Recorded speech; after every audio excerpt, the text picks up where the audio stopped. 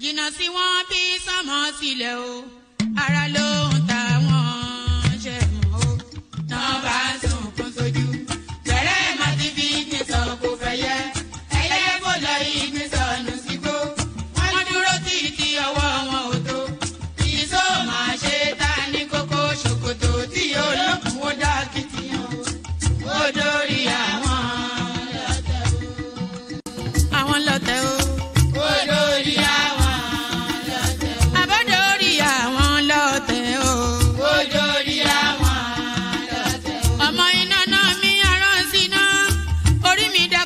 Ṣí mi lọ́nà o mo tẹríba fàdàgbà o àgbà ẹ foríjì ni ojoojúmọ́ ni mo ń pọ́n wọn lé mo ń ṣèyá sí àwọn àgbà o mi ò fojú tí rìn wọn láyé ọmọdé ẹ má fàgbà ṣe yẹ̀yẹ́ torí oníkọ́ tó lè ọlá ní ọmọdé ń bọ̀ wá dàgbà o màmá ń bọ̀ wá dàgbà o.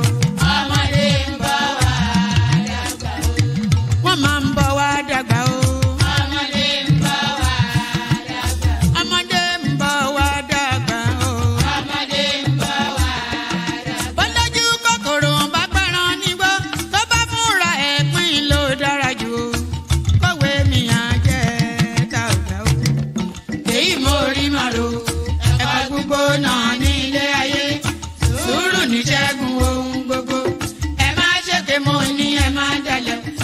Forí orí kìlọ̀ ló jẹ́ ẹni forí wọ́rí yìí yóò ṣàbàmọ́ àwa ò ní ṣàbàmọ́ láyé o nílé ayé o. Àwa ò ní ṣàbàmọ́ láyé. Àwa ò ní ṣàbàmọ́ láyé. Àwa ò ní ṣàbàmọ́ láyé. Dẹ́bìtọ̀ rẹ̀ àtàrà ilé o. Àwa ò ní ṣàbàmọ́ láyé. Àwa ò ní ṣàbàmọ́ láyé. Àwa ò ní ṣàbàmọ́. Ṣòkòtò wọn múra wọn sáré kẹrù sọkọ o àyànmọ ògbóògùn wo wọn ò béèrè lọ́wọ́ orí mórí lọmọ mẹ́wàá lọ ìyàwó ohun tí ẹ wá lọ sí Ṣòkòtò ohun rẹ lágbo Ṣòkòtò mo sọ àkúnlẹ̀yàn ọmọ ẹ̀dá láyé kò lè yí padà mo ń tẹnu mọ́ o olórí làlá bàrò orí làlá bàrò olórí làlá bàrò olórí làlá bàrò olórí làlá bàrò orí mi gbé mi níjà o olórí làlá bàrò olórí làlá bàrò oríjà jogun ìkànnì wọn rí má fi wá fáyé mu nílé ayé wa o olúwa àgbẹ̀ wa níyàwó àmì nílé ayé wa bó tilẹ̀ jẹ́ pé ọ̀tá kọ́ ni wá bó tilẹ̀ jẹ́ pé ọ̀tá kọ́ lẹ́yìn ṣọ́wa nínú ọ̀pá wọn kìnìún ejò olóró àkekèé ṣọ́wa nínú ìdàgìrì ayé dáàbò ẹ̀bùn wá fi ṣọ́rẹ́ ṣọ́wa o mọ́sádì ọba bá lókè o mọ́sádì ọba bá lókè o mọ́sádì ọba bá lókè mo máa sádì ọba bá lókè o. Olúwa gbé wa níjà o. Mọ́sádì bàbá lókè o. Kó má fi wá sílẹ̀ o. Mọ́sádì bàbá lókè o. Olúwa má fi wá sílẹ̀ o. Mọ́sádì bàbá lókè o. Àwọn ọ̀tá tí wọ́n rè rajọ ìbànújẹ́ ti bá àwọn ọ̀tá nílé.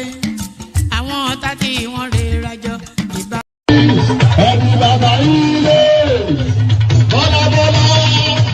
Ọmọ Tinubu ìgbàlódé lọ́dọ̀ báyìí lábì lùdì lọ́wọ́ lábì lùdì ìgbàlódé lọ́dọ̀ àtẹ̀lù lùdì àtẹ̀lù lẹ́tì àtẹ̀lù lẹ́tà àtẹ̀lù bẹ́ẹ̀rì àtẹ̀lù bàrú àtẹ̀lù kẹta àtẹ̀lù gbogbo àtẹ̀lù kẹjọ àtẹ̀lù bẹ̀sọ̀ àtẹ̀lù bẹ̀rẹ̀ lọ́la wúwúwú ẹlẹ́yìí òkọ́ abẹ̀bẹ̀bọ̀bọ̀ ẹlẹ́yìí òkọ́ àtẹ̀lù sílẹ̀ ọkùnrin ní àtẹ̀lù aláàbà lábíyá ohun bẹ́ẹ̀ ṣe. ọkùnrin náà ìwà ẹ̀wù ló ń darí lẹ́rù. Amúnisì wí amúnisì sọ.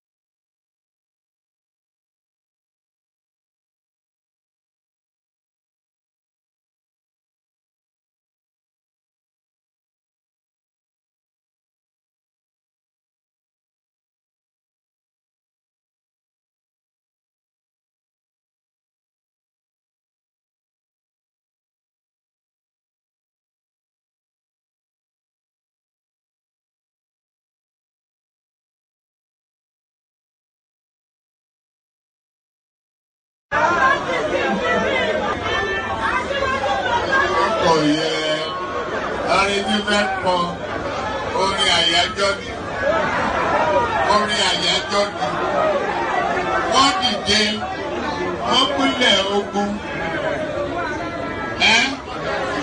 oyin tí mo rí ká bá mi wáyé dà ká ní kó bá mi wá.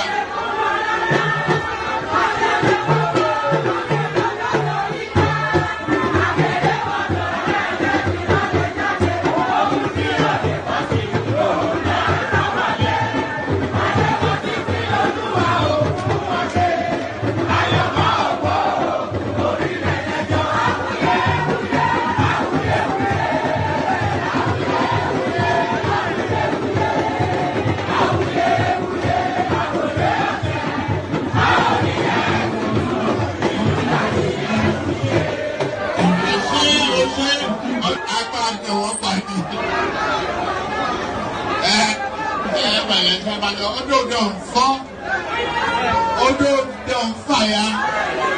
I don't tell you,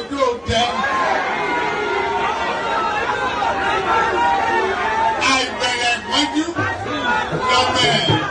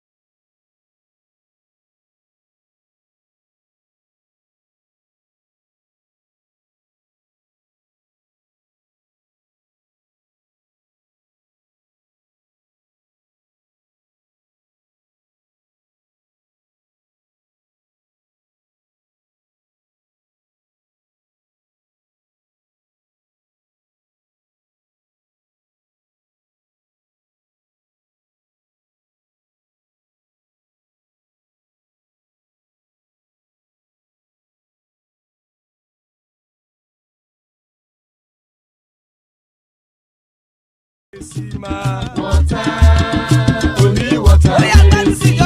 Water, only water. Where they see ma. Water, water, water, water, water, water, water, water, water, water, water. Water, only water. Where they see ma. Hapa o naido. Hapa o naido. Hapa you don't come o.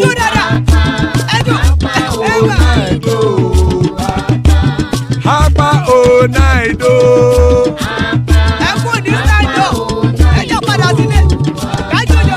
Oro kẹ̀kẹ́ ẹlẹ́mù yé o. Ilé sọ́dí àkẹ́kẹ́ rẹ̀ ẹlẹ́mù rẹ̀ o. Bobby master kẹ̀kẹ́ rẹ̀ ẹlẹ́mù rẹ̀ o. Chifu Faila ti kẹ̀kẹ́ rẹ̀ ẹlẹ́mù rẹ̀ o. Eruku lẹ̀lẹ̀ ẹlẹ́mù dé.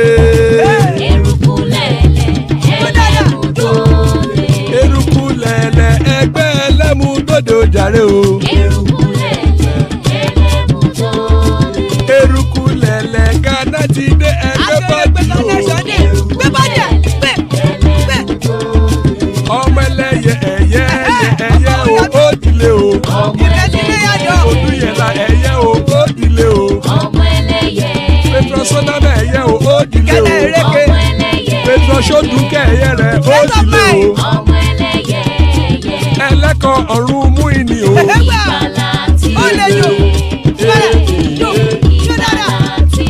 Àkùkọ ọ̀run méjìkọ.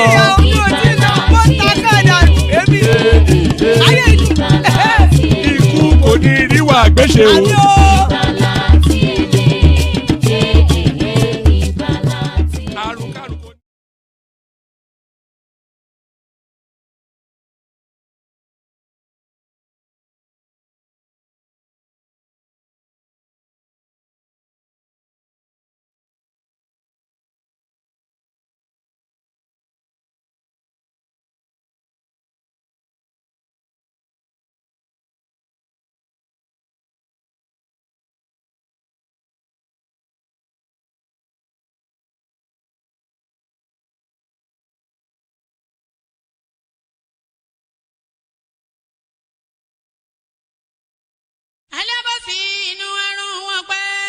Jìnnà sí wọn bí sọmọ sílẹ̀ o, ara ló ń ta wọ́n ṣe mọ́ o.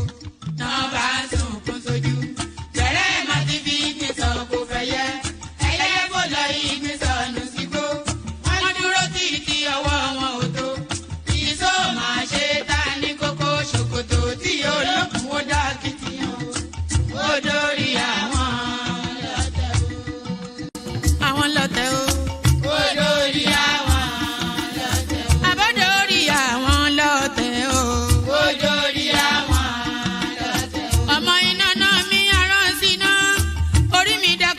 Ṣí mi lọ́nà o, mo tẹ́rí bá fàdà àgbà o, àgbà ẹ̀ foríjì ni, ojoojúmọ́ ni mo pọ́n wọn lé, mo ń ṣèyá sí àwọn àgbà o, mi ò fojú tí rìn wọn láyé, ọmọdé ẹ má fàgbà ṣe yẹ̀yẹ́, torí oníkọ́ tó yẹ ọ̀la ni, ọmọdé ń bọ̀ wá dàgbà o, màmá ń bọ̀ wá dàgbà o. Máa ń bọ̀ wá dàgbà o. Ọmọdé ń bọ̀ wá dàgbà. Ọmọdé ń bọ̀ wá dàgbà o. Ọmọdé ń bọ̀ wá dàgbà. Bọ́lájú kòkòrò bá gbẹ́ran nígbó tó bá múra ẹ̀pín ló dára jù o. Kọ̀wé mi á jẹ́ dàgbà o. Èyí mo rí màrò ẹ̀ka gbogbo náà ní ilé ayé. Sùúrù ní ṣẹ́gun ohun gbogbo. Ẹ má ṣèké mo ní ẹ má dalẹ̀. Forí wórí kìlọ̀ ló jẹ́, ẹ̀yin forí wórí yìí yóò sábà mọ́, àwa ò ní sábà mọ́ láyé o. Nílé ayé o. Àwa ò ní sábà mọ́ láyé. Àwa ò ní sábà mọ́ láyé. Àwa ò ní sábà mọ́ láyé. Dẹ́bìtọ̀ rẹ̀ àtàrà ilé o. Àwa ò ní sábà mọ́ láyé. Àwa ò ní sábà mọ́ láyé. Àwa ò ní sábà. Ṣókótó, wọ́n múra wọn sáré kẹrù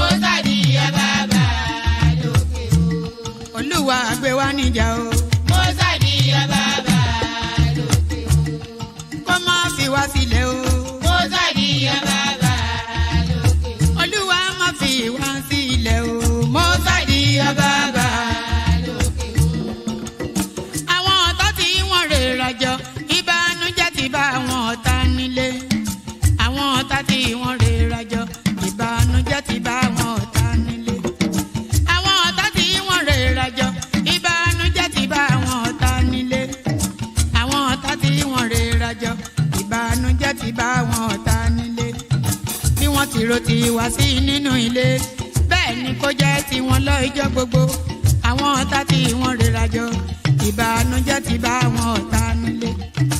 àwọn ọ̀tá tí wọ́n rè. All right, can you hear me? Let me know if you can hear me now. Otherwise, you know, can you hear me in the comment section? Can anyone hear me? Hello, hello.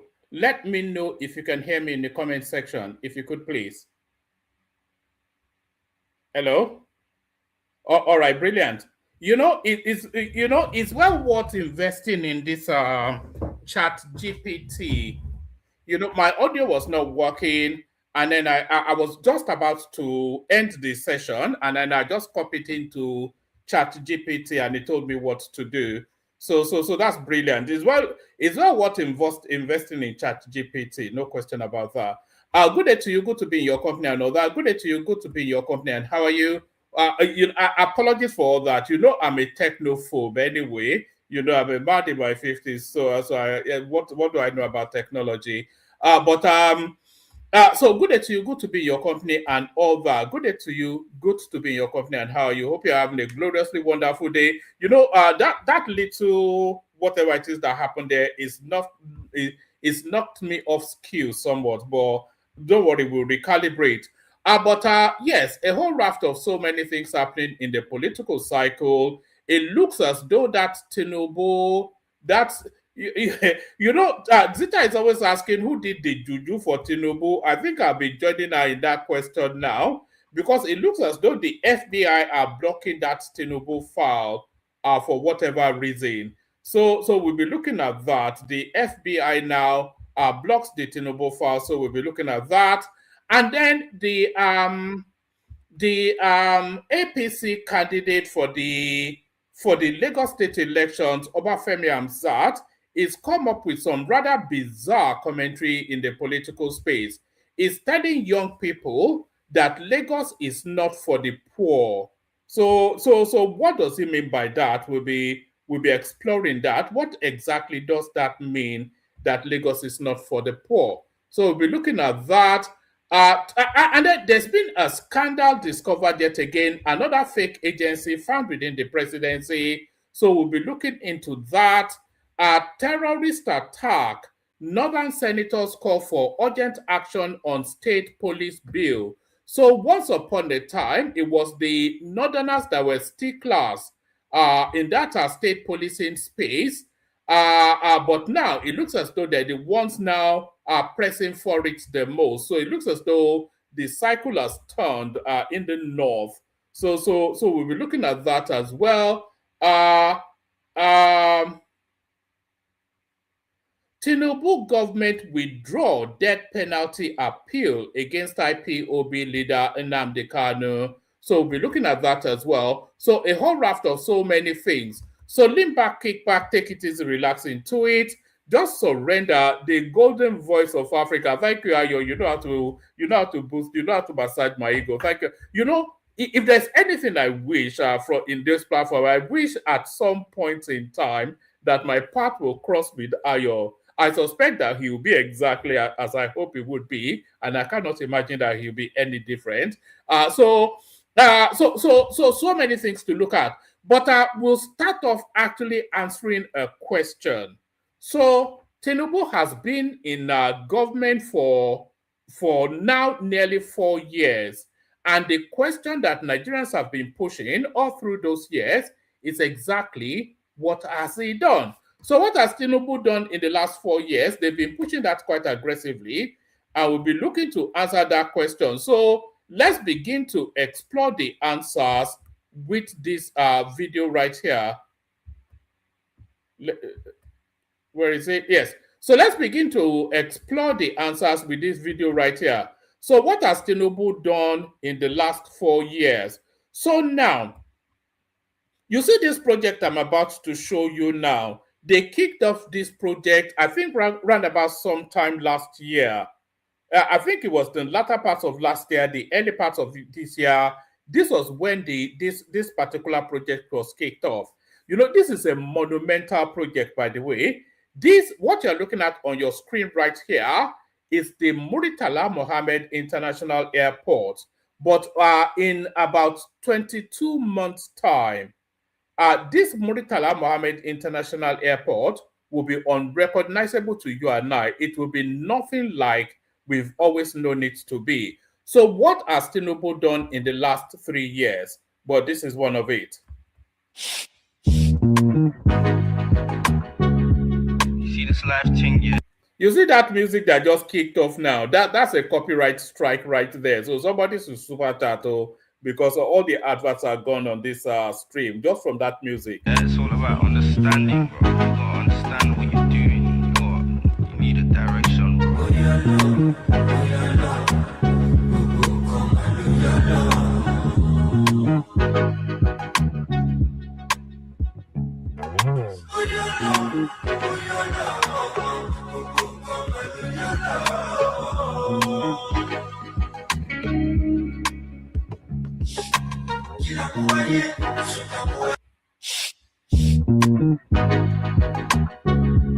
See this life thing, yeah. It's all about Actually, let me just pause the. So what you're looking at on your screen there is a panoramic aerial view of the new airport under construction, and is going as ever at rapid speed.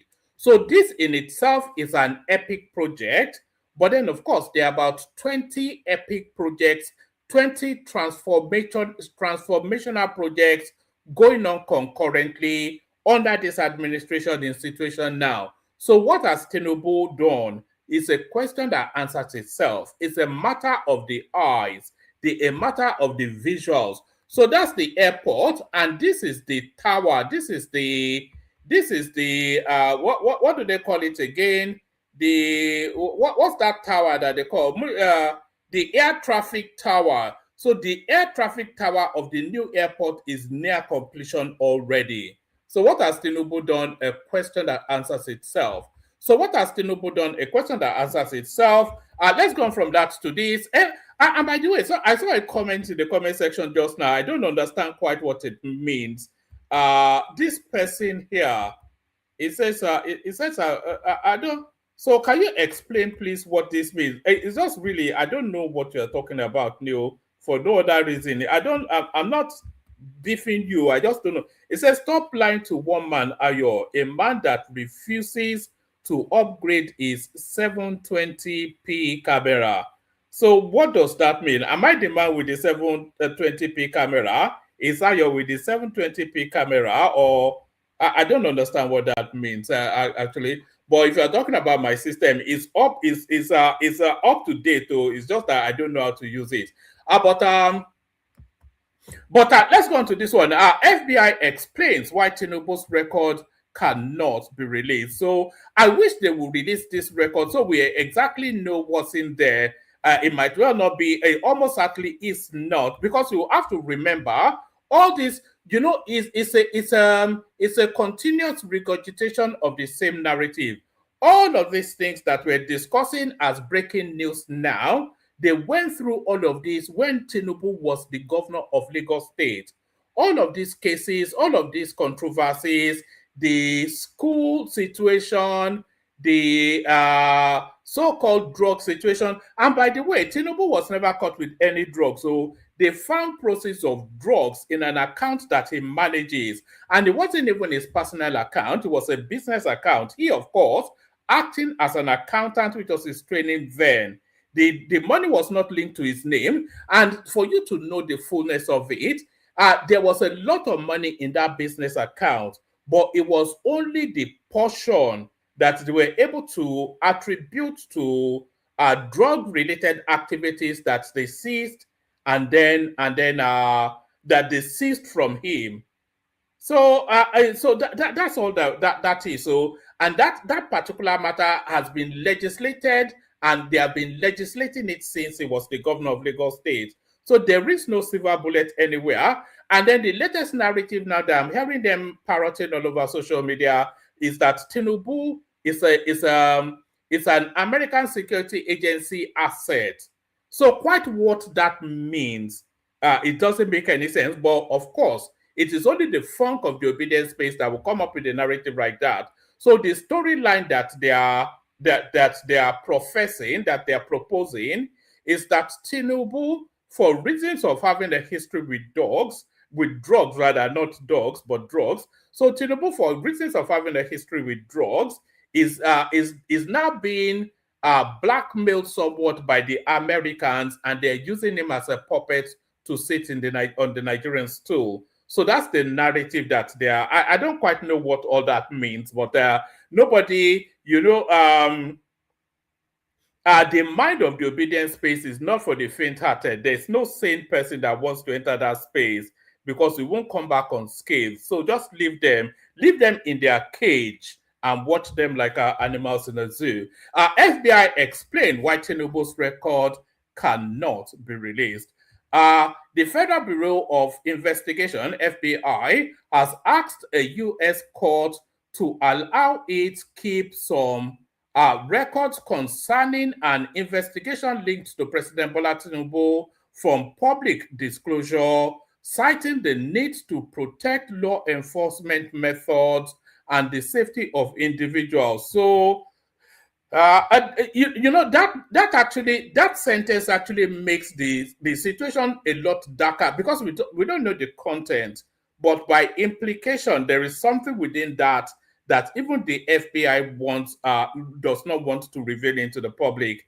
The Federal Bureau of Investigation has asked a U.S. court to allow it to keep some records concerning an old investigation linked to President Bola Tinubu from public disclosure, citing the need to protect law enforcement methods and the safety of individuals. The request was contained in a motion filed at the U.S. District Court for the District of Columbia, where the FBI asked to privately provide the judge with additional details supporting its decision to withhold part of the records. The agency wants to submit the explanation ex parte and in camera, meaning that the material will be presented directly to the judge without being made available as part of public record. The FBI argued that a public explanation would itself risk revealing information that it is seeking to protect.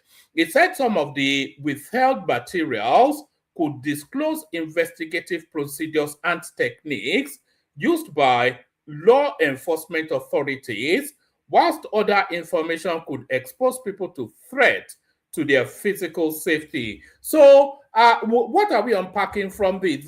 This seems somewhat vague and this seems very weak and feeble as an excuse. So we're going back. Whatever technique was used, what was it? Are we going back 40 years ago now, 30 years ago? So whatever technique was used by the FBI then, it will be obsolete or obsolete. Exactly what hopefully the techniques used 40 years ago by the FBI is not still the techniques that they're using concurrently. So that doesn't hold water. And what people's physical well-being will be under threat. Anybody involved then will be in their late 70s thereabouts. So what threat remains? So it makes no sense. It's more the language of a cover-up than anything else. It says some of the withheld materials could disclose investigative procedures and techniques used by law enforcement authorities, whilst other information would expose people to threats to their physical safety. The filing was published on X by Van Button, whatever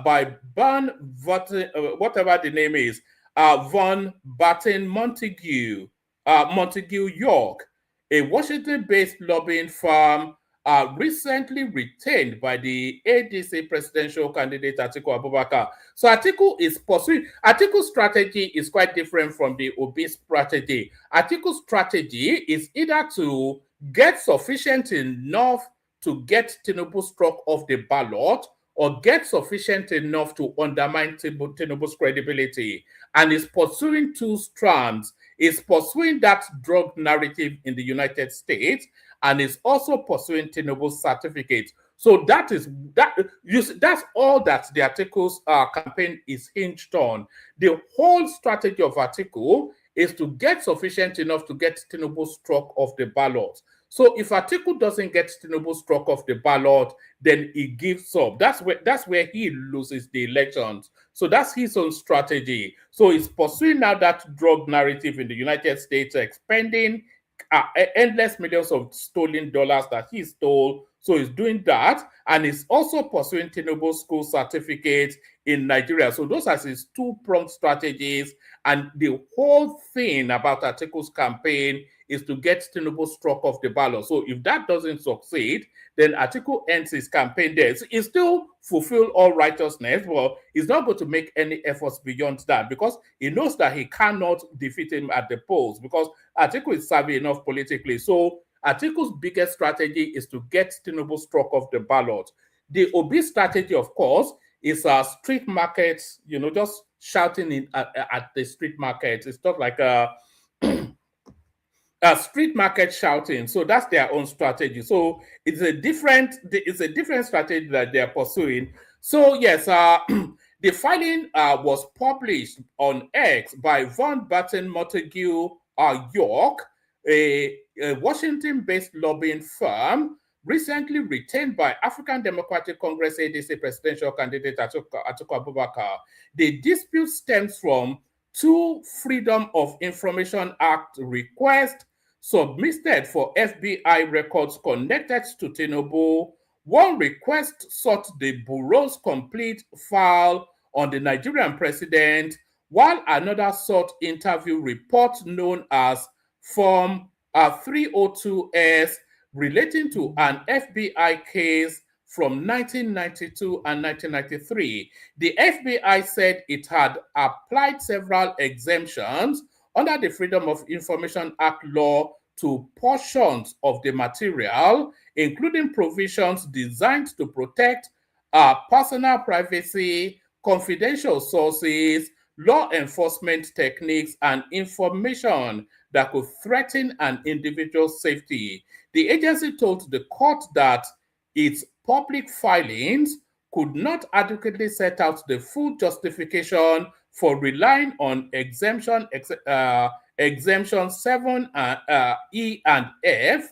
It therefore wants to supplement its public submission with a sealed declaration that will allow the judge to examine the sensitive reasoning directly. If the court approves the request, the FBI said it intends to submit the confidential declaration. The case was brought by Aaron Greenspan, the founder of Plainsight, who has sought government documents relating to a Chicago-based heroin trafficking investigation dating back to the early 90s. Greenspan submitted 12 Freedom of Information Act requests to 6 federal agencies between 2022-2023, seeking the records involving 4 people, including Tinubu, Lee Andrew Edwards, Muiz, Abeboyega Akande, and Abiodun Agbele.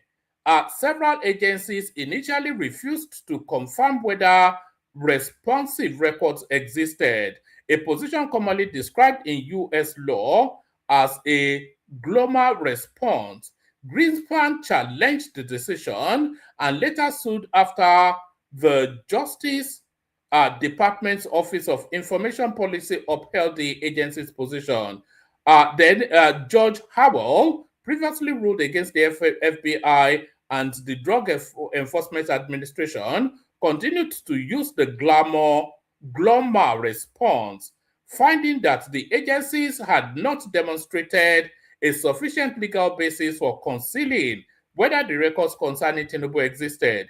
The latest FBI investigation comes amidst an ongoing dispute over the release of the records. The Justice Department has sought an extension to respond to a court order, but Judge Howell granted only a partial extension.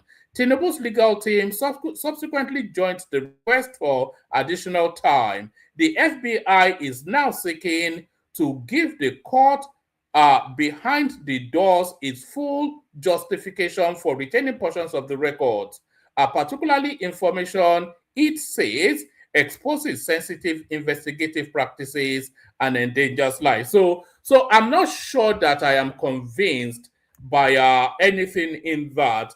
All of that sounds like a cover up to me. That's the language of cover up right there. So that's the language of cover up like there. I'm not sure that I'm convinced by any of that. So that's that. That's Tinubu, the drug case. Let's go on from that to this. President Tinubu orders. I think I have a video of this actually. Do I have a video of this? I did have a video of it. All right. All right. Let's do the readout on this instead. I did have a video of it, but let's do the readout. President Tinubu orders arrest, suspends 3 palm sets as ICPC uncovers fake agency. So this is yet another fake agency, by the way. President Bola Tinubu on Friday ordered the immediate arrest and suspension of 3 federal permanent secretaries over their alleged involvement in the operation of another fake agency uncovered by the ICPC. ICPC chairman Dr. Musa Adamu Aliyu disclosed this to newsmen after briefing President Tinubu on the latest finding from the Commission's ongoing investigation into fictitious agencies and weaknesses in public sector processes. He named the affected permanent secretaries as MS Danjuma, Engineer Nadungu Garare, and Richard something or the other. Aliu said the newly uncovered fake office operating under the name National Brands Development and Made in Nigeria Special Project Office had been illegally allocated office space within the premises of the Office of the Secretary to the Government of the Federation, contrary to extant laws and without presidential authorization. The Commission's latest discovery comes barely a few weeks after exposing the fictitious Presidential Foreign Intervention Promotion Council. The discovery, he said, was made during the broader investigation into the PFICP, which President Tinubu had directed the ICPC to undertake. The fake agency, according to the ICPC boss, was promoted by Prince George Nwabweze, who allegedly operated under several variations of his name, including etc. Anyway, gives us the variations. Aliu disclosed that the commission was engaging relevant officials in the Office of the Secretary of the Government of the Federation to establish how the purported agency came to operate from the government premises and to obtain other vital information required for the investigation. I have briefed Mr. President comprehensively on these new developments. ICPC will continue its investigation, he said. Following the fresh findings, Aliu said President Tinubu had directed the immediate arrest of Prince George Nwabweze, as well as the immediate suspension of 3 named permanent secretaries. The commission is expected to establish the roles played by the suspended officials and other individuals in the emergence and operation of the purported agency. Aliu said the latest discovery underscored the need for tighter controls and greater scrutiny of our government institutions and internal administrative processes. He commended President Tinubu for ordering a wider policy audit of federal agencies and government processes, describing the initiative as a proactive measure to strengthen the governance system. He said, President Bola Tinubu must be commended for the proactive step of directing the policy audit of MDAs and internal government processes towards strengthening the government governance system. So that's another fake agency, right? I wonder how many of them, and I wonder how long they have been embedded in the system. Terrorist attack. Northern senators call for urgent action on state police. So it looks as though now the Boko Haram have bullaled the Northerners enough for them to stop now resisting state policing. This next one now shocks me. Rent hike. Lagos Deputy Governor advises young people to consider living with parents and cousins. So the Deputy Governor of Lagos State, of course, Obafemi Hamzat, who is now the flag bearer for the governorship position in the next cycle of elections. So he's now, rather than finding ways to make housing affordable, is telling them that that they should go and be living with mommy and daddy for the rest of their lives. Rent hike. Lagos Deputy Governor advises young people to consider living with parents and cousins. The Deputy Governor of Lagos State, Obafemi Hamzat, has sparked a debate online after he advised young workers not to feel pressured to immediately rent expensive apartments, urging them to consider living with their parents, relatives, or in shared accommodations whilst building their finances. Hamzat gave the advice during a question and answer session with Nigeria Info FM on August the 20th. Considering the alarming increase in house rents in Lagos, the deputy was asked how a 22-year-old earning 100,000 naira could afford a self-contained apartment or a mini flat costing around 1 million annually. Responding, Hamzat said young people should consider accommodation that reflects their income rather than trying to start from the top.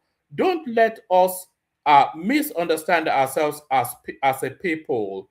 We are cultural people. Do you understand? So if I start work as a young person and I am not married, a lot of us live with our parents. A lot of us live with our cousins. You know, go to Turkey, for example, and see how young people also live.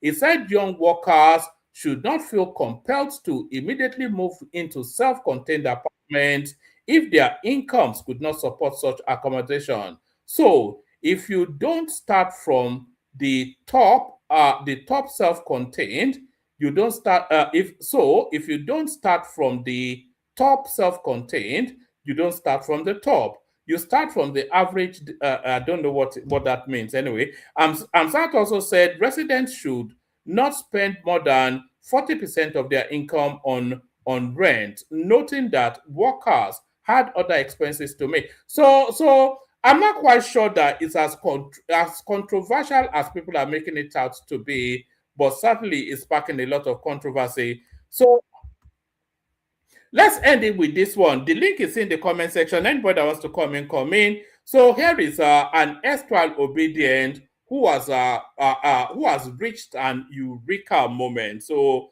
let's follow him into that journey of epiphany. Okay, let's say it was a mistake. We went to court and everything.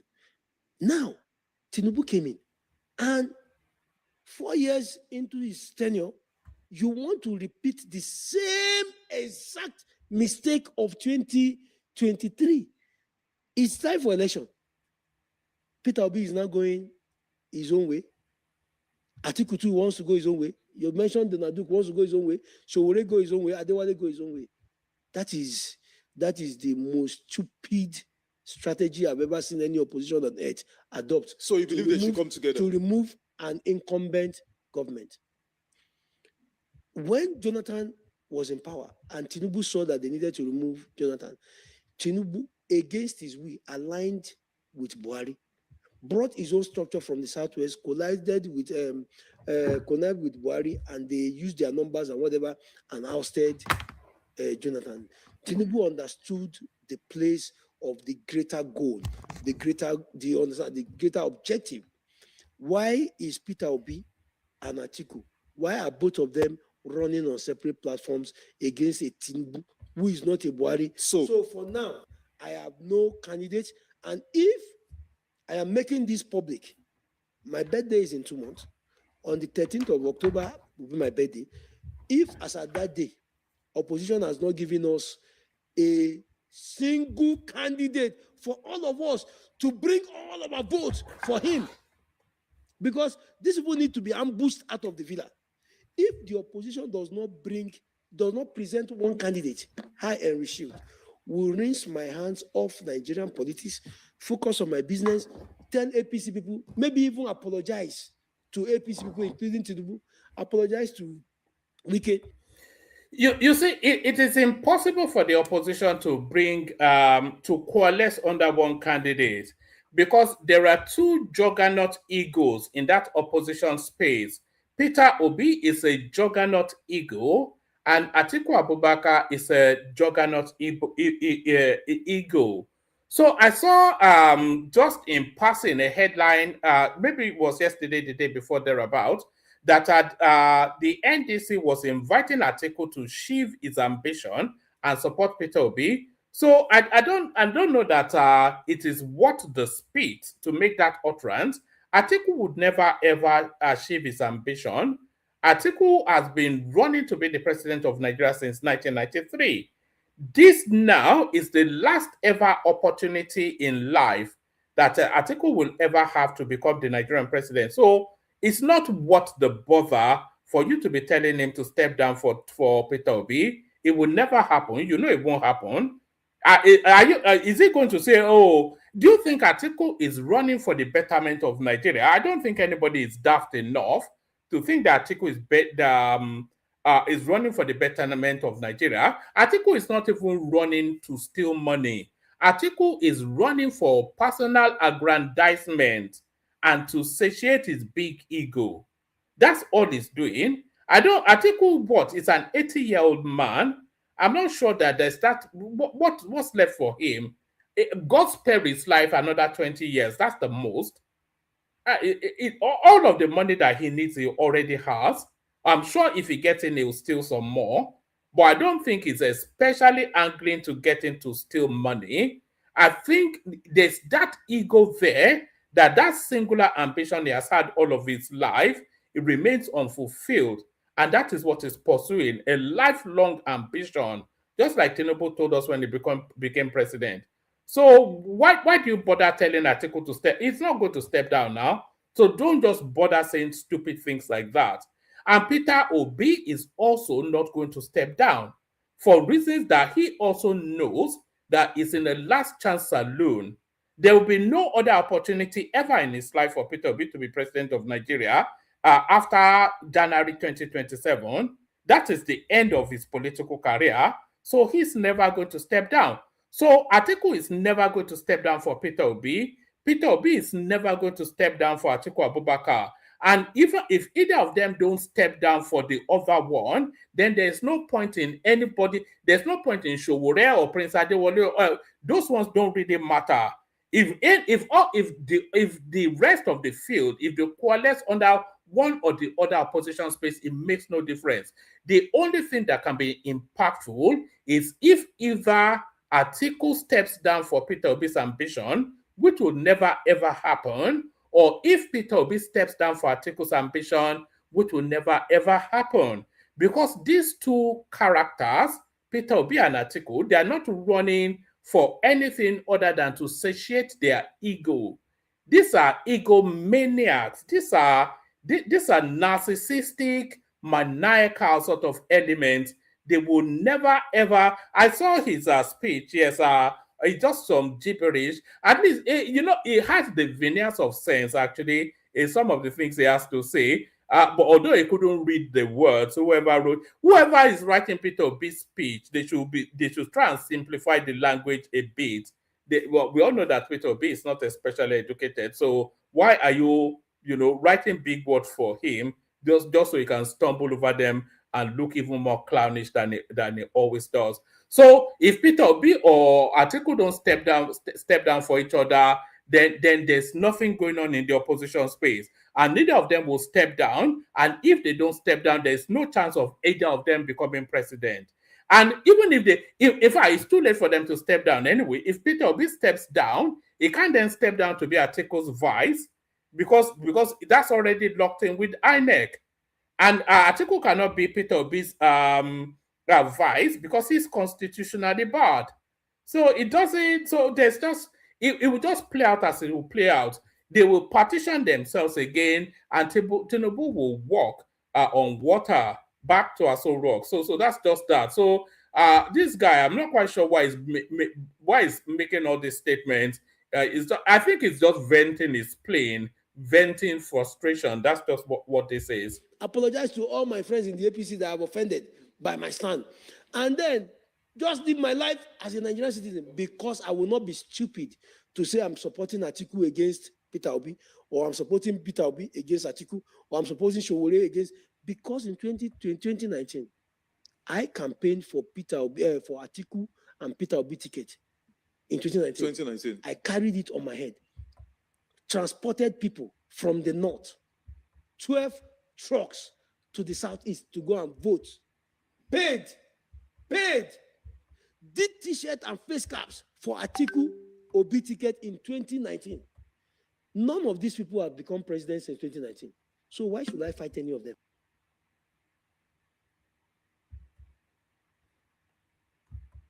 Oh, all right. So that's that. So why should they fight any of them? We've already played the Kegite music anyway, whilst I was battling with the audio. So let's just bring up the people assembled so far. If you want to join us, the link is in the comment section. We've got our World Peace joining us after a long time away. Good to see you, World Peace. Zita is in the house. Good to see you, Zita. That's Bishop right there. Good to see you, Bishop. The Amugo of Rotterdam, otherwise known to his friends as Solly. That's Solly right there, the mighty man. And ever forever changing his name. I suspect this is a son, Abidjan Arabi, or whatever. Yeah, it is a son. So good to see you, the assembled. Still more spaces. Anybody that wants to hop on.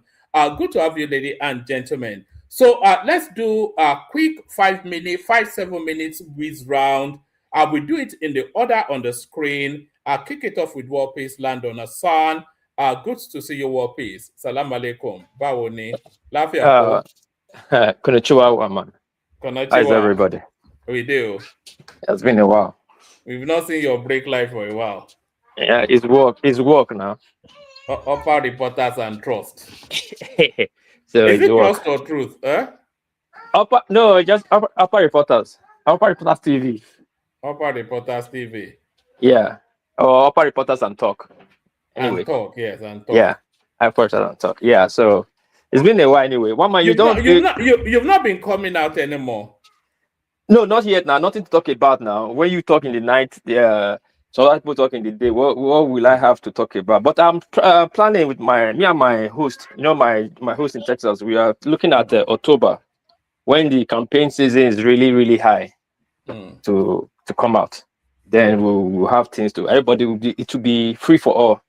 We'll have things to be talking about. You know, my own show is more focused on regional in my state. Mostly my state topic. So nothing going on with my dog governor now. So never a dull moment. So nothing much to talk about in my state. All right. Talk to us for about 5-7 minutes. The FBI are blocking the release of Tinubu's drug case or whatever it is. So that should rankle the Obidients a bit. And then they are discovering even more fake agencies within the Nigerian governance. You wonder how deep these things go, because I suspect that if they really go into it, they at the state level also, I'm sure it repeats. And then the deputy governor of Lagos State is saying that if children cannot afford to rent houses, they should continue living with their parents. So some people consider that insensitive, but is that not the reality of the times? Yeah, Mama, before I move ahead, quickly, you've not followed my daughter's Instagram page. Our agency have granted her own page. She has her own space on Google now. She's doing big. She's really grown in Japan. You can check GU website. You see her there. If you check Nano FA, Nano.f on Instagram. Drop the link in the private chat, and I'll pin it in the comment section for people to go follow. I hope you can show the world she has grown big. She has grown big on model in Japan. Anyway, how old is she now? She'll be around about 14 now. No, not my senior daughter, my third daughter. Oh, right. She'll be 9. eight. She's eight. 9 now. 9. She just turned 9 now. So yeah. Anyway, let's go to the drug case. That drug case, the record would never be released. Not now. Maybe in the next 20 years or 30 years before they release that. Of course, if they release that now, it will be political and to indict the Americans too. We all know Tinubu is an asset to the CIA or FBI. What does that mean? What does that mean? I hear you guys say that a lot. What does that mean? How is it? But it's on WikiLeaks. It's on WikiLeaks leaks now. Not people at the CIA asset. So not like he was an asset, like they recruited him to be spying on Nigeria. But whatever case he had and whatever agreement he had with them to let him go, it was used to the benefit of the American government intelligence interest. Not only even in Abiola, there's so many names that was there. Abiola and co and the rest that was working for. There was CIA assets or laundering money and all that to Guatemala and all that. But whatever it is, whoever is pushing this narrative is just flogging the dead donkey. That file will never be released now. Maybe in the next 30 years or the next 40 years they could release that, but not now when it's in government. So I don't know why they are bothering themselves. What you were reading about the case, that what they were saying that it will put some people in danger. What people in danger? The former this thing they released, the essay they released, how the case went, it was smooth and sailed, as they said it, that they found money of particular interest in his account, and they put a call to him. Then he was in Nigeria as a senator, and he claims the account is not really fully his, belongs to his mother, who was the alloger at that time, and those ones make their own appeal and all that, and finally they came to an agreement, whatever agreement they had at the back door, settlement behind the closed door, and they took out they seized the drug proceeds and released the other that belongs to the madam. So what is it again that they're talking about? That case, they even did a Netflix special on it. People that was involved in that case have been arrested and be detained, sentenced. So what was that new again? Nothing new. That's for that case. For the other one about Obi article, when you read about this thing, I said this thing when Tinubu just won last time, like the first time he won, that these people do not need to share themselves. They need to put themselves in one place. At least have a shot run for the presidency. Doesn't mean they will win, but at least have a proper stand, and so that Tinubu will beat all of them together at once. In any way he wants to beat them, but they share themselves again in 10 places. It's going to bring this rancor that we saw in 2023 before the election, the noise, as that we say, you, that will give Tinubu unnecessary stress. That he doesn't need this. He doesn't need those stress. You know, the way they are now, they really know they are failed. Nothing. There's no election in Nigeria. I don't know why people still complaining about election. An election that will take somebody away from the office. By now, you will be seeing the momentum. When they wanted to take Jonathan away from the office, a year before the election, we were seeing the momentum. Now there's nothing like election. We are in next month is September. The election is in January, like they said. So you want to pick up momentum in 3 months or 4 months, or they want to do the obedient miracle that happened 6 months prior to. Obi had a press conference earlier on today. What's that? It was also I tried to listen to it. I just abandoned it halfway. It doesn't make sense. See, what people don't understand, the obedient powerhouse has been stabbed in the heart, has been killed, divided into 10 places. They don't even know who they are dealing with. Like Madasa will say, APC. They are not here to win, play a fair election. They are here to win by all necessary means, or all means necessary, they used to say. The obedient powerhouse is in Benin. Of course, you both knew that last year, the last time election was the Benin Fashion for Obedience that powered the Obi movement, that give Obi more than whatever he felt he had, and put him in the spotlight. But what happened after then? Has he ever gone back to that state and thanked them? Now, the recent one, he moved to NDC, and suddenly, Asari Dokubo came out and started throwing a loose cannon bomb that Benin, Edo State is now the next battling ground for the Jaws. That put a bad taste in all Benin people's mouth. Whoever is in NDC is considered as an Ijo to the Benins. And that will not work. Nobody's going to vote for NDC party. And Obi have not seen that since that thing happened, to go and do damage control. He's running around on press media with his tiny voice. This election is going to be very funny. I doubt if they will give Obi 1 million votes this year, just like what they did to Showore the last time when they gave him 30,000 votes. If Obi have 1 million votes, if INEC gave him 1 million votes, I'm not saying it's going to, if INEC gave him 1 million votes this time, they should go and thank God. He will not even come out distant third, to my own thinking. But to make it fair, look like he tried, maybe they could give him 1 million or 900,000. So, okay, you tried. Tinubu is still going to win. So I don't know why we are bothering ourselves about this election. There's not going to be an election. The election has been done and dusted. The day they passed the bill in the amended electoral amended bill in the House, that day people won the election. That gave the INEC power to transmit how they say, the BVN or whatever they're saying, or RAV is not important. They can transmit manually. So the case is over. So that is for that. I don't want to stress myself for that. Coming to the Azam guy that is thinking he's going to be the governor of Lagos State. For that statement he made, though there's a contest to it, but that guy is dumb. I thought he was even a little bit intelligent. But what he was trying to say, though I have some bit understanding, like people should not rush, young youth should not rush and leave their parents' house at the beginning of their journey of their life. They probably are making a few bucks. They should wait a bit to gather more. But telling people that the statement anyway, that's just a statement he's supposed not to even make. It would have come in a form, try to create and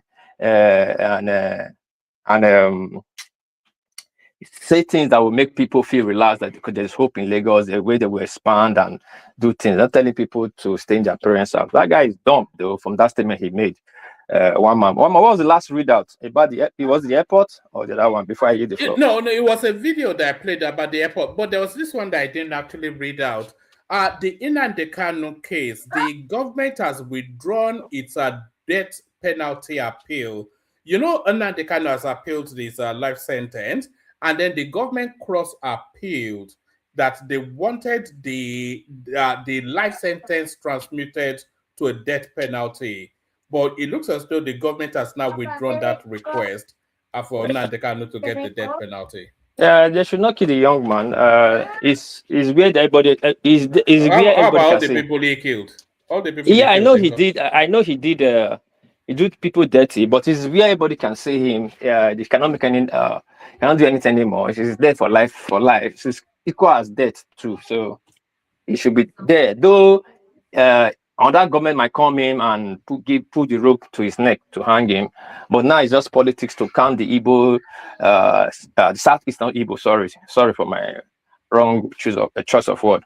To calm the Southeastern down, those that are agitating for Bradford, at least calm down for the election. You know, my objection to that thing is, if they continue to keep him in prison, then it leaves open the possibility of clemency at some point, or like you said, if government changes hands, then the next government, although if government goes to the north in the next cycle, I don't imagine that any northerner will release Nnamdi Kanu. But for as long as he's alive, the prospects of him being released remains.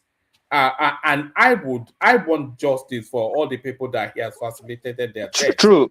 We all want justice. I want them to hang that guy. Yeah, we all want justice. What he even did to the Southeast. But before I forget, now suddenly they are finding agency in every ministry. We know there has been SPVs agencies in our Nigerian ministry. It's not the first time. Started from time with the Korean master. But now what they are trying to play is to downplay Oga Baja Amelia case for people to remove eye or to water it down his eye is a normal thing. This is the thing that people, some Nigerian producers are doing to destroy the country further by being clever by half, or this narrative of a penny wise, pound foolish. By doing so, you want to exonerate yourself by all means necessary, all means necessary by destroying the agency further. What are they trying to say? Do now, or tell the public that the Nigeria is embedded with corruption? We know. Your case has gone cold. This is why I said this Nigerian process does not have sense. The case has gone cold. Are you saying they should not uncover other ghost agencies in the system? I'm not saying that they should not. They should uncover all of them. What I'm trying to say, his case has been is going down, is being going cold, and people are. You know that he's been exonerated in that case anyway. They exonerated themselves anyway, so I'm not going to dispute that. But why throwing this one up now so that people will not say, oh yeah, there's other agency? Why didn't they just arrest the people first and show us so that we see at the news that, oh, they just arrested these people that are running fake agency and give us details how they be operating it? Don't forget, this agency, their budget, their budget find how there's a way their budget get to the national budget and find their way to the National Assembly and being approved. But sometimes when they talk, when they point one finger, 4 point back at them. They're supposed to do their due diligence and come to the public and tell us this is how they uncovered it. These are the people that be arrested. This is how they move the money. Is that not what they are doing? No, that's not what they are doing. They have uncovered another ghost agency in the system. They've suspended 3 permanent secretaries, arrested one of the ringpin, the kingpin of the. So is that not exactly what you want them to do? But what I heard, what you read, that Tinubu have ordered for them to arrest one prince, that they'll cover this, that. Yeah, fine. But they're putting the cart before the horse. They should do all that, and so that we sit at the media breaking news. They'll be on this trailer for like 6 months. Now they have covered these people, they have arrested these people, been paraded, got to decide if they are guilty or not. But this is how they move the money, this is how they be moving, this is how they inside themselves in. This is what is supposed to be. You should have completed the whole process before they announced anything. Yeah, they arrested them. Yes, if they can cover it, they cannot arrest people. They've show us this how it went. I'm not getting your argument. Okay, this is my argument. Hold on. The Bajabi Amila story broke that there was this ghost agency within the system. Off the back of that, and that was about 6 weeks, 2 months ago. So off the back of that, the president directed the ICPC to investigate the whole structure to see what's going on there. In the course of that investigation, they uncovered another ghost agency. They made arrest of the arrowhead of that agency, suspended the facilitating PAM secretaries, and came to the public to say, this is what we also found. But you are saying that's not right. No, I'm not saying that is not right. What I'm saying is that they are putting the cart before the horse. They're just telling us they discovered a ghost agency and the president have directed them to arrest one prince, whatever, who was the head of the agency. That's what we're hearing. That's all. We don't know if it's blue, black, red. Who is he? If you check his name now on Google, he has no family background. It could be anybody. It could be any fictitious bogus statement made by the government. But what I'm saying, we're supposed to be seeing physical evidence. They should not be speaking for us. We should see it on the media what they have done. And we clap for them. Oh, they arrested these people. They arrested our secretary. They arrested our accountant. They arrested these. They'll be paraded. They'll be heading to court. This is what they will be arrested for. This is the fund they'll be collecting. This agency, how they created this agency. This is how we know or knew when we were growing up how police work or how government operates. Not just this word, empty words. We are used to cooking the books in Nigeria, just throw empty words around. And every day, this is too much. And not show one person that we don't even know. This is the prince, whatever. Come on, one man, we are bigger than this. Anyway, let me use the floor for other people. Let me go and take off my keys. Thank you for today. One man. And government. Thanks. Wait, hold on. Sorry, I'll take your question. Thanks to Governor Adeleke. Congratulations to him. But Nigerian politics will never change. Who knows his way will always get his way. People should not die for their struggle. Simple as ABC. Yeah, Bishop, go with the question, please. Bishop. Woman, do I have your permission? Yeah, go for it. I wanted to play. I wanted to play him a clip, but go for it, and then I'll play the clip. I just wanted to say two things. The first thing you said and the last thing you just mentioned. Maybe you need to tell us, one man and everybody that know, what exactly is the reason or are the reasons for FBI arguing against the release or releasing or the disclosure of this their whatever. If you just can tell us, I know, maybe many people should know, because this bringing up this asset, Tinubu is a CIA asset. It's already it's become a little bit too monotonous. FBI came out and said that if they release the full redacted details, that it is going to compromise, it's going to expose, their enforcement methods, their procedures, that is going to release so many things that are not supposed to. It's not because of that particular case, but for future case, because it will compromise their confidential sources. It's going to expose some people, and people will be able to, to track how they gather their information. So it's going to jeopardize their future operations. How does that have to do with Tinubu? I mean, how does it now happen that? So when we say things sometimes, there are certain things that have been recycled. We should not just take them and rehash them like, they are the gospel truth. It's okay to bring out the facts, but not what people have. FBI made a statement. Can we bring out their statement and analyze them truthfully and factually? Not to just join all manner of things together, blah, blah, blah, blah. They told us that it's going to jeopardize their investigative techniques. It's going to compromise the safety of their informants. It's going to do a beauty that they cannot completely unredact some things. And it's not today that we have been hearing that about the operations of the CIA, but to now just come and say, that's one side. The last one you just mentioned, quite honestly, I remember some times ago, we have some people. Are you using your time right now? Yes, I thought you were asking a question, not making a I'm asking a submission. question now. It's a question. Let me ask the question now. People question now. Ask the question. Who is talking? It's Solly. I think he thinks you're making a No, submission. it's me actually. Sorry, I'm Bishop. Now. I was just going to tell one man, can you just get us the FBI, communique or the press release or their statement so that we can digest it here? Yeah, that's what I said too. If you can get it, let's look at it so that we'll not just be spreading things that are not true, that are not factually correct. Then, sometimes ago in Nigeria, some people went to court that you cannot be parading people that have just been accused. And it is the same in Nigeria. People say, they are doing media trial. People that have not been convicted, that CIA will complete, FBI will complete that. So what exactly do we want? Our pessimism against every of government's action really tells a lot about us. They have come, we don't know how many days or weeks or months they have used to investigate it, but they have come out, they have made arrests, they suspended some. For somebody to become a permanent secretary in the Federal Civil Service must have put in minimum of between 28 and 30 years. Minimum. They are very close to their retirement. Now they have been suspended. They said, Bishop, you are making a submission rather than asking a question. Let's move it round. Okay, one man, let me. It will come to you. It will come to you after Zita, who is next. One man, please. I've made my submission. Bishop asked a question to me. He asked a question and answered himself too. So I don't need to respond to that. But I will give the privilege to the house. We have Hassan here. We have Solly and other people. Please, people should respond to the question. I do not have all the answers. Me, I've made my own submission and I've made my own claim. So, one more, thank you for today. I'll be on the floor. Maybe at one time I might drop. I'll be listening to you.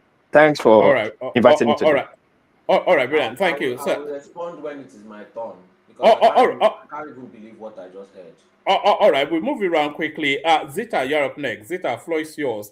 And I'm trying to find out our FBI statement. But we hear from Zita. Zita, floor is yours.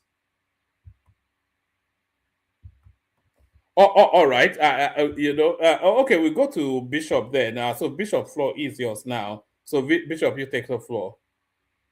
Okay, can you please remind me of the apart from the uh okay, the main topic is about the FBI issue that we just talking about. Yes, the FBI issue. Uh, I just interrogated Chat GPT briefly, and it came up with this is just what it came up with. It says yes, there has been significant new FBI statement in the Tinubu Freedom of One Information. man. Yeah, yeah, Please yeah. follow the links of the sources of the GPT and then go directly to where the information going. GPT summarizes. So Yes, I know. But the link looks like it's going to a newspaper rather than to an FBI direct source. trace the case number and you can get it from the FBI directory. Or let me do it for you. Oh, all right, do it for me. Then bring it up. Sorry. Back to you, Bishop. and okay, I thought you were going to do a readout of the one you found. Let me read it out. Then it's just I think like Hassan said, it's a summary. So I just asked simply FBI statement on Tinubu file. It says yes, there has been a significant new FBI statement in the Tinubu Freedom of Information Act case dated August the 21st, 2026. I checked the latest reporting and the underlying court history. So it says what the FBI is saying. The FBI has asked the U.S. District Court in Washington, D.C. for permission to explain privately and under seal why it is withholding part of records relating to Bola Tinubu. The FBI says a disclosure of some of the withheld materials could A, reveal law enforcement investigative techniques and procedures, and reasonably be expected to endanger the life or physical safety of an individual. The FBI wants to make these explanations ex parte and in camera, meaning that the material will be given privately to the judge rather than placed on public court docket. What records are involved?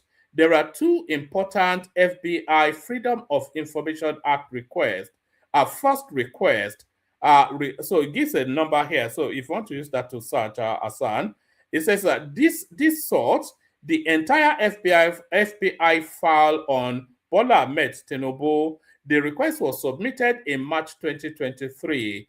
Our second request, this sought FBI Form 302 interview records concerning Tinubu from 1992 to 1993, connected to FBI case, and then he gave the case number. The important development. This is significant because the FBI no longer simply relies on its earlier GLOMA response.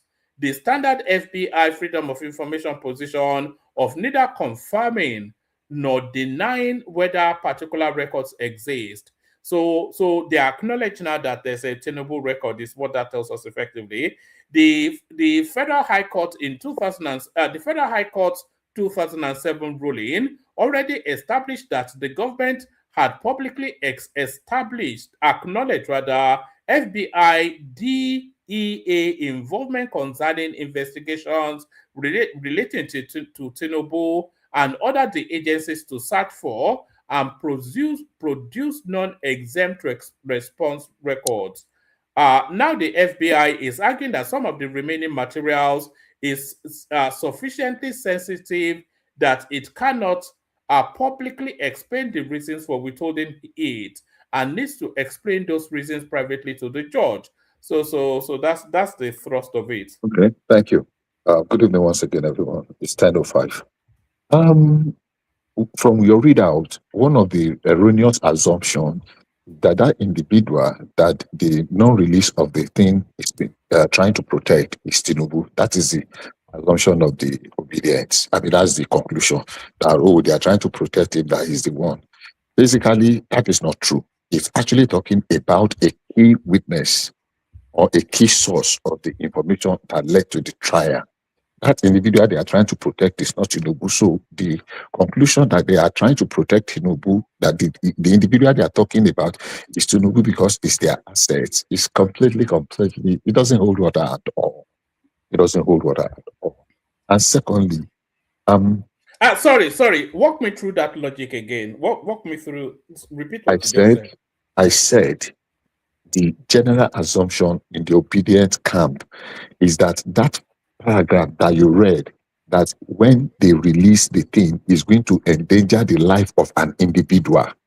The general assumption in the obedient camp is that individual is Tinubu. But from the readout, it is obviously not Tinubu. It is part of the people that contributed to the investigation. The source of their information that led to that, in the course of their investigation, is what they are trying to protect. It's not Tinubu. So they are saying that, it is Tinubu they are trying to protect. That's what the obedient camp is saying, because it's an asset to the CIA. That's what I'm saying. That stands out from what you just read. It's one of the things that, and now the FBI is paying. You mentioned the Gloma, whatever, but you mentioned, is it Gloma? The course of your readout. Now, Gloma response. GLOMAR. Exactly. Now, the submission in that case also is that, look, we have released sufficiently enough for anybody. Look, I want to add a twist to it. How about if they release the entire thing? There was an error in concluding maybe there was a concealment or somewhere that even the amount of money that was seized from Tinubu, they are even supposed to return it and offer him an apology. How about that? If we are considering that there could be more damaging things that can destroy him, how about flipping it the other way? That, look, we have investigations that went awry, and years after, they have to come and eat the humble pile and say, well, because of this, something went wrong. And they have somebody to push it on, but they will apologize and pay compensation. How about it going the other way around and say, you know what? Because that we are pushing and we are spending money on this thing every election cycle. I'm sure after this election cycle, there will be nothing again to pursue about Tinubu because he will not be contesting for any office again. We are spending money to push things to open this, let it open. As far as I'm concerned, Nigeria is not going to stop existing, but it's just an effort in futility. It's unfortunate, but if it is, let them have a field day. So for me, it could go either way. Maybe they are even going to apologize to Tinubu at the end of the day and refund him his 450,000. Maybe that's when these people that are just saying, Tinubu is not a saint. If he has a criminal past or if he has something that is liable, let him go to trial. We were here a few days ago when Pansat said that he had come to realize that actually he did not stand a criminal trial, that he was not criminally tried. That what happened was a civil case. He confessed here. So let's even assume, if it is not a criminal trial, so of what benefit? We're just hitting up the polity.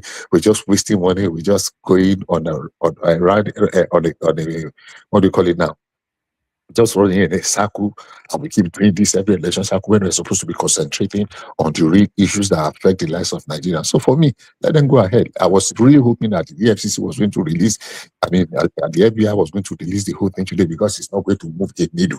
Quite honestly, people that will still vote will vote, people that will stand with him will stand with him, people that will continue to hail him will hail him. But people that are drawing the adrenaline, that are drawing strength, Yeah, but the objective of the exercise, Bishop, is for Tinubu not to make it to the ballot.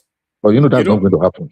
Because the law is quite rigid in terms of if they find that all of these allegations are founded in a criminal cannot run to be the president or an elective post. So that's what I just said. So if they find a smoking bullet, or if they find sufficient enough, so they want to strike him off the ballot. That's what I just said. So that it doesn't make it to the polls. Yeah. The trial in its own self originally was not a criminal trial. It was a civil forfeiture case. We have established that.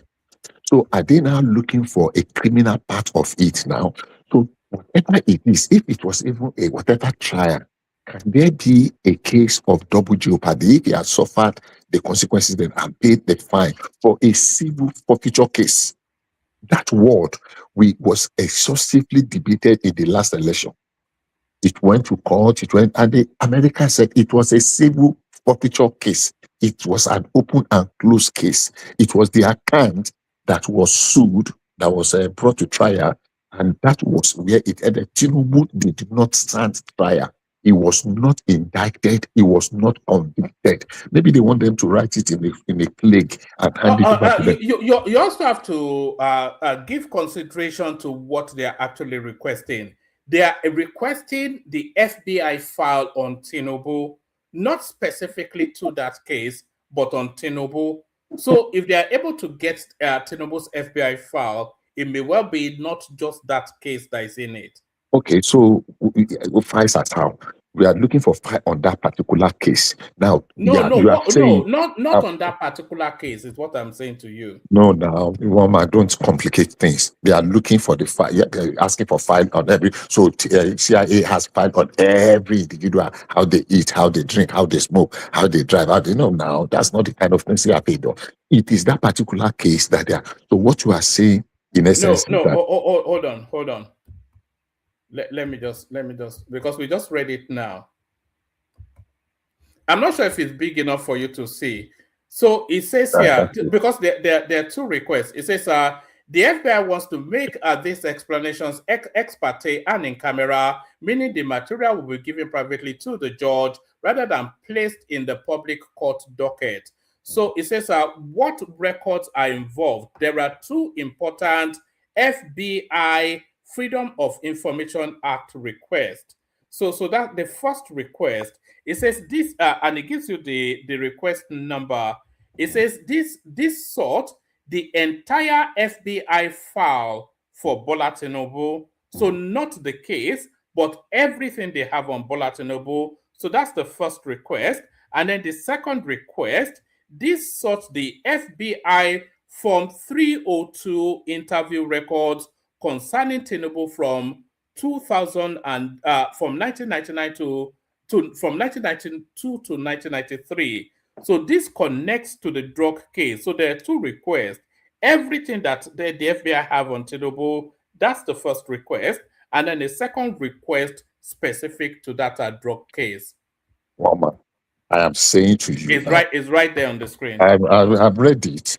I am saying to you now, all those things relate to everything that happened in the course of that trial, both in between 1992 and 1990. Everything is within that trial. And why they are asking for a private presentation is because they said making it completely open, unredacted, is going to expose some of their techniques. And that is the FBI. FBI is not speaking to defend or to protect Tinubu. They are speaking to protect their own procedure. So that we will not linger on it. My understanding of it is that everything in question is around that. Yeah, there are people that are fishing in the ocean. They are looking for anything. We want to widen the drag net as possible. If there is one net that can cover the whole of the Atlantic Ocean together with the Pacific and the air, they will do it. So it's people that are pushing for this thing that are writing FOIA. How many FOIA have they written about this matter now? So what I'm saying is that it's the same thing. Yoruba says, there's okay, but so that will not dissipate energy on this. I believe, but I can assure you, nothing's going to come out of it. Bishop, please, may I just interject you for a second? It's not even an interjection. It's just like my own emphasis on what you said. It seems to me that just as you've said, I'm not even worried about whether what the FBI is saying. That is all immaterial to me. If it is the way that I like, I would have loved that we do not even entertain anything that the United States and their courts have to do and say that it's not their jurisdiction. We're talking of the president of Nigeria, the commander-in-chief of the armed forces of the Federal Republic of Nigeria, first of all. Now, if in 2022 and 23, the laws of Nigeria and those who are tasked to do their due diligence in INEC, in DSS, in NIA, to clear him and all that, do not find him wanting, who gave the Americans any moral authority to even think that okay, it's not even their fault. It's the people that we have in this country that do not know their left and right. So I don't. This is a non-issue. I wish one man should just stop bringing this thing at some point. It's not like the sovereignty, like the prince of Saudi Arabia literally shredded a man in an embassy, put him in acid, and the United States protected him. God, let's be realists for God's sake. The world is not ideal. It is what it is. So to just my final word on this is this. So based on what Mama read, there's this assumption that they knew about Tinubu's drug. They had solid, what do you call it, about his drug-related offense, but they let him go. America does not behave like that. If there were criminal indictment, then as at what do you call it? As at that 1993, they wouldn't have let him go. Is America now protecting that criminal aspect and releasing the for what? And this thing is not something that even happened today. It happened over 30 years ago. And Tinubu has been in America dozens of times. Because I remember that was the year he came for the Democratic Convention or something, So, but it's okay. Let's continue to chase something while the man is busy strategizing on how to win his less nation. I bet we spent enough time on that one. Let me just take one more of your topic. If I'm not exhausted my time already. One man. Are you there? Yes, we're also talking about Zat telling that children to stay at home if they cannot afford rent. We're talking about the northern governors pushing for the northern senators pushing for the state policing. We're also talking about the government withdrawing their appeal for Nnamdi Kanu's conviction to be commuted to death penalty as opposed to. Okay, just stop it there so that I can just say that because my time is. I'll just say one more sentence on it. I think I support the government's withdrawal of the suit against Nnamdi Kanu. Yeah, maybe he deserves, but God, even they forgive us.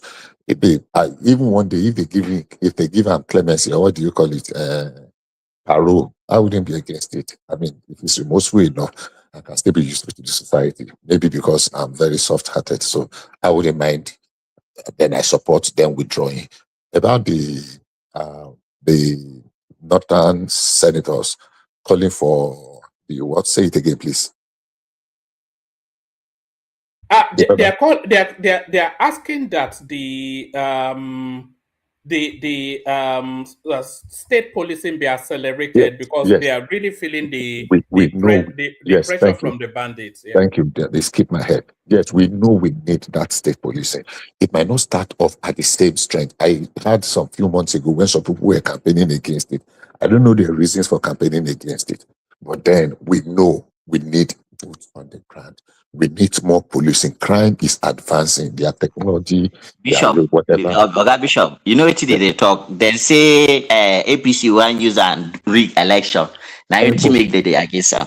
But we debated it here before that even if they pass the thing now, election would have been over before the thing starts taking shape, before they start recruiting, before they start the modality, the state will begin their own plan, they will set the parameters, the whatever, then they will do recruitment, they will train the people before they will be able to roll out the first set of policemen. It will be towards the second or the third and the fourth quarter of next year.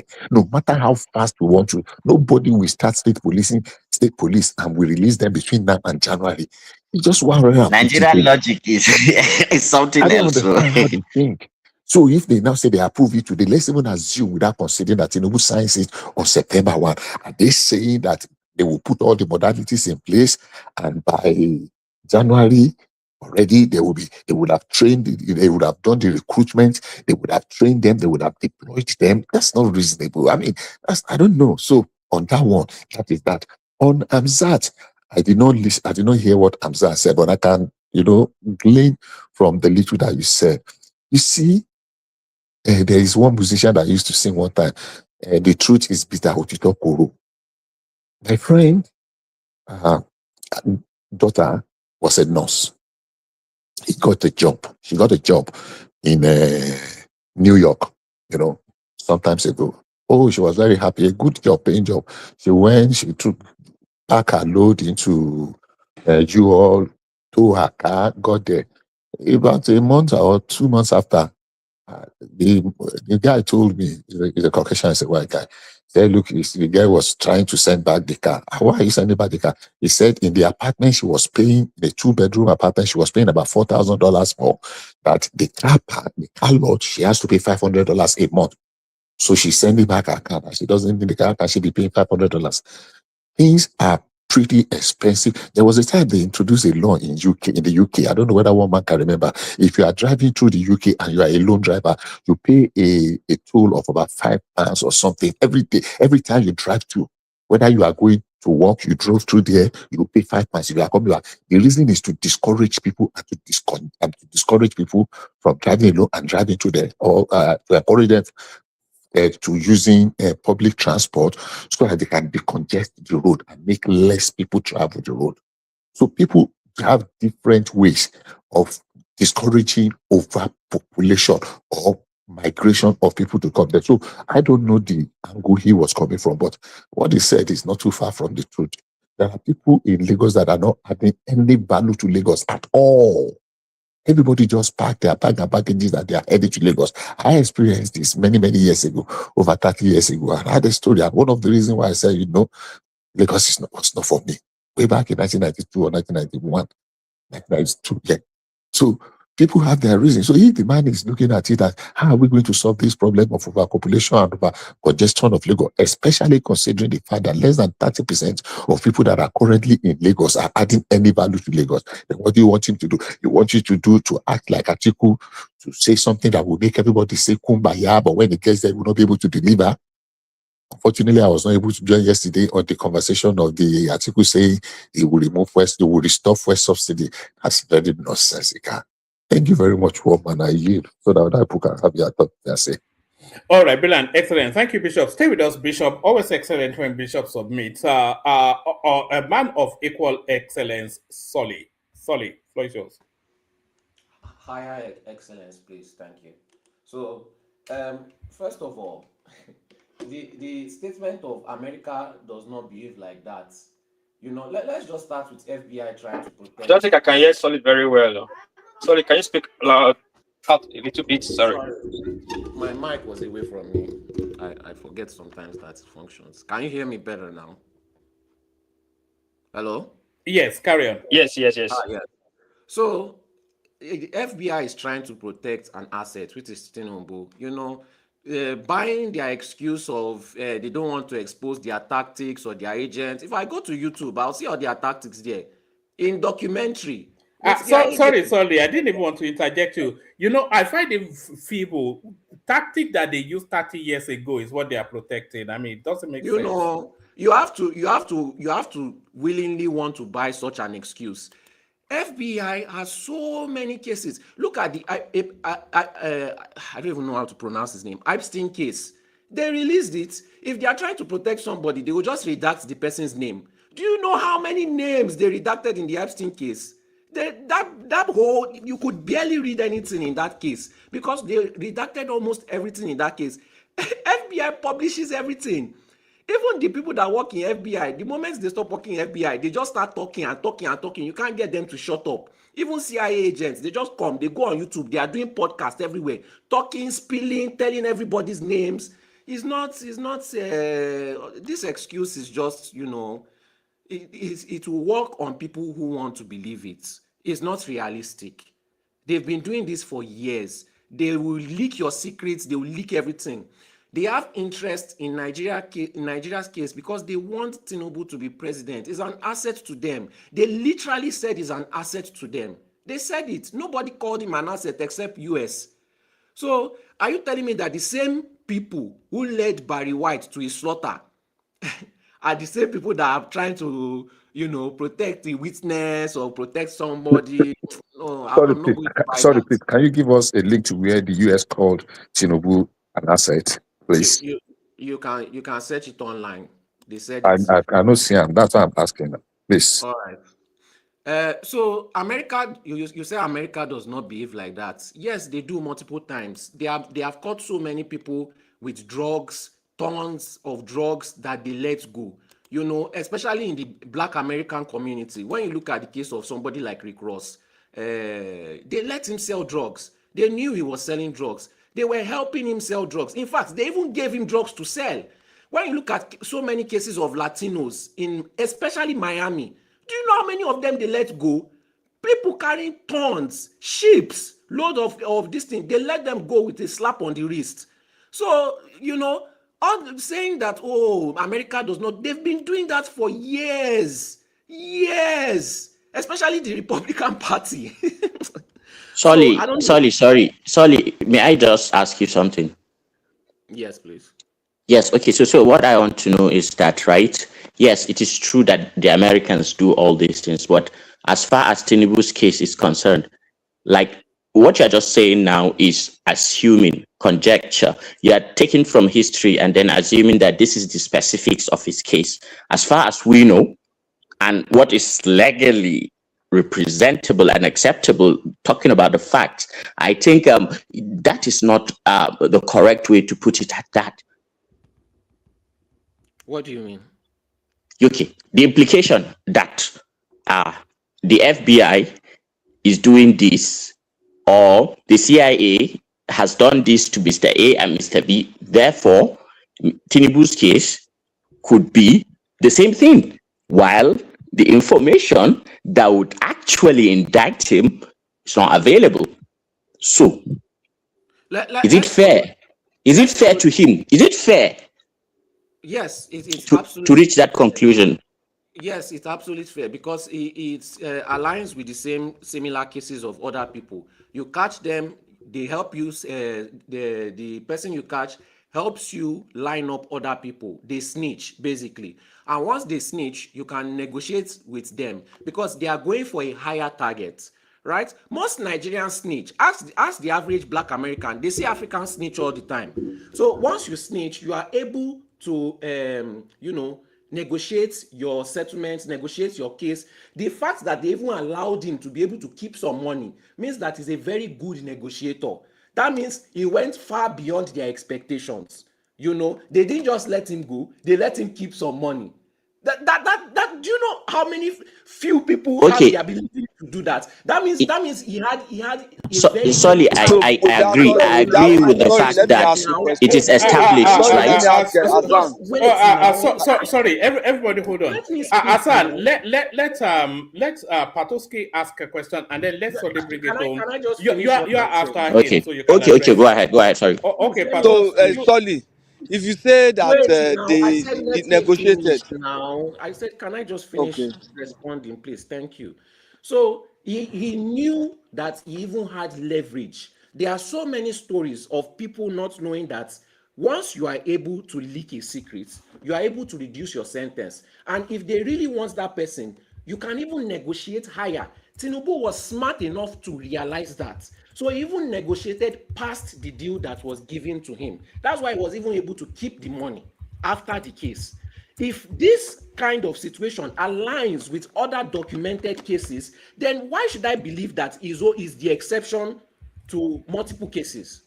Why? Why must I? Unless I'm trying to favor him, or unless I like him, or unless I want to buy the story. That is when I'm going to believe that he is the exception to the rest of the cases that I realize is the exact same thing. Thank you. Okay, so the point is that there are some presumptions that you make. You presume that he's not innocent. Because if as an innocent man, I find myself in that kind of situation, you can as well just conclude the same thing with me, about me. And then another thing is that if you think that, okay, forfeiting money, or if he was actually involved in the criminal side of things, do you think it will be limited to civil forfeiture? The negotiation will be limitation of maybe terms or sentence. Maybe, okay, instead of you doing 10 years, do 2 years. But if somebody is criminal, you cannot say, okay, let it just be civil. You will still have that criminal, even if it's just 3 months, you will have that sentence, and then it will be criminal on your record. But I don't see the kind of plea bargain that will eventually make a criminal case become a civil case. That's some of us that have lived in the West. And no, I'm just asking that question. So if you are, no. Okay. yeah. So basically, what I would assume is that you think that they caught Tinubu selling drugs, right? Is that what you think? Is that what you think? No. So what do you think No, they caught him for? whatever you think they caught him for, see, it looks like you have more So, No, so, information so than I'm sorry, asking sorry, you on Solly. this this. matter. Sorry, Solly. How do you understand the case? Do Yes, you want me because to? I realized Patoski doesn't even No, understand. no, no. How do Doesn't even know you what Tinubu understand? was How caught do for. you understand the case? But I want everybody to know that Patoski doesn't even know what Tinubu was Doesn't caught for. matter what Tinubu, Patoski knows or Tinubu not. wasn't caught. Tinubu wasn't caught selling drugs. That's the obedience narrative, and the thing is So that annoying. means there was no Can you criminal, let that is me not a speak? criminal Can you trial, just it's not let a me criminal speak? charge. I gave you chance to speak and you kept quiet. Can you let me speak now? No, I you gave you don't chance make to something speak now. true by raising your voice. So lower your Yeah, voice but now. you can't keep on cutting me off. I don't do you like that. You just pay me the same courtesy, please. Thank you. So Tinubu wasn't caught selling drugs. It's just an obedient misinformation, and I hate it. They like riding misinformation all the time, and they keep wondering why they keep losing. Tinubu was caught for doing the accounts of people who were selling drugs. So it is like when you have a what's the name, this conspiracy, like a RICO case, right? If in a RICO case, when they gather everybody together, imagine they come to your house and they have the discussion on how they are going to sell drugs. You didn't sell drugs, but the fact that people came to your house to have that conversation, FBI is going to involve you in that case. That is just how it works. Okay, so he was involved with people that sell drugs. That is what they didn't see him saying, oh, he went to go and carry drug and he was selling it on the street. No, that's not really the case. It's the fact that he was accounting for them, he was involved in their business, so they added him into the list. He is not the person they are trying to catch, obviously. Can I So can I if they can I can can I if they interject? can just 1 minute. If they can utilize him to catch their main target, they will obviously give him a slap on the wrist because he costs. They are going to save money. They are going to save time using Tinubu to catch their target. So why would they not negotiate with him? They've done this kind of things many, many times. Nobody said that he was on the street selling drugs. It's only Obedience that says such bullshit because they don't read. So can I quickly interject for 1 minute? Yes. Good. So you just said something now. Number one, the level of culpability in any criminal offense is determined by the law enforcement agencies. So and there is one other thing that carries a criminal complicity too, is accessory after the fact. You mentioned two things. If Sorry, Tinubu is sorry. an, You said what? It is what? I said the other thing is accessory after the fact. Okay. So, for example, you are involved in conspiracy. You were there when they were planning the murder of somebody. You are as guilty, and you did not snitch. You are as guilty as them. That's one. So you were there when they were planning that they are planning the house, how they're going to murder someone. You are complicit because you are an accessory after the fact. They can charge you for conspiracy to murder, even though you were not there when they pulled the trigger. But you know about the plan. Okay, we are going to do this. We are going to do this. We are not going to get that. That's one level of complicity. Now, the one you said I was doing the books. If I am an accountant and people were bringing their money, they are sending money, I'm like an accountant, I'm doing their paperwork for them, and I'm making my own profit, and I was submitting their reports, and I was finding, I don't know the source of their income. And one day they were tracing them, and they traced them to me that, okay, I was rendering a service, and they say, okay, we saw that you have collected all the money accrued to you from these people is 460,000. The rest of the money out of 1.5 million. So the rest of the money is your will. Establish that you were not complicit, you were not a real, but you were doing your own professional service. So what you can do is this 460,000 that you accrued to you by your services, we are going to forfeit it for the state because it is a proceed of crime. But the remaining part of the money, because money can be traced, is your own. How do you now bring that matter back 30 years after? You want to criminally indict that person that cooperated, that led to the forfeiture of the money that came to. I'm just, trying to paint I the will scenario. answer. I will answer. Just paint the scenario. The case that FBI brought to him is that he was aware of their drug dealing. If he That was is why aware, I let you speak it now. was I let between, you no, speak. I know, I would have been criminally liable. Yes, that's. Can I just explain? The FBI always wants to jail everybody. Even if you are a fly on the street, if they can find a case against you, they will present it. That is their job. They enjoy it. In fact, it makes them hard. That is why most of them work in the FBI because they are just the chase is a thrill to them. So When they bring forth the case, their argument is that he was aware of it because the amount of money that he was making from their situation, he should have known. Their argument is that he should have known that this was process of illicit drug, so not drug, but crime, basically. And he was helping them cook the books. Now, a simple lawyer can obviously argue negligence, right? Oh, I did not know this one and that one. And he's just an accountant. When they are going after drug dealers, do you think they will choose to take an accountant over a drug dealer? No, never. Everything is not negotiation.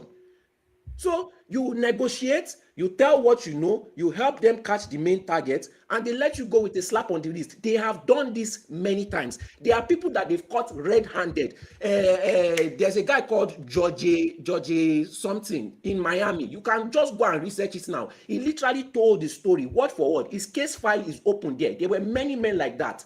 This is when they were not really. Sorry, there's a question I was going to ask. Sorry, please, let me just finish. This Okay, was years ago. Drug cases were not the kind of situation where they will lock you up for life, they will lock you up for 30 years, 50 years. Drug cases were still lenient back then.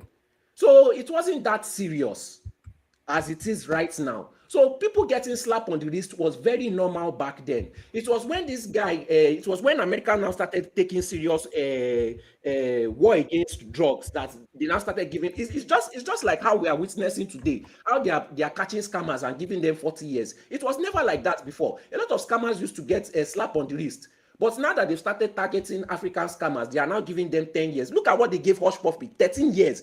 That is not normal. Normally, they're supposed to give him like maybe 1-2 years and collect his money and let him go. So things get harsher. The case back then was not as serious as people are trying to make it right now.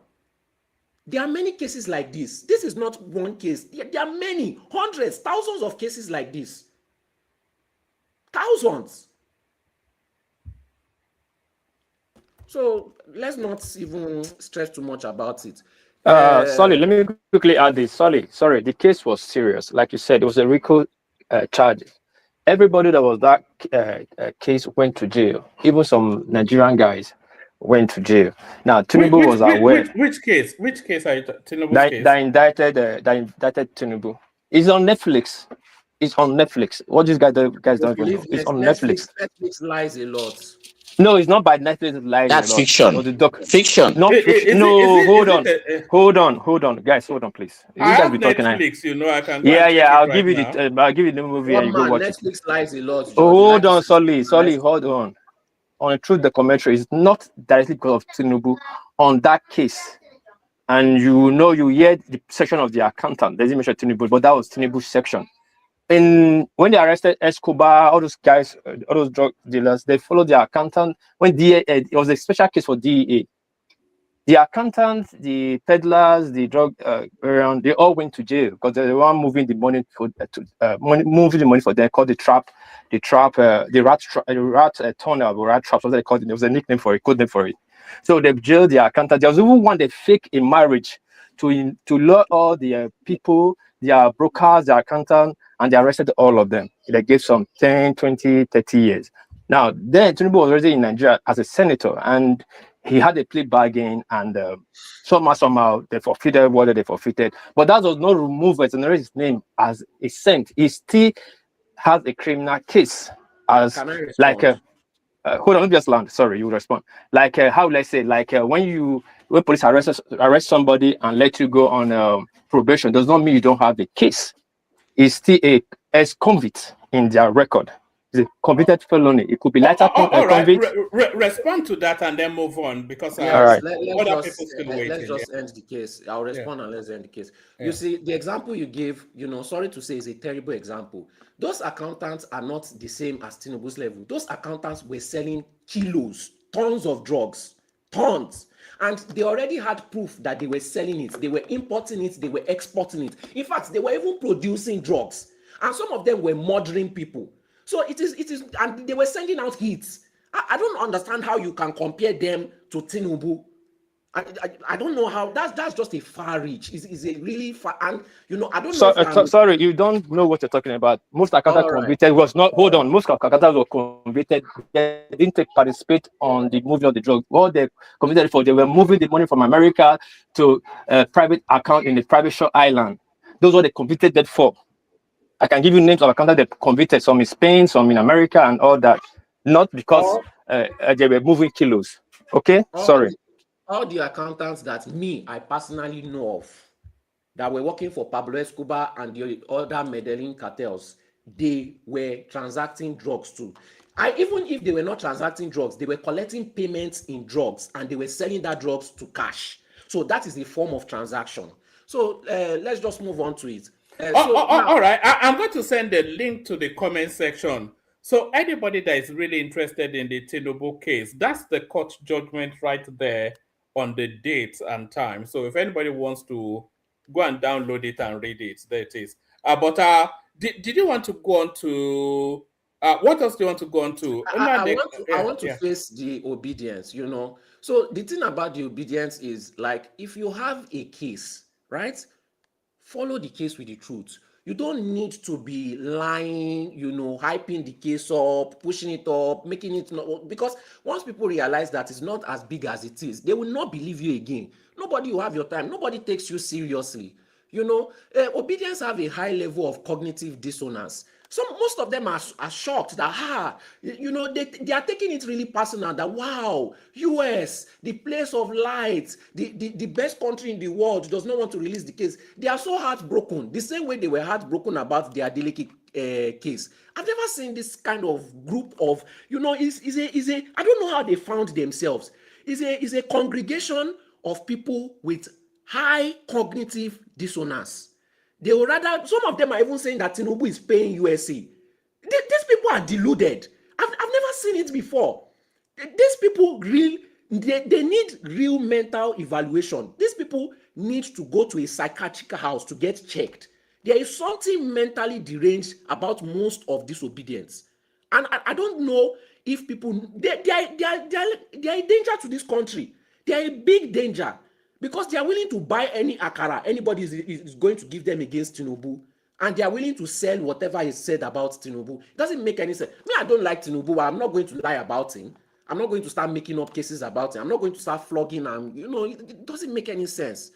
So then again, nobody's buying what the FBI is saying. Let's just move on to another topic. It's annoying. When I'm dealing with Obedience, I feel like I'm lowering my IQ most of the time.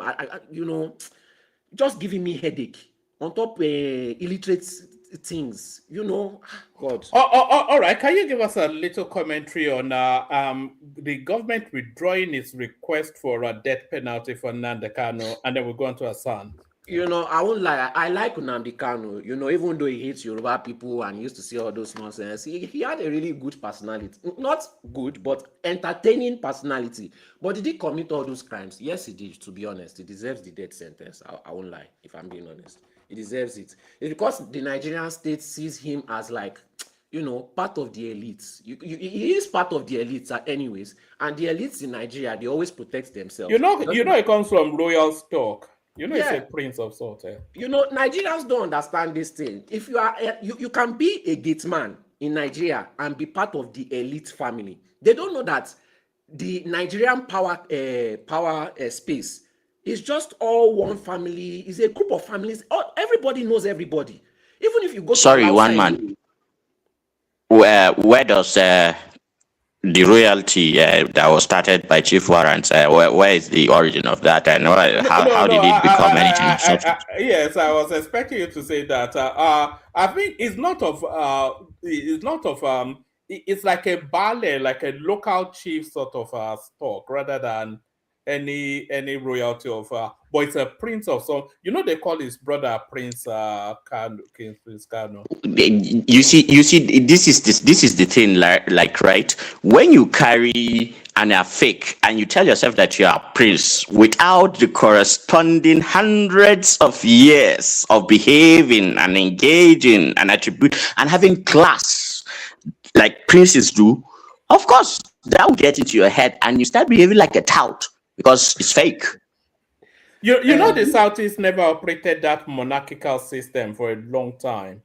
It was never a part of their history. That's why they say an Igbo man never bows to anyone, because they don't have that monarchical That's structure. just That's a the ludicrous statement, very unserious statement. They are not ready for power. But anyway, let's go back. So the Nigerian cases, even when you go to Alausa in Lagos, it's just a whole bunch of family members that know themselves. One is their cousin, their auntie. Everybody knows every. So when people see people say, "Oh, they have money, they are going to go and buy 1 point something billion naira house in Lagos," they think they have arrived. You have no say in Lagos. You are just spending your money on a 100-year lease. That is just it. You have no say. An average poor person that is connected to all the family has more power than you in that Lagos. So they are just a ridiculous set of people. So Nnamdi Kanu is one of those cases. Whether he became a chief recently or whatever, he is still part of the elites. The elites will always protect themselves. Is he supposed to get the death sentence? Yes. Are they going to give it to him? Probably not, because the elites, they are not known to be, buying themselves that much. But if they don't let him go before Tinubu leaves that place, I believe they will give him the death sentence. I don't see any northerner pitying him. I don't see any northerner pitying him at all. Now, when we go to the case of Hamzat, I don't really want to talk much about it, but I feel like that guy is going to be a bigger disappointment than Sanwo-Olu. We saw that Sanwo-Olu was Sanwo-Olu a disappointment? Sanwo-Olu made it known to the public that he's a Baba Sokpe. He didn't even hide it, So nobody really had that kind of. Okay, look. Do you think people respect him as much as they respect Fashola? That's the case. But Fashola was Baba Sokpe too now. Fashola was Baba Sokpe, but Fashola was a structured person. He did it professionally. You understand what I'm saying? Sanwo-Olu was lying down on the floor, rolling in the mud, letting everybody know that he's Baba Sokpe. Please, Baba Sokpe. Please, he made it known. Everybody in Lagos knew, So it was so embarrassing. He just didn't care as long as he's collecting his own share, So, but one time he fought Baba Sokpe, but he tried to play it off. That was when they went against Obasa. A lot of people actually argue that Sanwo-Olu has been probably the most impactful governor of Lagos State in the Fourth Republic so far. How? Well, he built the Randall Center. Is built about maybe 5,000 classrooms all over Lagos. He's overseen the Lagos Intra-City Rail Service. He's done several countless road developments. It's opened up so many portals. He's done Yaba. Do you know that he's built Yaba into the IT hub of not Nigeria, but West Africa? Okay, that one I can give it to him. It's done a lot, Lagos Food Hub. Lagos Food Hub. Just commission. Which food hub? In fact, if you weigh him against Tinubu, he may well have done more than Tinubu. No, wait, please. When you say Lagos Food Hub, are you talking about the one in Agege? No, it's all over the Lagos, so it's not just Agege. Oh, okay. Now, when you talk about the food hubs, those were local government chairman projects. Then when you say the Yaba IT project, okay, maybe I can give him that one. But the rest is Baba that told him to do it. Any other person that was going to be there was going to do it anyways. So I don't really see any big full-time legacy projects that he has. But Lagos has a master plan, and he has implemented a lot of that master. Do you know the impact of that Randall Center that he built? I don't even know what that center is. It's a cultural hub for Lagos State. I don't know. I just don't. That guy has done a lot anyway. I don't give him the same respect as Fashola. So, but what did Fashola actually do? That's the thing, because because it's a rigid sort of a. Oshodi. If you see how people used to look down on Oshodi. No, that was Ambode now. Oshodi was Ambode. Ambode transformed Ekpeo. I don't know about Oshodi. Oshodi was Ambode. That bus terminal, all those things. That bus terminal, yes, that they burnt down during NSAS, the Obidient people. Ambode tried, I don't know. And it was also very masterful. It was not very masterful, but very intelligent in the way that he handled that NSAS, Sanwo-Olu. He went right into the middle of them with that where he had security, but he exposed himself to danger in order to connect with the people, which is Okay, like I a can give him yeah. that. I can give him Do that you because remember that? Do you remember I that? remember. I remember. No, when it comes to confrontation, Sanwo-Olu handles it expertly. Very expert. Surprisingly, he handles it very expert. I've never seen anybody in any politician in Nigeria except for Tinubu Sha, that handles like a public, confrontation, face-to-face confrontation as much as Sanwo-Olu and Tinubu. But my problem with Hamzat is that Hamzat, I don't know. I feel like he's not going to perform, especially from this kind of statement. Sanwo-Olu would have never answered that question that way. Tinubu would have never answered that question that way. Maybe Fashola would have been direct, but you answer it professionally. This one just sounded so unprofessional, and it sounded like Peter Obi. I won't lie. It sounded like I don't know how to put it. He seems like the kind of person that will make them lose Lagos State, because he will just be riling up the people. He will be getting them angry every time he makes a statement. He'll be Lose making Lagos State. Lose Lagos State to you never anything can happen. To Anything, Gbadebo who? Nothing now. can happen. anything. Not Nothing can I happen. don't even take that Gbadebo serious. I'm looking Listen, forward to the debate all actually. those Gbadebo and co, all those people are people that grew up on the island. They lived soft life. They don't understand how Lagos State is. You see, somebody that grew up on the island, I don't think they can ever be the governor of Lagos State. You have to be rugged. Only somebody from the mainland can take away Lagos State from APC. Because they understand how the people that really vote are mainland people. If you go to the mainland right now, a lot of the places on the mainland have better infrastructure than the island. But people don't know. If you go to Agege has superb infrastructure. It's clean. The drainage is done. They have proper waste management. It's fantastic. It's fantastic. When you compare it to most of the island, the people that are coming to the island, most of them are not Yoruba. Most of them are not even from Lagos. It's just a congregation of people that came to Lagos to do I better pass my neighbor. That's why they cannot fix their road. That's why the place is always flooding and they have no solution to it. They cannot come together as a community. So this Hamzat, I don't see anything special in him. I don't think he's going to do anything. Sorry to say. I don't think he's going to fix anything. I don't think he's going to have any. It's just like Peter Obi that found his way to being governor. Him too is just like, okay, he's next in line. Just give it to him. He didn't really struggle for it. He didn't really fight for it. He didn't really strategize to get there.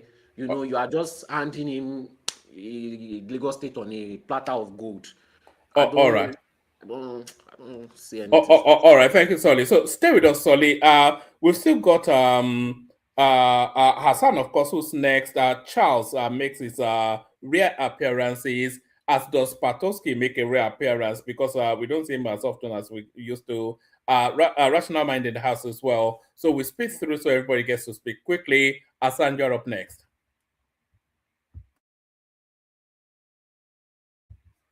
Alhaji Hassan. Asano. All right, let's go on to Charles then, and then we look back to you. Charles, are you there? Hassan is there. Yeah. Sorry. Hassan, are you ready? Hassan? Hassan once. Hassan twice. 3 strikes, you are out, Hassan. All right, let's go on to Charles. Hassan, we can't hear you, so we're going to Charles. Yeah. Good to have you, Charles. Yeah. Hi. Can you hear me? What I started. Can you hear me? Yeah, we can hear you now. We couldn't hear you just when we were calling you, but sorry, Charles. Yeah, Hassan, floor is yours.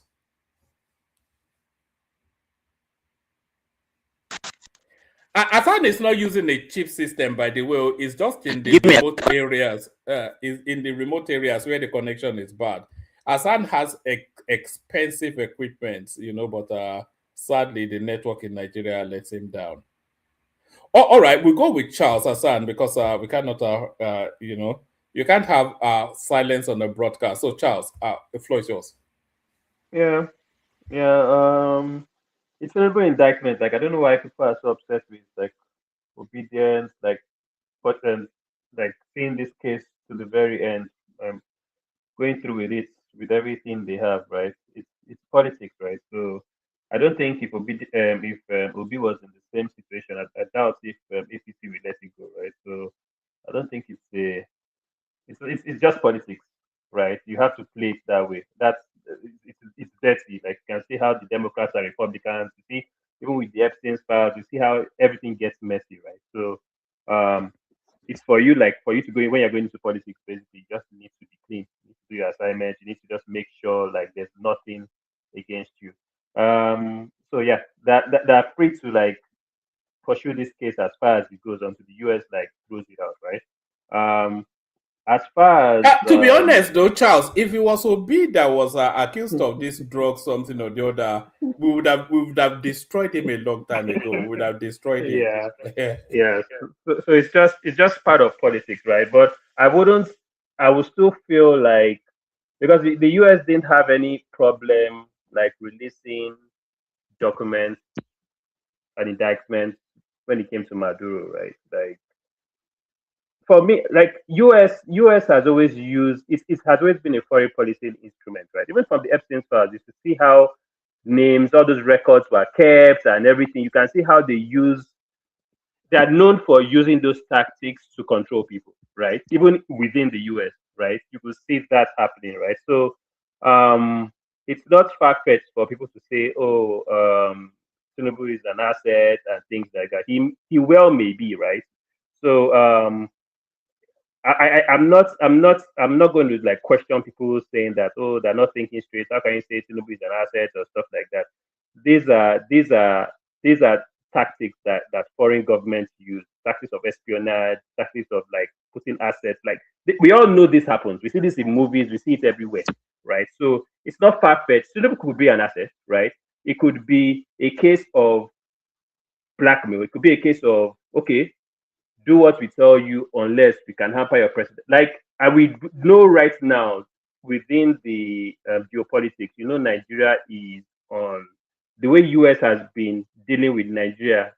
It's on a tight leash, right? It's almost like a carrot and stick kind of mentality where we are take, take, take. They whack you if you misbehave, that kind of thing, right? So it's not perfect. Like it's geopolitics. We are seeing how the US has been dealing with Nigeria regarding the Christian genocide. And you can see there's an element of how will I put it?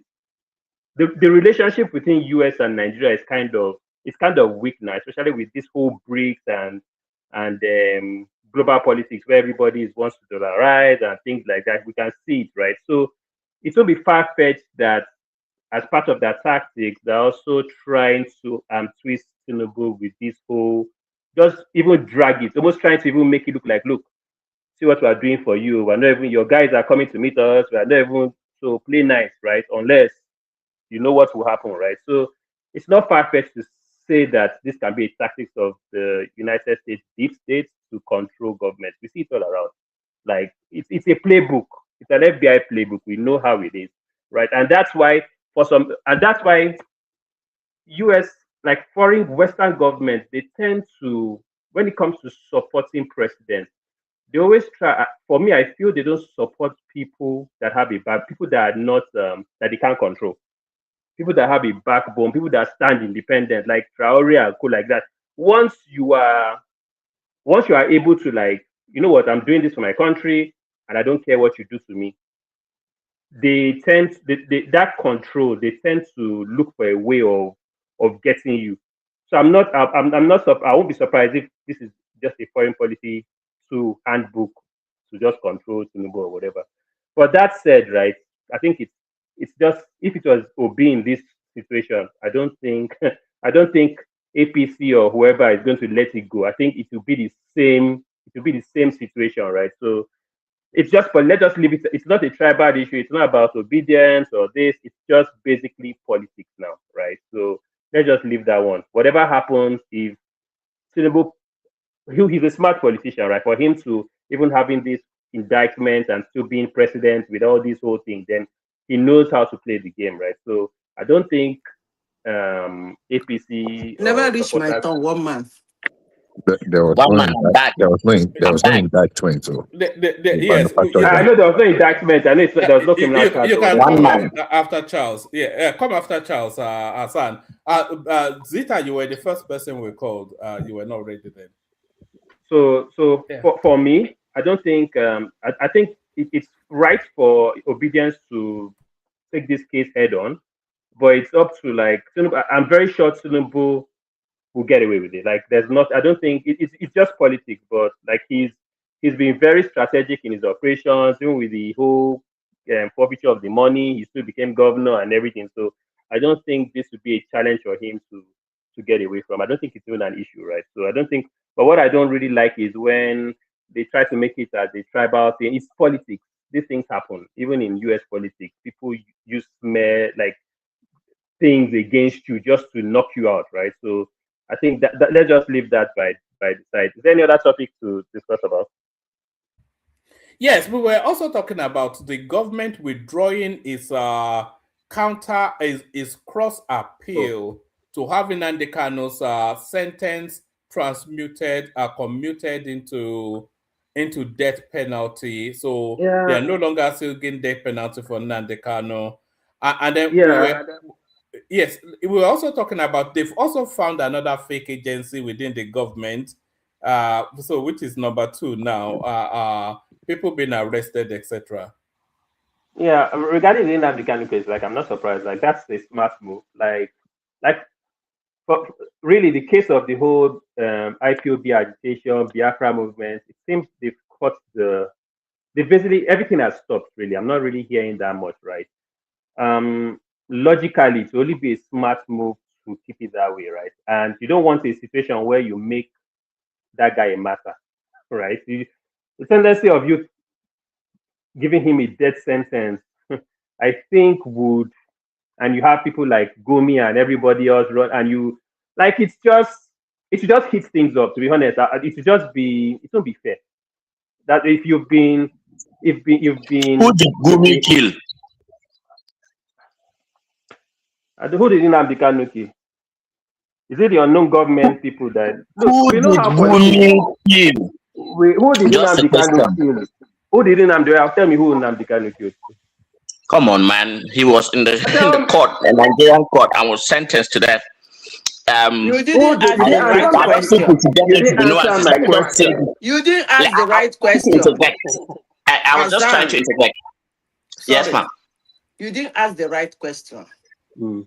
The Okay. right question should have been, who did Gumi command to kill Lambon and this? That's what the question should have been.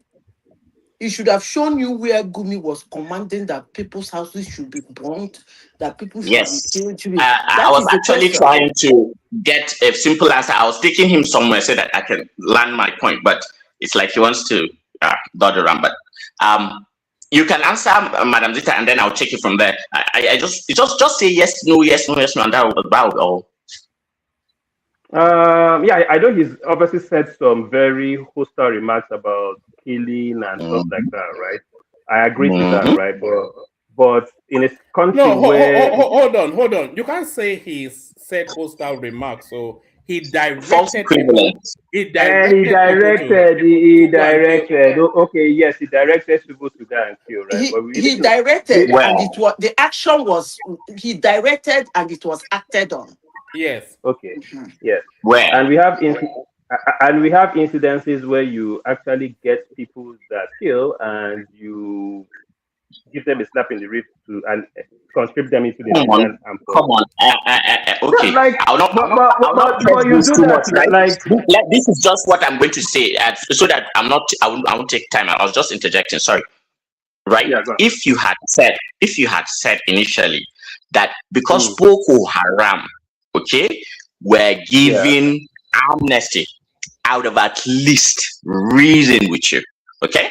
But Mm, mm, the very fact that you went to Gumi by default, and I'll bet you $1,000 to tell me mm, and prove to me in a court of law where it was established that Gumi, by the laws of the Federal Republic of Nigeria, has a hand in a killing, arson, terrorism, and burning of people, and all that, all sorts of things that Nnamdi Kanu is clearly guilty of. Just point me to that direction, and I will oblige. Will you want Gumi to live in your community? Let's just leave all that. Gumi said this. Let's just leave all those stuff, right? They will eventually kill that your Nnamdi Kanu. They will kill him. You're thinking Nigeria is a They go kill him. They no go kill him. I've said it today. Mark it. They won't kill him. They will give him a slap in the wrist. They have withdrawn the request for capital leave that one. Don't worry. One man mark today. You know, so I sabi talk nonsense. Make una mark today. Anyway, just cut that out. Sorry, this Magumeri Starlink now. Watch, I beg. What was Solly saying? Well, Solly, can you say that again? No, don't open that space. It was asking if you want Gumi to live in your community. But I was going to say the window to pie Nnamdi Kanu was lost in Kenya. That's what they should have done. They should have pied him in Kenya and just brought the body back. That's just what they should have done. Exactly. Exactly. Huh? I think in the commission, if you compare him with the dastardly act of Boko Haram, yes, I will reason with that. Now, the very fact that the people who argue for Obi's commission. Hazan, point of correction. Yes, ma'am. His followers, amnesty, yes. Him, because the followers of Boko Haram, amnesty, all those Shakarawu and Dogore, the command is when you cite them, you buy them. Is that not? Still aside. So why did they leave Nnamdi Kanu?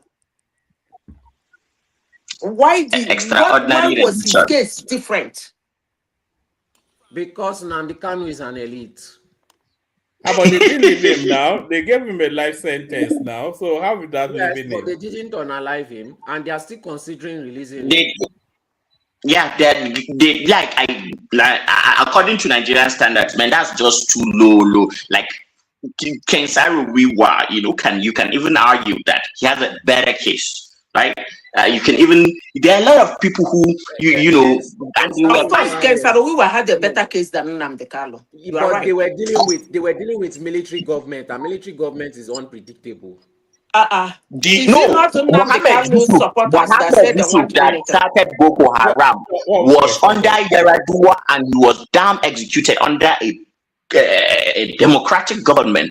There is a level that you get, that the best thing is just to, I will not say it, then you can deal with the shafts and then, at the end of the day. But let's just say it for what it is. Buhari wanted to dangle him in the face of the Igbos. Is it about it? I think we should have some level of sympathy for. I think Buhari made a mistake. It should have brought him back in a body bag. That's what it should have done. And he was a civilian president. Remember Umar Diko, what he planned to do with his Mossad agents there and the injection they did to him. And he was a changed man now when he started wearing Babariga. Yeah, and anyway, like ethnic sentiments runs deep in Nigeria, right? So, like if they do pardon him, right? I'll say it's to be honest, I think it's a power play move, really. To be honest, like I think if they pardon him, it's also a win for like even APC and whatever, right? He can never have the freedoms that he had before, even if they pardon him. Yeah, yes, he wouldn't have the freedom. You can say that, right? But do you know that the of the Shiite sect? Do you know what the Nigerian government did to that man? See, they've released him now, right? Is he still alive? Is he still alive, El Zakzaki? He's alive, but he's what do they call this thing that they do? Is it house arrest, or it's like Okay. to be kept in a bunker or something like that. So you're alive, Solitary like, but confinement at least. Mhm. No, not solitary confinement. It's not in a jail. Oh, okay. Yeah, but like the freedom is limited. You get what I mean? Oh, like they Yeah. did with Shore and they bound him into like a community something. I mean house No, arrest the or something like government Yeah, that. is worse. So. yeah. That looks like looks more And like they will house limit the arrest kind kind of of thing. people that come to see you, to Oh, visit you. Of course. Now, all right, let Charles carry on so we can move it Yeah, around. Charles, yeah. okay. So I'll just round up with the whole Nnamdi Kanu thing. Like, really, it's a power play move. You forgive him. I think you might win some Igbo sentiments towards towards Tinubu. Like I think they might change that perspective, right? But killing him would make him look like a martyr. To be honest, like that's what I just feel. And just this move of just pardoning him, but restricting, like on that, giving him restrictions of you can't instigate any uprising, you can't do this. Like his hands will be tied right now. He won't be able to do anything. And I think other supporters this will also teach them a lesson of what they stand to lose, right? If they go against the federal government. So I think it's a win-win situation. You make Igbos right now to be kind of low on the agitation point, and also you tend to win some Igbo supporters towards APC or Tinubu in terms of the pardon, right? So, like, yeah, this is for me. This is a win-win for him. So, yeah, I'll rest my submission that way. Do you want to give us a quick thought on the fake agency that was discovered, and then we'll I, go on. We'll go to I really don't have too much on that. But for me, I just feel, you see, like I've been hearing all these fake agencies and stuff like that, like, and nothing has been done. So even what will be done with this one, like the other ones, the other cases against Gajamila, whatever, right? Nothing has been done, right? So, like, it's Nigeria. Like, as many fake agencies can pop up, I don't think the system is too rotten. They need to, I think they need to bring in, I don't know what do you call those people, Price Water Coopers, all those accountants. They need to actually, like, do a forensic forget audit those of, people, nonsense, McKinsey, all the PwC. Forget them, those yeah. idiot but consultants that just but tap we the have towards them in themselves. Nigeria now. I know Yeah, I know, I know. eh, I have a cousin brother who works with PwC in Lagos right now and in a very senior position. yeah, you always your blood always boils anytime you hear a foreign something. Yeah, But yeah, one man, if you, yeah, I've but seen for things. me, like, Go ahead. like even as far as even the civil service, we have ghost workers, we have people that are paying people salaries that don't even like.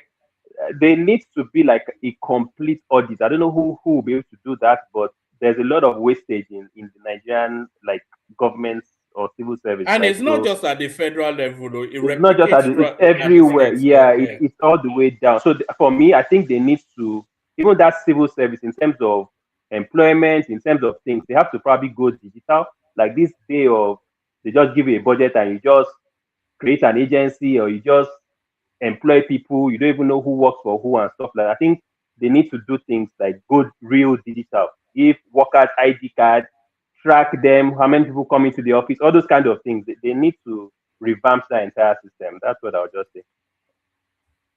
All right, brilliant, excellent. Stay with us, Charles.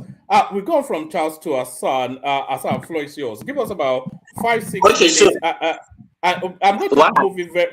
Sorry, I'm going to push you for time now because we've still got and Patoski has dropped. You see, that's why I always push for time. So I push you for time because we've still got quite a few people to speak. Floor is yours. Okay, I'll try to be as fast as I can. Regarding the new agency, is I haven't heard much about it, but I know you have insight. Please don't tell me that in any way, shape, or form. Hold on 2 minutes. Hold on. Welcome to the Waraka. Good evening, everyone. Good evening, everyone. I want to thank you. I know it's been a long week, and today is Friday. I want to thank you for your patience and for waiting. You must know that this must be something very important, and upon presidential directive, we're here. I have with me this evening the chairman of the ICPC, SAN. He was here some 2 weeks ago. He promised to be back with further updates. So without really wasting any time, I'm going to turn it over to him. He's going to speak, and after that there'll be no questions because the work of the ICPC continues. And in order not to jeopardize whatever is ongoing, it will not take any questions. But you can be rest assured that you'll get this briefing as the investigation proceeds. So over to you, Chairman. Thank you, Mr. Senegari. Good evening, gentlemen of the press. So, over further brief by ICPC to Mr. President on the ongoing investigations into the fake Presidential Foreign Intervention Promotion Council, PFIPC, and procedural weaknesses in the public service.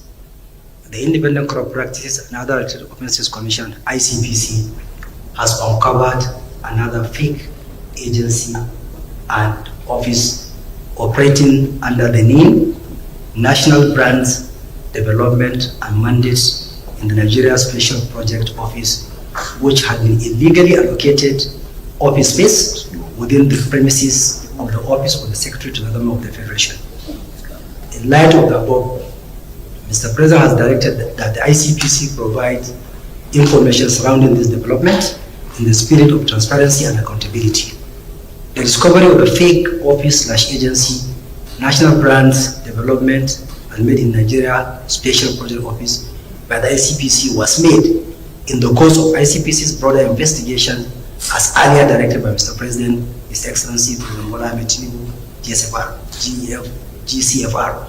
The fake agency/office, National Brands Development and Made in Nigeria Special Project Office, was promoted by one George Buchi Mwabwezi, with active suspected collaborators in the Office of the Secretary to the Government of the Federation, contrary to the external laws and without authorization of the President of the Federal Republic of Nigeria. The promoter, George Buchi Mwabwezi, was discovered to also operate under 4 other variations of his name: George Nathan Mwabwezi, Honorable George Buchi Mwabwezi, Prince George Buchi Mwabwezi, and George Mwabwezi. The ICPC has interacted with the Office of the Secretary to the Government of the Federation with a view of ascertaining vital information with regard to the fake agency/office under investigation. I have briefed Mr. President comprehensively on these new developments. ICPC will continue with its investigation. Accordingly, Mr. President has directed as follows: A. Immediate arrest of Prince George Buchi Mwabwezi. B. Immediate suspension of the following permanent secretaries: 1. MS Anjuma. 2. Engineer Nadungu Gagari. 3. Richard P. Pilengwa. Finally, President Bola Ahmed Tinubu, GCFR, must be commended for the proactive step of directing the forensic audit of IPPIS.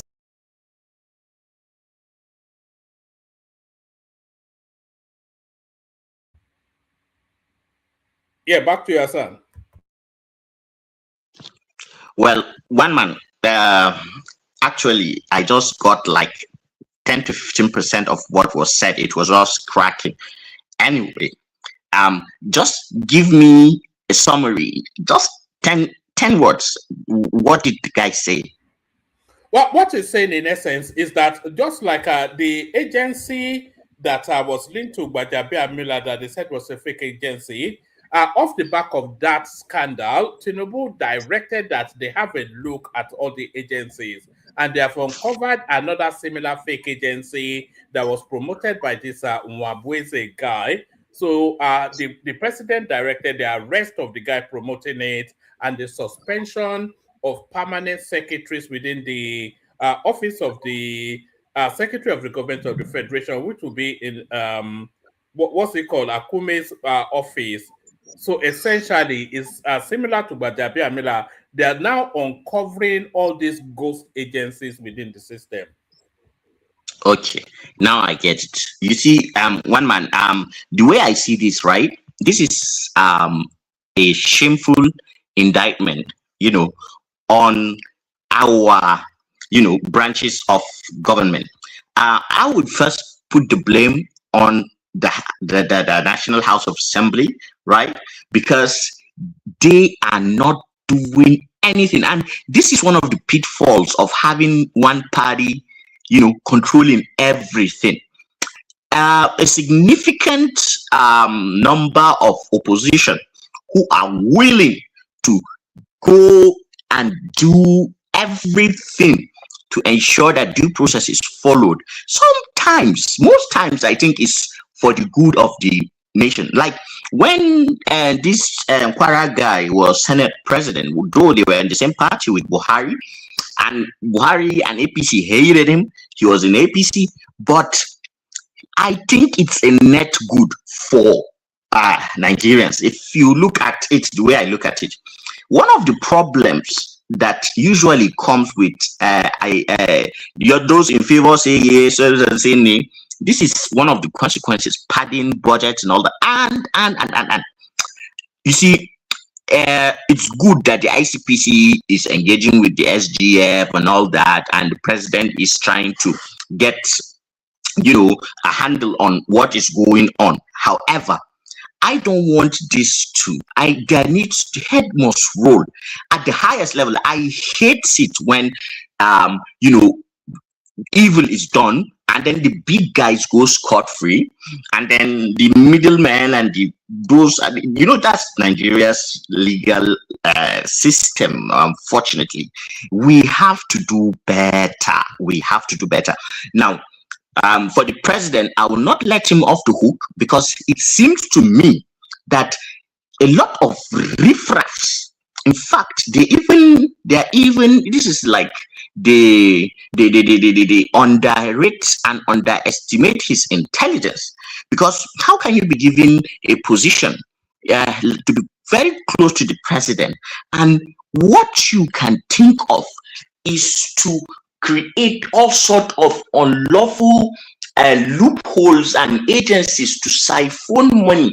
These are positions where you should be held to the highest level of integrity, because when you do wrong, it does not just rub off on you personally, rub off on the country, on its institutions, on the government. These things are the things that destabilize, a democracy. They may look innocuous, from afar, but in reality, it's just like a cankerworm that, can eat its host like a parasite and leave it hollow. This is not a good look. I want Tinubu to do something, but I think election is coming. They may not do anything now, but the head must rule. If not, this nonsense will continue. This is collusion at the highest levels. There is corruption in every nation on earth, but you have to reduce it to the barest minimum. That is your job. And the EFCC are busy arresting students who are writing final year exams, and they are imprisoning them, and they're doing all sorts of nonsense. And they never go after these big wigs. I would have loved, but this has not been the modus operandi of our civilian governments anyway, and it's unfortunate. However, this is what I would say. The president needs to do away with a lot of people who are not doing him any good. They're destroying his image, his policies, undermining it, and giving him a bad name. No matter what good he does, these things will be a stain on his legacy. Just do away with these idiots. Find people who are capable. Bring them in. Like, I know if you are close to government, what are they looking for? Which kind of money one person go get? What do they look for? You don't reach that place, you are set for life. What the hell? Man, I fear Nigerians with their evil greed. I swear to God. But let's leave that one for now. What I would just say is that this is not something that should be taken lightly, and it has a way to come back and hurt the president. I mean, the earlier they tackle this, the better. Let them not pay lip service. Let them just not stop on Nwabweze or YY. Let them get to the root of those But who didn't you see even the president taking a picture with Gbajamila, with Adeleke? It's almost like saying that whatever happens, just forget about it. This guy is my right-hand man, whether there's corruption case or not. Like, it's that serious. I don't think he's even bothered about it. No. You see, there is another thing too that from the outside, many Nigerians do not understand about the presidency, like right? And the Nigerian president is one of the most powerful presidents. If you look at those who operate presidential systems and the kind of check and balances that are put in the constitution, try to curtail it. I mean, that this is one of the problems of the 1999 constitution, and the way it gave the president so much leeway to be the alpha and omega and all that. I mean, that is one of it. But and then there are different personalities who fall and get into the position and being president. Look at Jonathan, and how he led people under him. Desiani did all what he did. Look at Buhari with Malami and Emefiele, and those who are doing arbitrage and all that. And then look at now Tinubu and the same goddamn thing. The only person that I would say did what he had to do, and it was where he didn't actually live long, is Yaradua, who actually was not in any way ready to accommodate anyone who was who would state his government on him. Yaradua was famous doing something when he was governor in Katsina. He traveled for medical treatment and spent a month or so. So when he travels, obviously the deputy governor, become acting governor. He never jokes with that. Anytime he travels, he just gives the deputy governor. On this particular, Azan, I disagree with you. What about that? No. Let me finish. Let me just narrate what happened, right? And then we can extrapolate. And then if you want to debunk it with reasons and evidence, then I agree with you if it makes sense. But this is what happened, right? When Yaradua came back.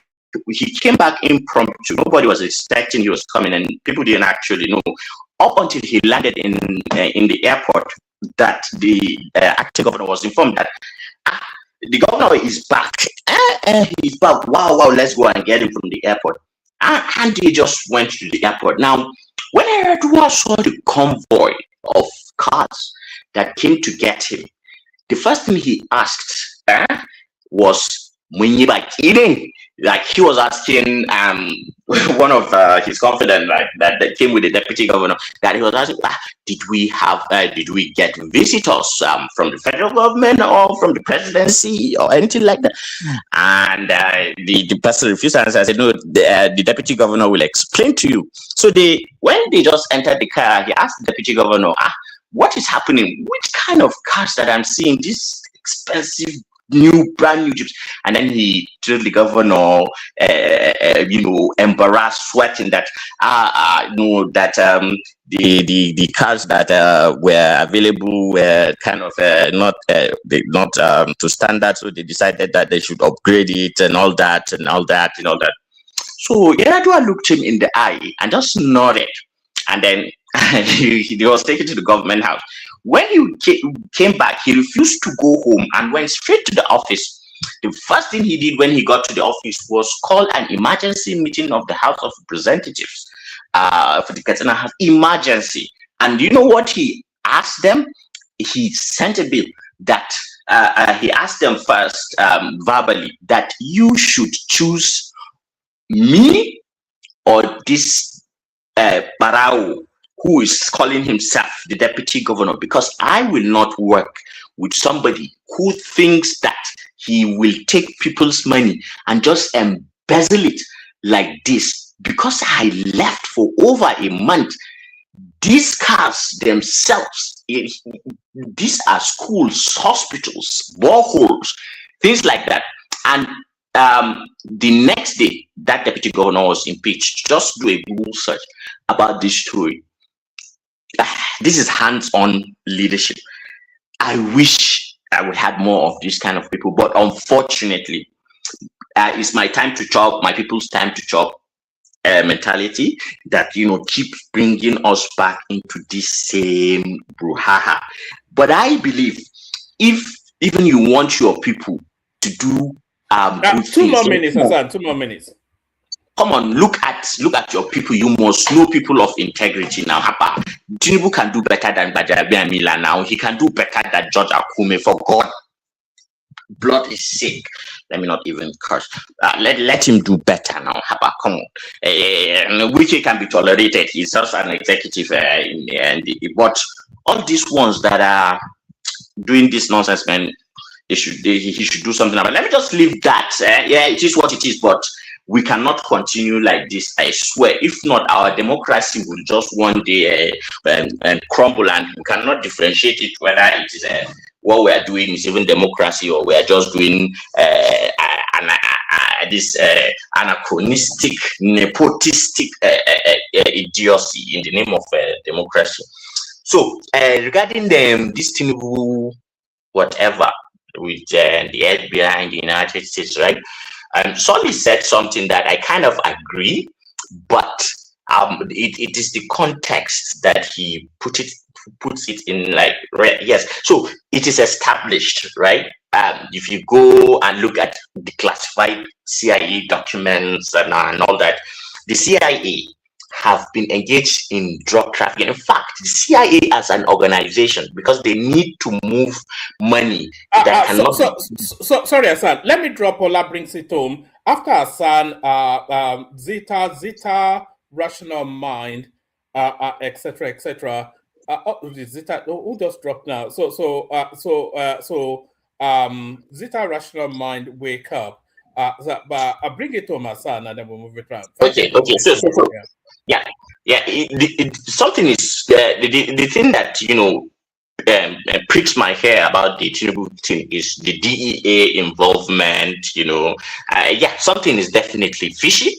However, I am not the one who will reach conclusion. So what Solly was doing, yes, it's a human thing to do that, right? But there's a saying in Hausa, and it's just a timeless saying that Sharia sabani hankali, that the law it's not usually bound by what a normal person just thinks it's right by just what you think is just right or normal. The intricacies of law is just so far beyond that, and because there are a lot of variables and specifics and complexities in each particular case, that is why the presumption of innocence is always there before you ask given a guilty verdict.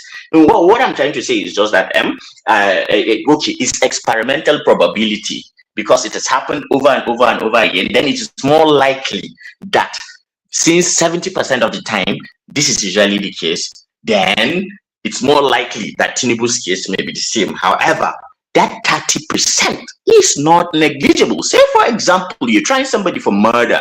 If there is even a 99%, 1% chance that he may not be the case, then you cannot rule, because when that life is lost, there are some things that cannot be regained. So therefore, I don't want us to but it's a bad look. I agree, it's a bad look. However, nobody should use that and then just make conclusions with certainty and just try to gaslight people as if what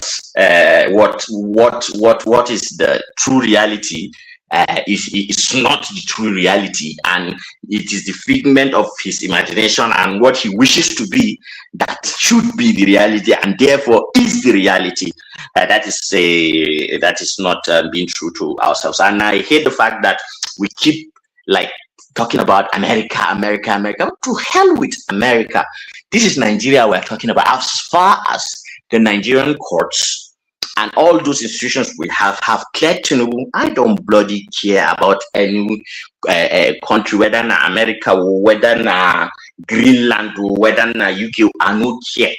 Let Nigeria be sovereign and let's not give any inch to be taking our dirty underwear every time and try this is victim savior, we need savior mentality. Let me just leave you guys. Sorry, I cannot talk Hassan, too much. please, can I just quickly interject on that part? When I'm trying to explain this situation, I'm trying to let the obedient understand that someone was facing the US government against a case that involved drugs, and that person was able to understand in a very short period of time that he has leverage. This is somebody that they called to. He realized that he has leverage and was able to negotiate himself out of that situation. Is that the kind of person that you want to be using street level propaganda against? They underestimate this guy too much, and I believe that they underestimate him because they believe that he's a Yoruba man, and they've always believed that Yoruba people are not that smart. It is a tribal underestimation.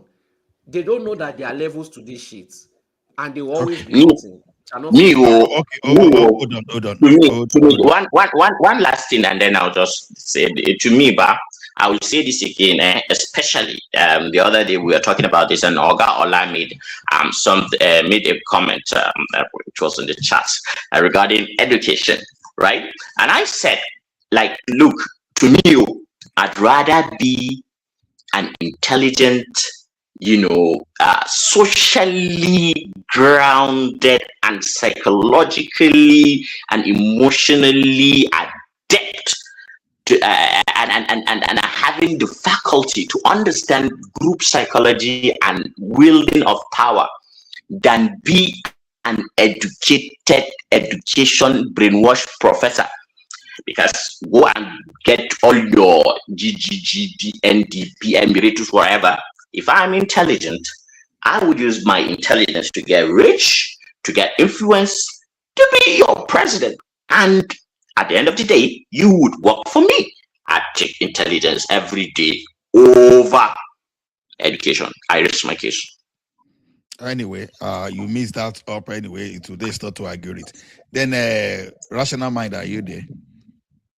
Is it not me? Chola, you're jumping me.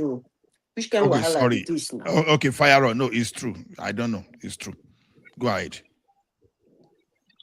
Okay, Madam Zita, fire on. When you call me, I will talk. Okay, Madam Zita, it's your turn. Okay. Maybe yesterday, I was reporting to everybody here. Okay, this topic you people are talking now, that's what you people have to discuss today, right? Ola. Now, waiting there, now the only thing we do. I hear you. No, now one of the things we did. So now not get news for this whole election, a presidential election in a country like Nigeria. Now not get news. You know, that's how Nigerians they be embarrassing themselves, embarrassing their president. So now, Ola, when I call Ola, beg no verse. I'm just using no you problem. as Fire on, no problem. So now, I don't know the kind of opposition you people have, but they are going to tell a country like United States, say they're trying to tell United States that they have a problem with somebody. So they want to remind United States that they have a case with. I don't even understand this Tinubu case, because the crime was not committed. If there is a crime, it was not committed in Nigeria. It was committed in the United States. And those people, they don't forgive. They're not people you remind that somebody is owing them. Mm-mm. You don't remind them that somebody is owing them.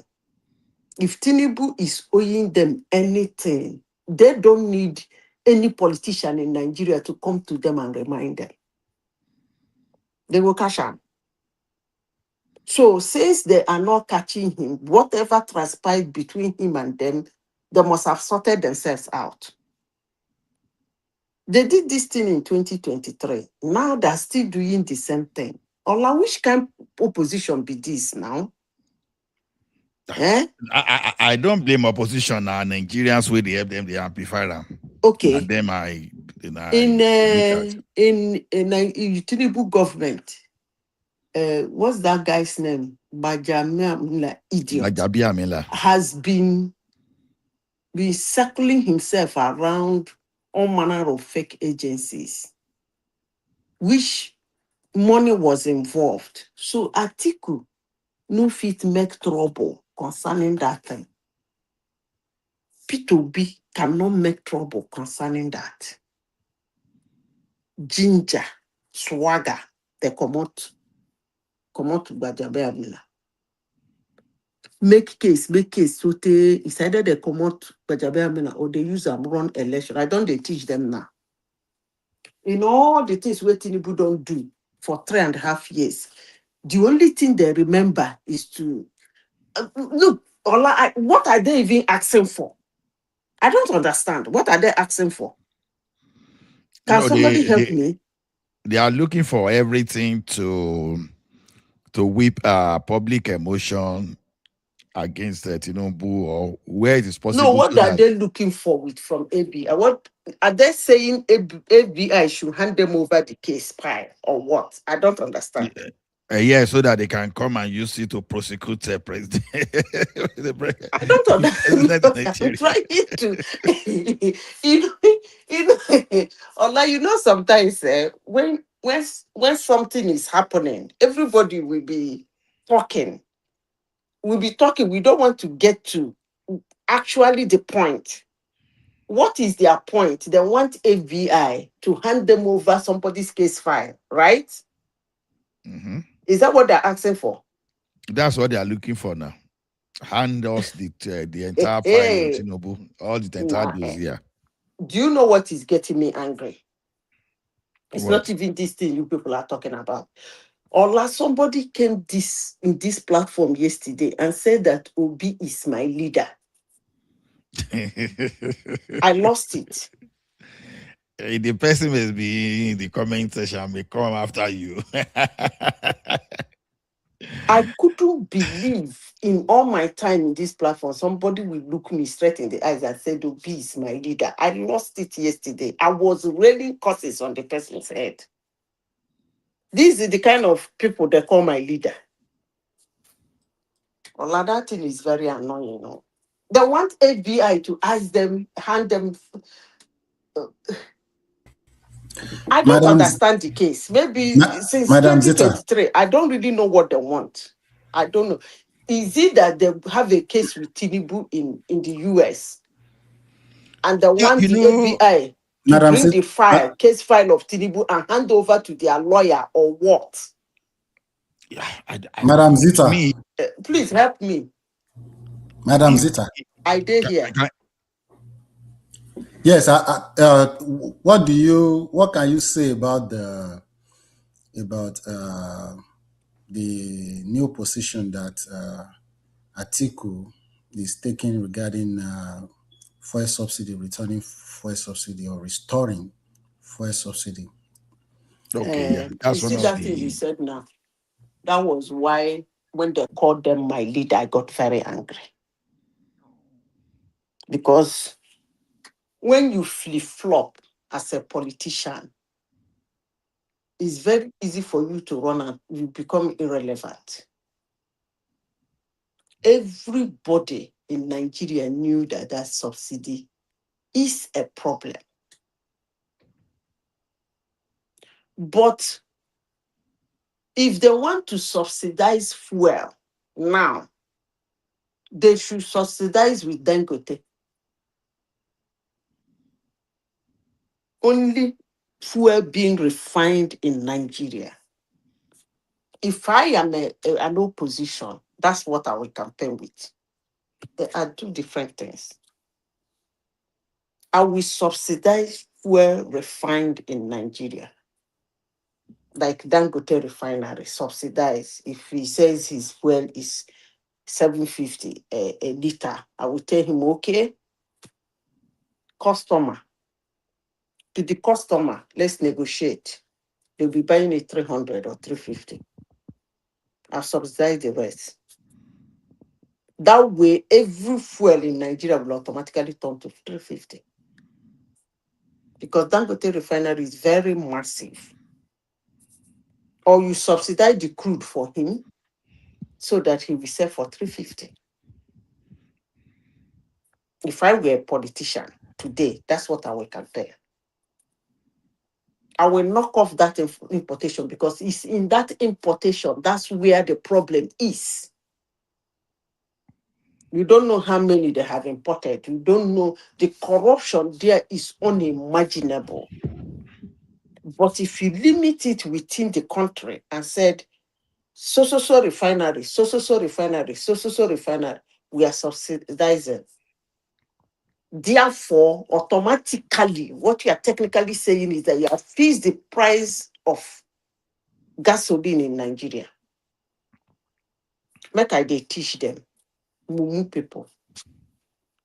I beg, I don't know. Yeah. If you What want to about the bring it new? back, let him bring it back now. What about the new agency? No, I believe Atiku is just desperate. So, and unfortunately, some The people will last fall time for he that. said it's going to be his last time. The other time he said it's going to be his last time. Today again, he's saying it's going to be his last time.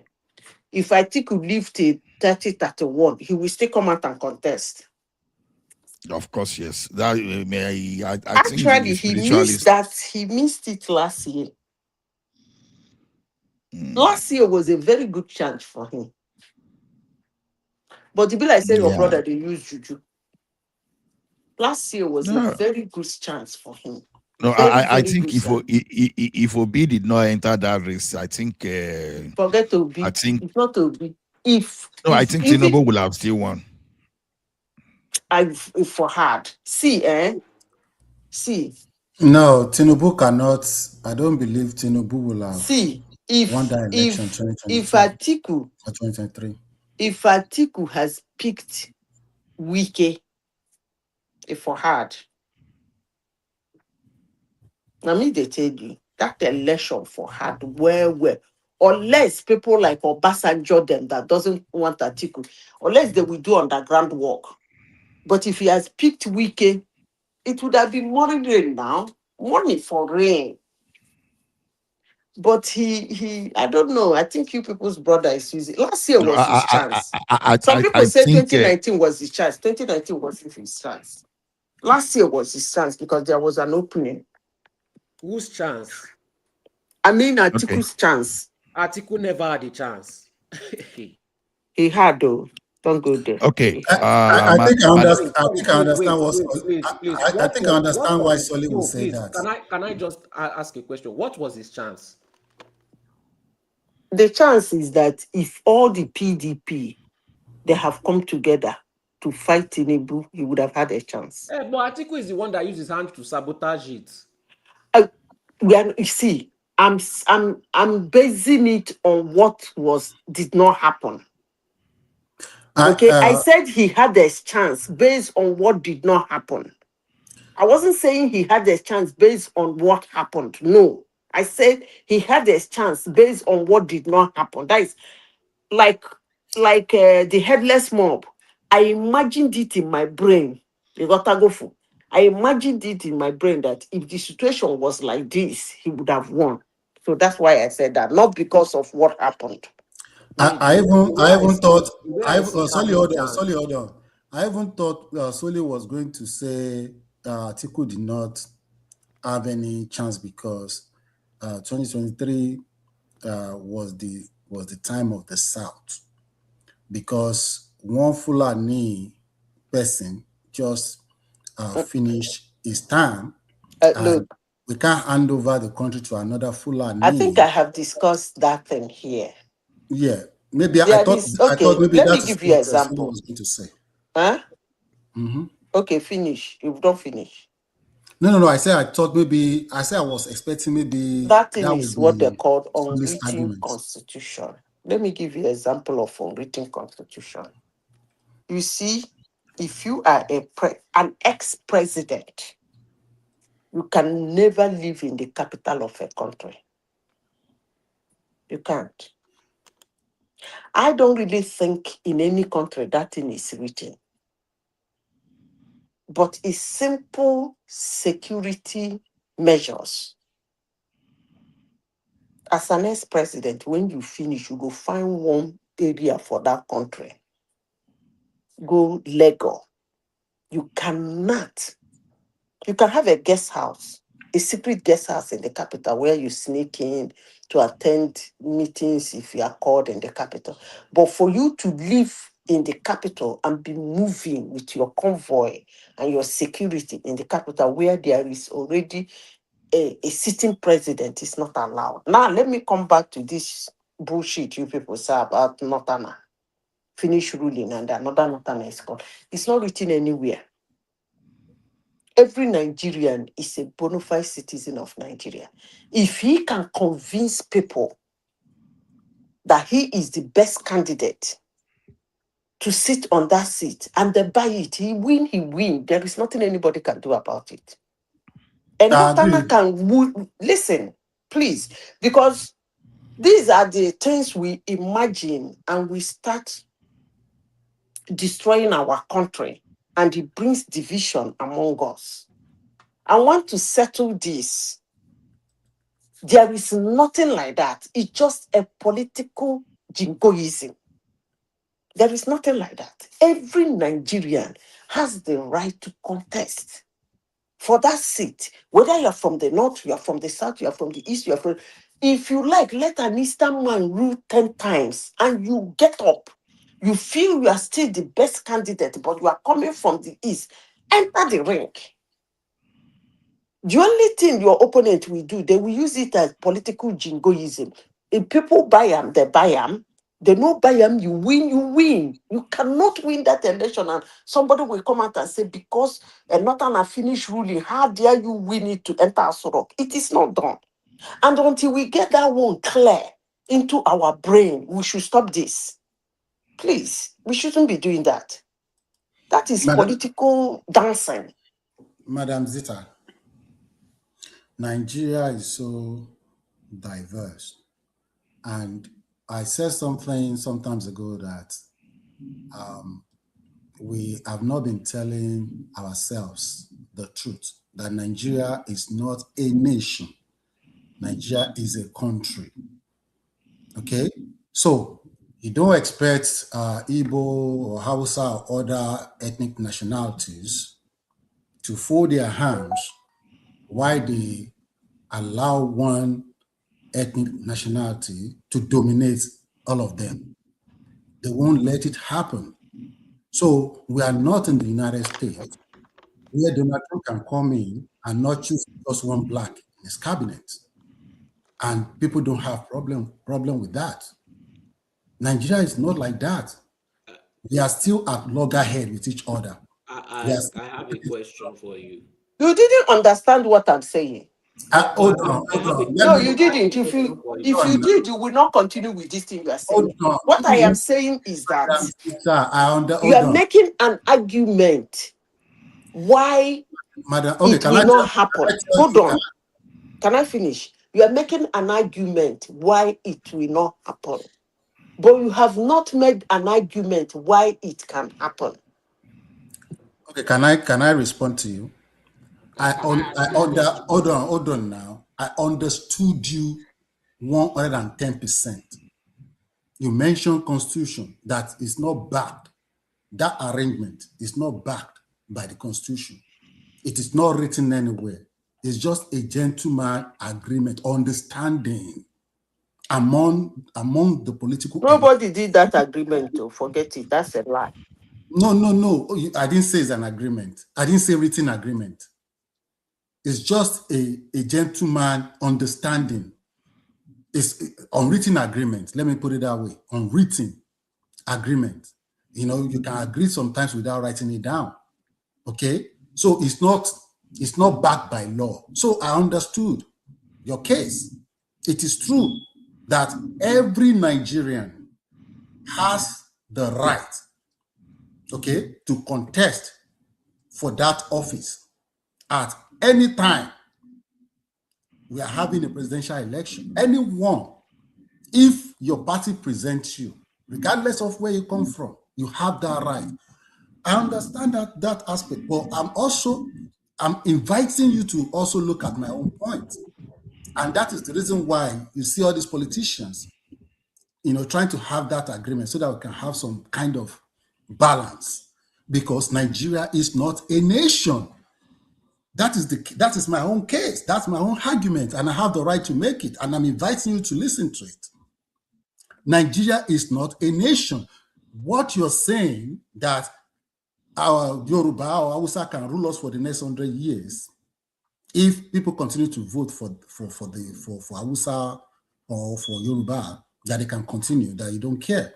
It can only happen in a country that is also a nation, that they are so proud of their country, they unite around a particular, maybe political philosophy, and they all have values, the same set of values. That can only happen in that kind of arrangement or environment or setting or country. Can I talk? It cannot. Can I say something? I disagree with you, Sha.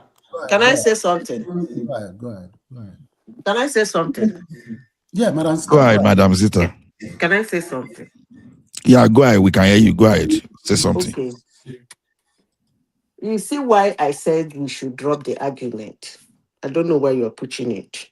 You are making a moral argument, which is fantastic. That's okay. Some years back, in Nigerian politics, it's actually a sacrilege for you to put same religion. Politicians were very skeptical about it. We have two major religions.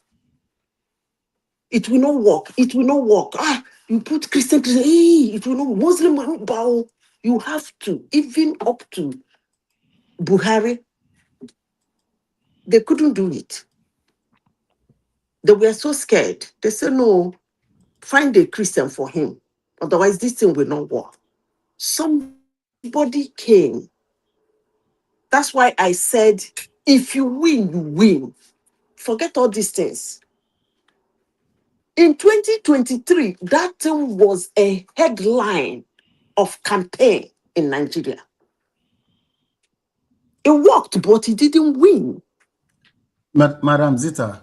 Let me finish. It worked, but it didn't win. Why did I say it worked? It gingered some people. Some people were actually mad. As long as they are concerned, it's a no-go area. Some people, when you mention, they say, no. Me self, they say, make I try vote APC again. I want to then go carry Muslim. It no go happen for this country. Is it not there? So that's why I'm telling you, when it comes to things that are not institutionalized, it's not constitutionalized. It's just a mere moral decision. Like, come on now. Are you people the only people in the country? Let me finish, please. I talk a lot of gibberish. After all, it's my turn. I never even talk. Everybody don't enter. Now soon I no like me, but there is there is God. Say I like you, I'll be your fan. So the thing is that moral argument, yes, very fantastic. You can use it. But I am just trying to tell you something. Don't bet on it. It might not win. And even as I'm talking to you now, something is going through my brain. What if Tinubu finished ruling and brought a Southerner and support a Southerner? What are you people going to do? Madam Zita. I'm just asking a question now. No, they call me Madam Zita. I know say that now my name, no verse. What if he finish ruling? He bring a Southerner. Okay, Madam Zita, let me with a Northerner as vice. Madam Zita, let me interject you. Hold on. Okay, Madam interject. Zita. Hold on. Please. I've been calling Madam Zita since, please. Madam interject Zita, now. I am not making a moral argument or moral case. That's not my argument. I'm not basing my argument on morality. That's not what I was saying. What I'm saying is that you need to look at the people vote based on sentiment. Okay? They will look at the fact that a Northerner just concluded his own term and is also a Fulani person, then people will start to extrapolate that. Why would we allow another Northerner, another Fulani to rule us again for the next 8 years? That is not moral argument. It's more of guy, you are still arguing this thing. The man in question, the Northerner you are talking about in question, came second. I'm not Now, saying what argument are you arguing? I Said drop the argument. It's a moral argument. They win, they win. People vote based on emotion and sentiment. It is a moral argument. If people vote based on emotion and sentiment, they will never vote Muslim tickets. It would never work. If that is the case, if what you are saying is the case, Muslim ticket will never work in Nigeria. But it did. If Tinubu brings a Southerner again, that is what I'm saying. Solely, I disagree with you. Why? You can disagree, but people vote based on. is different. Hold on now. Hey, bros, they win, no. They win. I will rest my case. The man you are saying is a Northerner. Listen, listen. Let me say this. I will drop the topic. Let me say this thing. I will drop the topic. You will speak after Madam Zita. I've called you earlier, but you were not there. 30 minutes? Let me. You know? You were not here when I called you. They are doing me yo. Huh? What did you say? Hold on, Madam Zita. Guys, Ola, you know it's over 30 minutes now. That's what I'm asking you, Ola. Do you know? 30 minutes that I've been doing what? Oh my goodness. You are not even allowing me to speak. Ola, hold on. How many minutes? I can drop, let him take over. And I will time him. No, just I will make this platform very rowdy. How many minutes are you giving? 7 minutes. Ola, I drop. Let him take over. No, don't drop. I give you. Before you drop, Madam Zita, let me ask my question. We were just arguing. I have not even made the first submission I made was on the US stuff before we entered this one, and everybody was rubbing mine to it. I know sometimes people don't like my stance and my opinion, but to hell, when I'm on, get out of the platform. When I comment, when I finish, you can comment. But if that is the case, Ola, I drop, let him take over. Don't and drop. I will time don't him. drop. No, because I don't want that. Please let him take over. So much damn time talking about nothing. I'm trying to interject, but you guys want to spend like freaking 20 minutes to talk about nothing. Okay. It gets crazy sometimes. No problem. Ola, I drop. Daddy now. Ola, let the next person speak now. I drop. Let the next person speak. We do the timing. Look, because I knew that one man was going to sleep. Me that I'm here, say when it comes to arguments, I say myself, I know word for argument too. But for me to keep quiet and not talking, you for no say, I'm even struggling just to manage the platform. So make una. You see, here I was begging the guy, drop that argument. Let's move on. I was the one telling you people in this platform, drop that argument. It's a moral argument. Let's move to the next topic. Let him start. You are the moderator. I did here. Take over. I'm asking you, are you timing? And I said to you, it's over 30 minutes now. Now this person that has the floor. Okay. Now let me speak now. Before I asked Madam Zita to speak, I called you. You were not here. No, it was only after. Oh no! Don't start that. Mama Pyroto makes sense. I was here. You called me, and she said, "Who is speaking?" I mean that she has the floor, and you gave his floor back to her. Don't say you called me. Rational mind, please hold on. Don't. I wasn't speaking when I said take the floor. No, Madam Zita, hold on. Madam Zita, please hold on. Please. Don't do this. Ola, leave it now. Let him go. I said. Everybody, hold on. See, everybody, hold on. I don't want to say all this. You called on me, and she spoke. When is going to be my fault? And you gave out everybody, hold on. No, everybody, hold on. Everybody, please hold on. The panelists here can bear me witness. Intentionally, I mentioned rational mind 3 times. Then Madam Zita said, "Oh, hold on, don't go there. See, you are questioning my integrity and honesty. I don't know why I have never confronted you like this before. But as you hold on. You are That's a lie. questioning. I Hold on, didn't say hold you're on. lying. Confronted everybody like That's that. Ola, falsehood. let him go now. Leave Falsehood. it. You Haba. called on me. No, Let him go now. no. Why are we arguing? Let him go. Why are we No. arguing? Let him You take the called on floor. me. But you No, called on me and then Ola, shifted let him take the floor, please. and We then are making it wasting mental like time. this is Some other publicly people comment. are What are you waiting. talking about? No. That's not even the point. Someone Don't cannot give him stay the here. floor. Hold on, stop. Everybody stop, please. Otherwise, we call it a day. I have my own madness too. The thing is this: someone is querying, is calling my, is indicting my integrity here, and the panelists here are my witness. If you want me to go back to the video, I'm that crazy to that extent that we go and edit it out and put it here. You go back. Called Go you. back. Hold on, Go Rashanama. back to Ola, let me talk. Rashanama, hold on. What Rashanama said was true. He said you called him, but Madam Zita said, who is not It's supposed to my be turn. speaking? Yes, that's That what is you my got turn. to. Yes. And you gave the floor to Madam Zita. Yes, because that's That the other one what man called happened. it before he left. Yeah, that Yes. was what happened. So don't let us argue over this. Rashanama was right by that statement. So don't let us argue over it. Please. Let him take the floor. So why we did are you not all say I didn't adults. call him? Why He did you say said I you didn't call called him? him. He didn't say you didn't call him. He said you called him, but before he could respond, Madam Zita said, who is speaking? That is it not a turn? And you gave the floor to her. That was what Rashanama said. We just have to be, we have to listen to each other well. We should take time to listen to each other rather than just want to talk or outsmart the other person. We shouldn't argue over this at all. Please, you can give the floor to him. Okay, that's fine.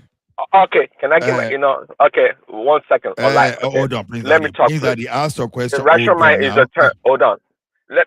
It's enough, guys. Rational mind is a turn.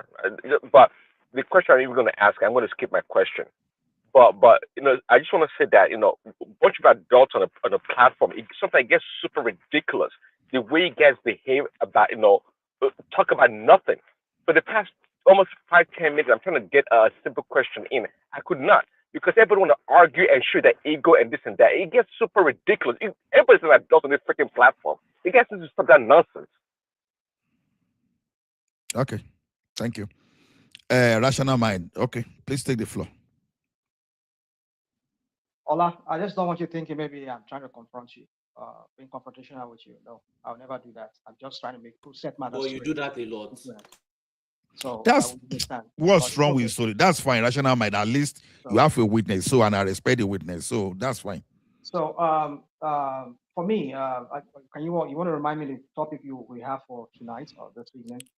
Okay. The topic I want you to go first. Okay, it depends. Pick the one you like. These fake agencies that are now becoming the trending thing in Nigeria. Nobody knows. Probably we have more than scores of fake agencies. Then the other one is this Tinubu certificate saga that will not go. Then can someone remind me the other one, please? Let me treat the first thing you mentioned. Of that case in US, and then we can also talk about the subsidy that the subsidy restoration. Okay. Mm-hmm. So let me just speak about it first. For me, you see, the issue of these phantom agencies that we are hearing here and there. There's no way Badabi Amila can wash himself clean, and there's no way Tinubu can wash himself clean out of it. I know what they are trying to do now is just trying to save face, trying to make it look like Badabi Amila doesn't know anything about what's going on, or some of the top people within the Asoro circle that doesn't know what is going on. There's no way Badabi Amila can wash himself clean, and Tinubu himself cannot wash himself clean. But the fact that he's trying to cover up for his right-hand man, in a sense, Badabi Amila has been a very close associate of Tinubu for many years. So he won't want to see him fall from grace or some kind of made-up grace, as I will call it. So there's no way Tinubu can extricate himself from all this crap that is happening within his government. Now they're trying to create another impression that, oh, there are so many of them. How could all of this, ghost agencies find themselves in the appropriation bill that was passed, that went through the executive to the National Assembly, and everything was not scrutinized. And this guy, the first guy that was caught in the act, said he paid, but then they caught this guy, they silenced him. At least before he was silenced, he has let out so many cats out of the bags, but now that we don't even know where the guy is, we don't even know what music the guy is singing now, because he's under incarceration. He wants to save his own neck, so probably he wants to change whatever he has said previously. For him to have come out that way and spoke about Gbajabiamila, implicated Gbajabiamila, it means there's been some kind of racket going on in that within Aso Rock circle that they've been selling. Now, mind you, keep in mind too that people have been saying that right from time that they've been selling slots to people, giving people's appointments. If you can pay, the highest bidder gets those positions. So we said that this guy, what you just need to know is just, I've said it here oftentimes, just look at pattern, just previous way of living, of acting, will tell you how somebody would act in the future. It's all about pattern here. Nigerians can read pattern very well. This is the same Gbajabiamila that had issues here, that ran away with his client's money. And same Tinubu we're talking about, that has a file here with the U.S. Law enforcement agencies, not just with the FBI alone. DEA was one of them. What's it called? CIA is one of them. FBI. FBI, DEA, CIA, and all of that. He has so many corruption or some criminal thing that probably they were never prosecuted, because one thing about America here is that if you can plead your case, you get a good lawyer, and you can snitch. You want to be a snitch, they can cut you loose. If you can do a plea bargain with them, that we have had instances of people who were used as snitches, just so they can snitch on their other members, and then they can cut them loose. Okay, can I put something to you? So what is it you want to put to me? Okay, now, are you aware that the initial money involved was over $1.4 million? So the question is this: why did they now come to just $460,000? Why did they now release the remaining over $1 million? So what happened? Dude, let's not do this. Why did they? No, I'm coming. I'm coming. Hold on. Don't give me this. See, sometimes you do this. I don't know. I used to think you as somebody. I don't know how you became the way you. I mean, not to attack your person.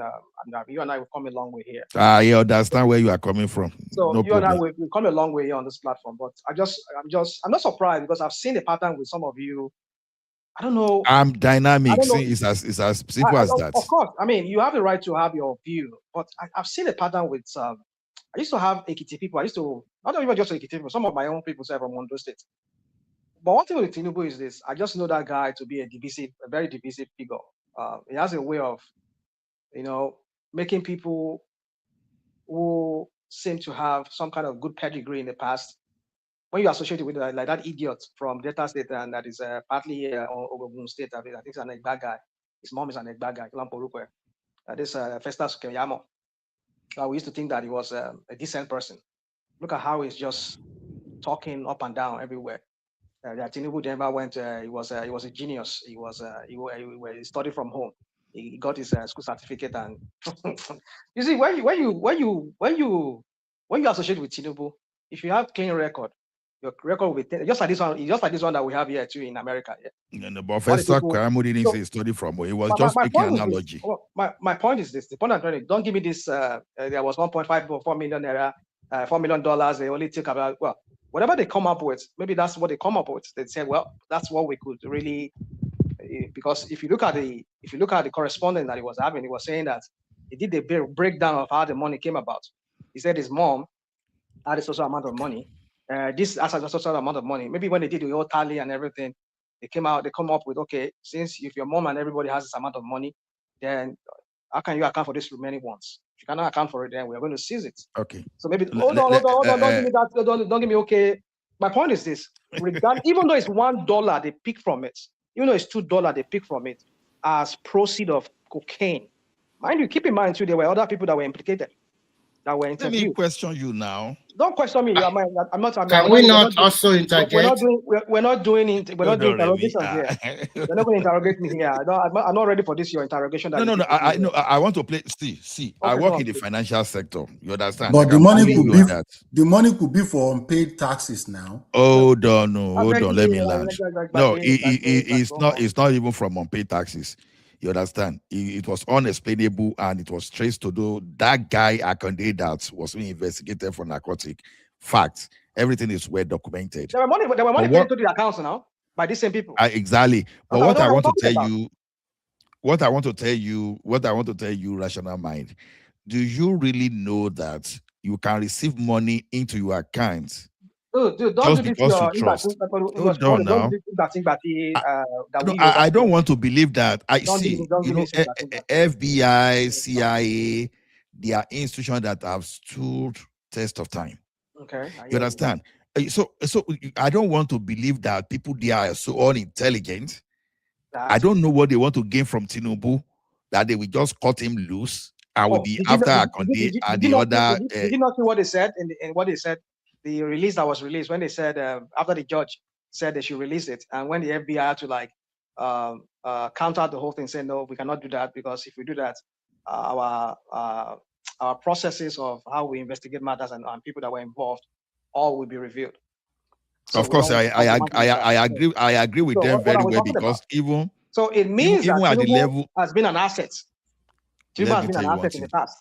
No, hold on. If you see an auditor or people that has worked in inspectorate here, they might likely agree with what FBI said, because number one, when you add, let me quickly No, go on. I'm tell you drinking a water. story. Go on. I'm drinking water. I'm just drinking water. Go on.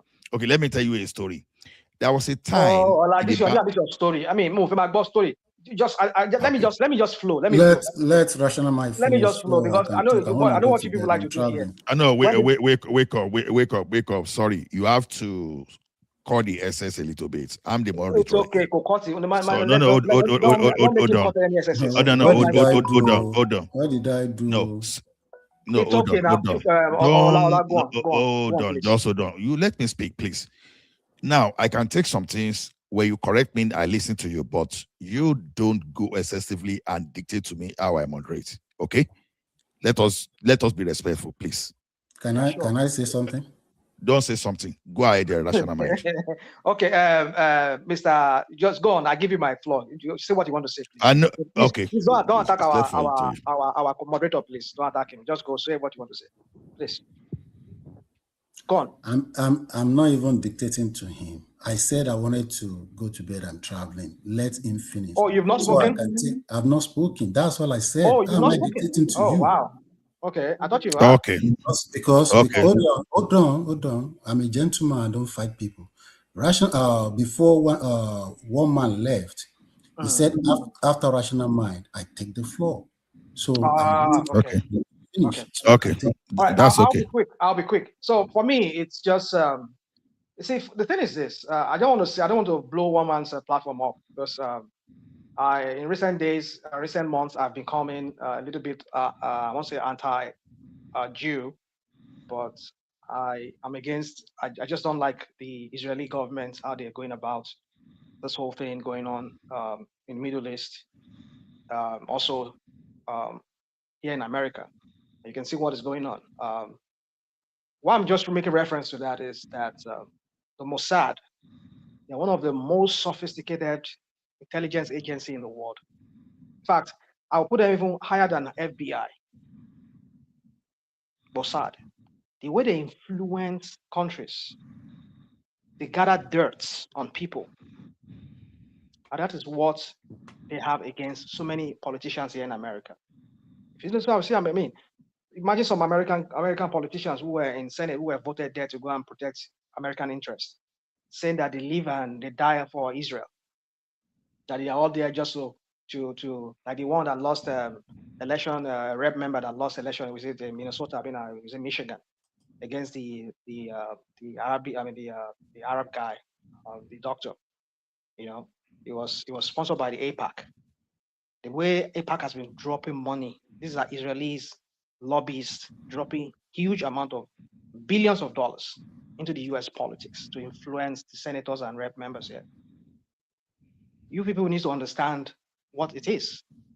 Now, the way diplomacy is going now is you gather dirt on your opponents, use it against them. Only God knows what the US government has against Trump. And some of the people working in the White House and people in the US government, like in the House of Rep, that they're not their puppets. We can see a genocide going on in the Middle East. Everybody just act like nothing is going on. People were being wiped out. We remember in the 1930s, when the Jews were being victims of the Holocaust, how the whole world rallied against them, rallied against the Nazis. But then now the same people now that are not doing it against certain people. But then why are the American politicians not saying anything? Why are they keeping quiet? Why are they giving them more money? Why are they supplying them more ammunition? Why are they fighting their war against Iran? It's because they have dirt, no doubt. We know of Jeffrey Epstein. We all know many of those. If they release that file, you know how many American politicians and like we're hearing about what Microsoft is doing. Some Microsoft employees, they had to protest. Why would Microsoft allow the U.S. The Israeli government use certain part of their application? They protested, but they were sent out. They were fired. That's to tell you how powerful Mossad and the Israeli government that they influence. So if your governor or your president or your House rep members in a country, if they are compromised, your country is effed. That is what I'm trying to bring up. Why I'm bringing up this with you, with Tinubu. If Tinubu has this all crap that FBI will not release because they feel it's going to be damaging. Now, even said, not just even the FBI, even he himself said it through his lawyer that if they release anything, it's going to be damaging to him. That's what he said. So what is it that they have on him that's going to be damaging? So why would we want to have somebody like that in our political office, in the highest office, when he will have to sell us out, sell our top secret out? Sell our people out. Why would it not be a pawn in the hands of these foreign governments? Like ours here in America is now in the hands of the Israeli governments. No disrespect to my Jewish people. I love my Jewish people. I'm not anti-Semite. I just don't like the manner and process by which the the Israeli government. But your statement have been anti-Semitic for the most part, rational man. And to your point, dude, don't play that crap on me. I'm not going to allow you to play that crap on me. Please don't do that here. Please. What is it? What crap am I saying? Don't play that crap on me. I'm not going to go with that. What crap is that? What you're about to say. What you were saying now, what you were just trying to say. Don't put that on me. Yeah, I think your statement were anti-Semitic. Yeah, I said that. That was loud and clear. But anyway. So, would you allow me to speak? I'm not going to allow you to say more than that. Just let me speak. Let me go on. So my point is this, is that, you see, the way politics is played, international politics, geopolitics is played now, is whoever has dirt on anybody now, they can manipulate. Look at the Arabs. Look at what is going on. The Arabs now, they're all like puppets now. We used to know that Qatar, the UAE, used to be anti-Israel governments before. Now, Mossad now has a presence in Qatar and UAE. Look at Saudi Arabia. They're just all playing along because they don't want to offend Trump, and then they just want that. So my point is this: is that if you have a president that is compromised like Tinubu, your country is effed. Your country would just be a puppet. Your leaders will be puppets. They will be at the whims and caprices of this foreign government. They'll be controlled, like ours here in the United States is being controlled. So my point is this: is that Nigerians cannot afford to have a compromised leader like Tinubu. That's my case here. Question, please. Hold on, Remy. Do you know why? I just asked him politely if he doesn't mind. It's just because of wake up. Hold on. Go on, Remy. Go on, Remy. I'm not stopping you. Go on. I want to ask you. Okay, my question. Hold on, rational mind. If Remy asks you a question, will you just allow wake up to speak? Then we are left here continue. No problem. You can go. So my question to you is this: first, I have two questions together. First, is there a perfect human being? That's number one question. Number two question is that once you put your head into politics, whether you like it or not, don't you think your hand is already dirty? So can you put the two together and respond? Thank you.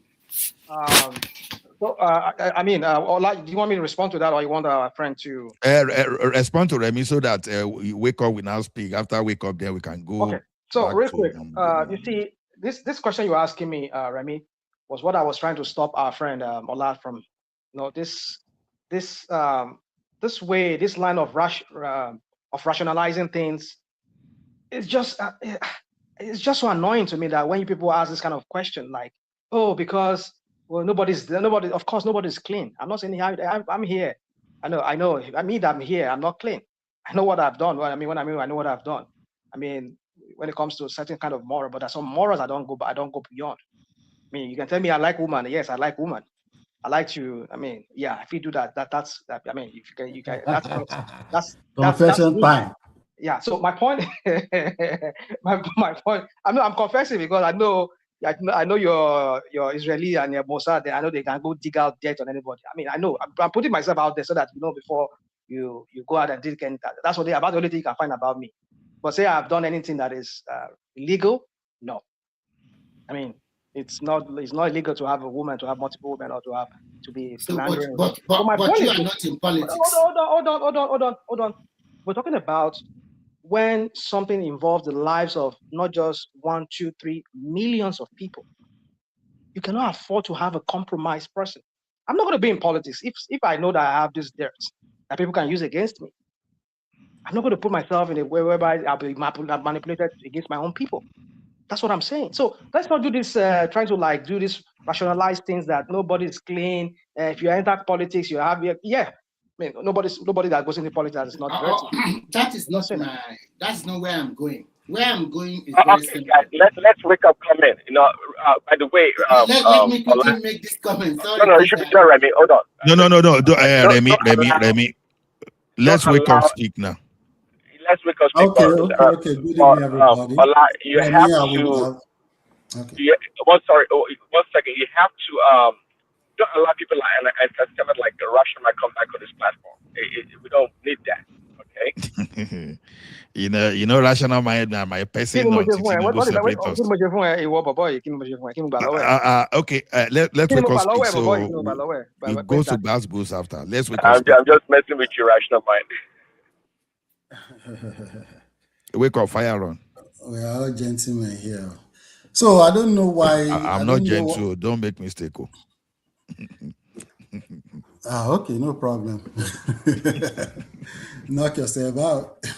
Okay, I don't know why people, all these politicians, I don't know why they are wasting their own time, and they are also wasting Nigerians, people's time. I don't know what they are trying to accomplish by trying to dig up this dirt against a sitting president. They are not only trying to embarrass a sitting president, the president of Nigeria, they are trying to embarrass all Nigerians, okay? Because that's our number one citizen in this country, okay? So I understand the moral argument that Rational Mind was making, that how can you have a compromised person as a president that, the foreign nation will be able to use that to manipulate him? Well, what I'm going to say about that is that as a president of a country, of a third world country, you don't even have any power or any leverage against all these almighty, all powerful countries like the United States or even the United Kingdom. What happened? I can't hear him anymore. Anybody hear me? Hello? Yeah, I can hear you there. We can hear you. Why are you interrupting this guy, Prince Daddy? Let him continue. We can hear you. What's going on? Oh, okay. Thank you. So, as a president of a developing country, third world country, you don't even stand any chance against these people. If they want to influence whether they have a dirt about you or they don't, they will always have their way. Okay? So, but I understand that we shouldn't, we shouldn't have our president having, dirt that another country can use against him to maybe, obtain leverage or something like that. So, but I don't understand why Atiku camp and the big camp will continue to pursue this, because we know that they took this court to the Supreme Court, and Supreme Court dismissed the case. And that's number two. Even let's even look at the cases. US, alleged that some monies, made their way into someone's account, and they believe, those monies were proceeds of maybe narcotic, but the person that owns the account was not alleged to be the person selling the narcotic. Instead, they were accusing someone else. So, like the argument that Ola was trying to make the other time, that your friend can even use your account, because I believe that time maybe they didn't even have papers, maybe because they left the country, because of fear for their life, because of political persecution from the then military administration. So maybe they were all there, they didn't even have paper, and they were trying to survive, and not all of them maybe had bank account at that time. I'm not making a case that they were not doing narcotic or they were not doing drugs. I'm not making that case. But the person who owned the account was not the accused person. He was just involved because his account was used. And the US government did not prosecute, it wasn't a criminal prosecution against him. And at the end of the day, in their own wisdom, they let majority of the money go, and they took some of it, okay, without any major indictment. So 30, 25 years after, some people are trying to use that against the sitting president, where they have a lot of issues that they can bring up, to hold this government to account. They have issue. I can go to subsidy because I had. Go ahead, Rasham. I wanted to interject. You said they have. Can I say something before he goes ahead?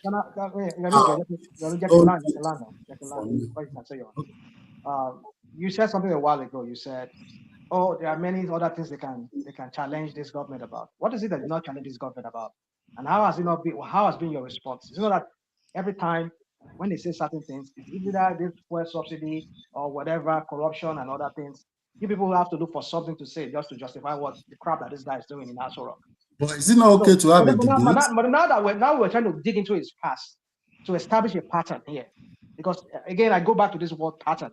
You people don't seem to understand when that word is used in criminology. You need to set a pattern here that this guy has a pattern. It has a pattern not just of the drug case that he was involved, maybe directly not involved, but at least it's like you said, his bank account was used. Also, we have something that has to do with his name, his true identity. Who is this guy? Because of course we know that this name that he's using is not his real name. Rational mind. When we question all these things, you people have to bring one thing or the other thing. And when we question the other things, we're talking about either is the way he was running the country, his economic policy. You people will always bring one thing. What are we not talk about? Rational mind. Go on, those are legitimate concerns that you have. But what I'm saying is that this person has been president for close to 4 years. He's already the president. All these we don't even know where he came from. We don't even know whether he's from Iragbiji or from Kutuweji or from whatever. He's been president for crying out loud for almost 4 years. There is nothing you can do about that. And he's going to, his party has also nominated him. Is now a candidate under APC. to run for that office, and there is nothing you can do about that.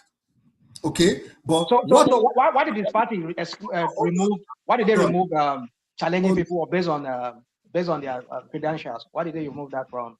Why did they put that in the electoral law? That is what I'm telling you. There's nothing you can do. This guy is entrenched. I'm asking you, why, if they know that this guy has no skeleton in his cupboard, why did they remove that? Is that not what I'm saying? He has blocked all the loopholes that you can use against him. I know, that's what I'm saying. Just to tell you he's a criminal. That's what I'm saying. Whatever you call it. Can I have the 1 minute? Can I have the 1 minute interjection? Let me quickly make this interjection. Let me hold on. You will interject. But rational mind, that is what I'm saying. Instead of you using a genuine, issue that Nigerian people can connect with, that we can have a good debate around. Leave his personality or his personal whatever. Leave that alone. Let's talk about issues, real issues. Okay. Poverty, insecurity. Okay. How do you solve poverty problem in Nigeria? How do you solve insecurity issue in Nigeria? How do you restructure that country to work for everybody? How do we develop our economy? But you had article now. You had what article? Okay, let me quickly contribute, please. Interject, Remy, then I'll continue. Okay, one thing is this. If you call somebody a criminal, then a person you call a criminal should have been convicted by court of law. The case they are talking about in America is just a mere civil case. Yes, and anybody can find themselves in a civil case easily. And then if truly this guy is a drug bearer or whatever, don't you think they would have sentenced him to jail in America several years ago? And for them to also take some money from his account, they did not forfeit the whole account. That okay, all the money in that account will confiscate it. And when you talk about you don't know his background or something like that, does Nigeria have the necessary data or record when you were born in the 1950s or even in 1960s up to the 1970s? Is it not the National Population Center started out doing that stuff in 1990? Let me finish. Calm down. You people make is so nauseating. Can you calm down? Very nauseating. The way you it can be nauseating. Can bring up this and so that. Let me finish, please. Let me finish. If you say it's very nauseating, it's also nauseating for us to also listen to you also as well. So it's the same thing. So the way I see this is that if truly America have a good record on him that he's a drug bearer, they would have convicted him since when? Since when? Yeah, and when you talk about record in Nigeria about childbirth, it's happened in the 1990s when they started to have National Population Commission that you have that birth certificate. So let's be factual here. And whatever you can say about him, you cannot say this person is a dullard. You cannot tell us that Mobile and the rest of them that employ him to work with them as a treasurer or accountant, they are stupid. So okay. sometimes we just let's move on. He already is your president, like what Wake Up said. Nothing you can do. And the opposition, instead of talking about issues, they are we are moving on. You are not moving on. Okay, guys, let me we're not moving on. It's just because one man brought it up because one man saw it in the news. That's why we're talking about it. Right, so don't give us this let it go. What are you talking about, dude? Okay, it's in the news. That's why we're talking about it. Rational mind, it is your right to continue to talk about it. That's what we're talking about. But this is what I'm saying. I like the argument that Remy was making that maybe in those period, people don't have record of their, birth or something like that. And I can even say that majority, I don't want to say majority, and I know a lot of civil servants and even many politicians, they are using a declaration of age. They just declare one age. That is even common in civil service. They are not using their real age. I hate interjecting you, but you people, the way people are talking about, we have people that went, like, what's his name? Femi Fawemi. Actually, Femi Fawemi.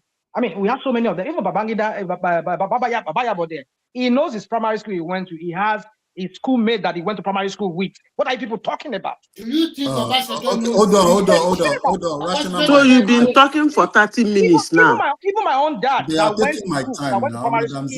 He knows his primary school, even though I agree that some people don't have that age. They don't have that age. We don't have record back then. But They have people that they know them, they went to primary school together with them. What are you talking about? Rational mind. You yourself, Rational mind. I don't know if people just come here, you just have to just spin this thing, you spin things around like as if No, rational mind. we're all messed Rational up mind. again. Like, You didn't. I don't believe you. You listen to me.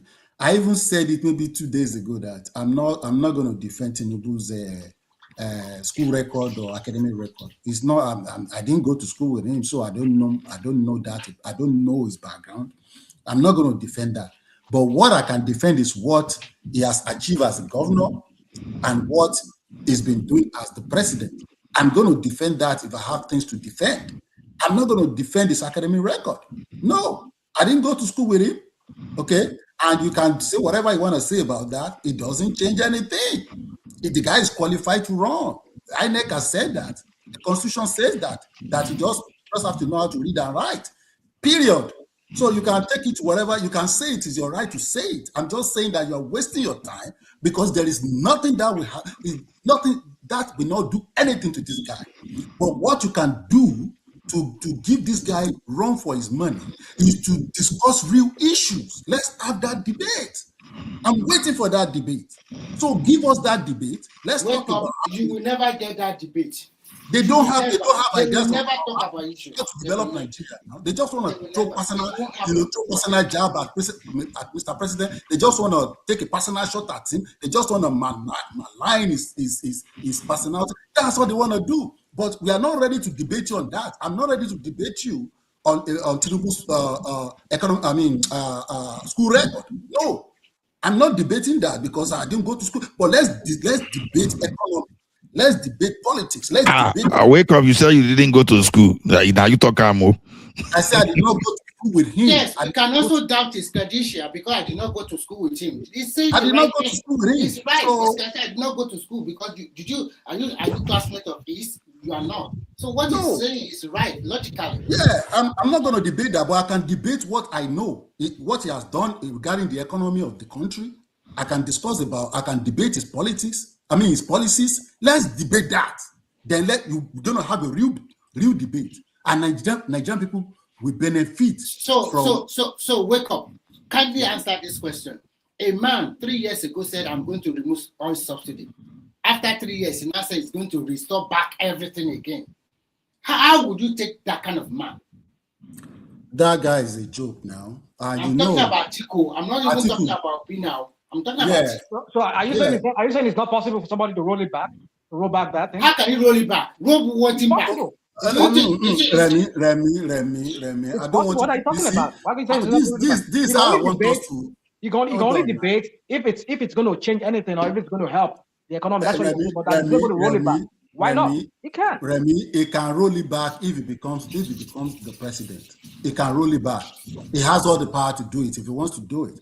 Okay. But he has to go through the National Assembly again.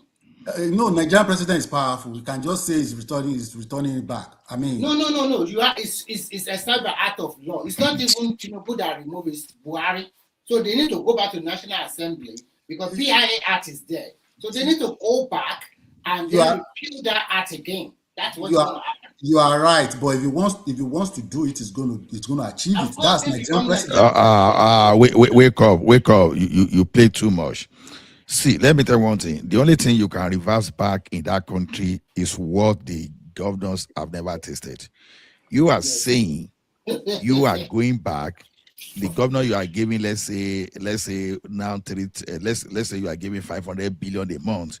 You are saying, please, by executive order, I'm returning your money to 100 billion because I want to pay subsidy. Now, no. This is a constitutional matter. No, you don't get what I'm saying. You don't. I don't want you to stress it too much. You don't get what I'm saying.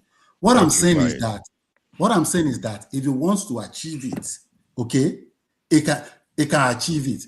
It might not be the right policy, okay, to implement, but if it's bent on achieving that, it's going to rally some people, maybe it's going to bribe them or something. Nigerian president is very powerful. He's going to achieve that, but is it a right policy? No.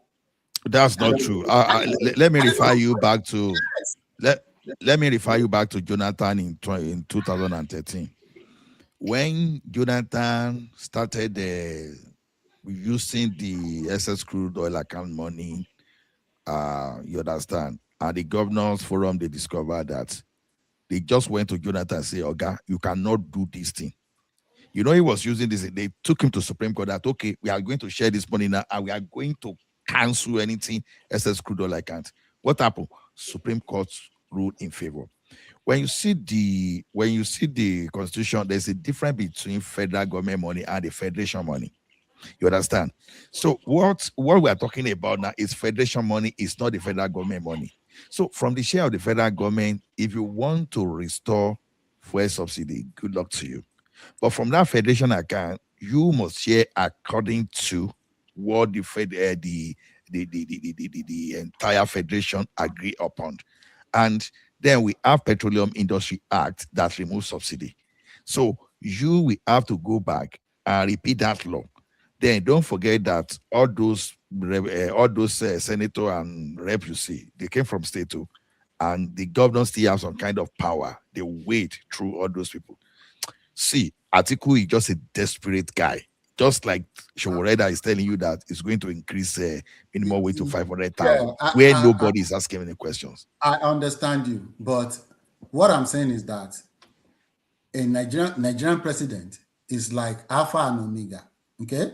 Obasanjo could have done third time. It was that easy. Obasanjo could have done third time. Obasanjo is not a smart president. If he was a smart person, he will have done third time. Okay. Really? Now I'm telling you that is we're in third world country, my friend. We're in third world country. If he was a smart president, he will have done third time. Period. But Nigeria thought what is not Cameroon. We are not. They can change the constitution. Oh my God, they will change it now. They will change it. Do you know what it takes to change the constitution? You need the apart from 2/3 majority from the National Assembly, then you need the 2/3 majority of the state.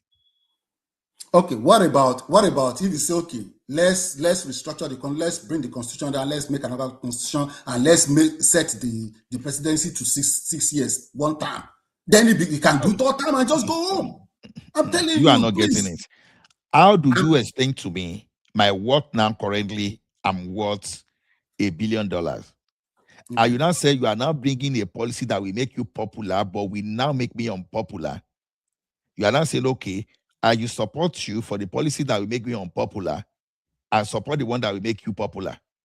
It doesn't see, because by the time you are doing that, you are making the state governors unpopular, because already the state governors that were even sitting on local government money, and you now want to cut their money.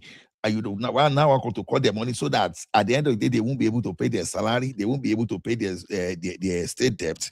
They become unpopular in their state, and you, as the president, you are popular. And you think the state governor will accept? They won't. Yeah, Atiku is not just a smart man. Let me tell you, if you want to reduce the price of fuel, because I believe that's his problem. If he feels that the price is too high. If he wants to reduce that pump price, he doesn't have to reinstate the subsidy. He just needs to, make Naira strong. That's it. If you can bring Naira to appreciate against dollar, maybe let's change dollar for 700 Naira. Then effectively you have brought the petrol price to like 300. Period. They just don't know how to get whatever they want to do. So I is supposed to make. Say that. Okay, Bishop. Let Bishop speak. Okay, thank you. I've tried to interject a few times. So how do you magically bring the value of the Naira to 700? Let's be to fact. Okay. How do you magically, you just decree it, or you just, what do you do? I can explain that to you. We have different currency management policy that you can use. Give us 2 or 3 examples. Okay, you can fix it.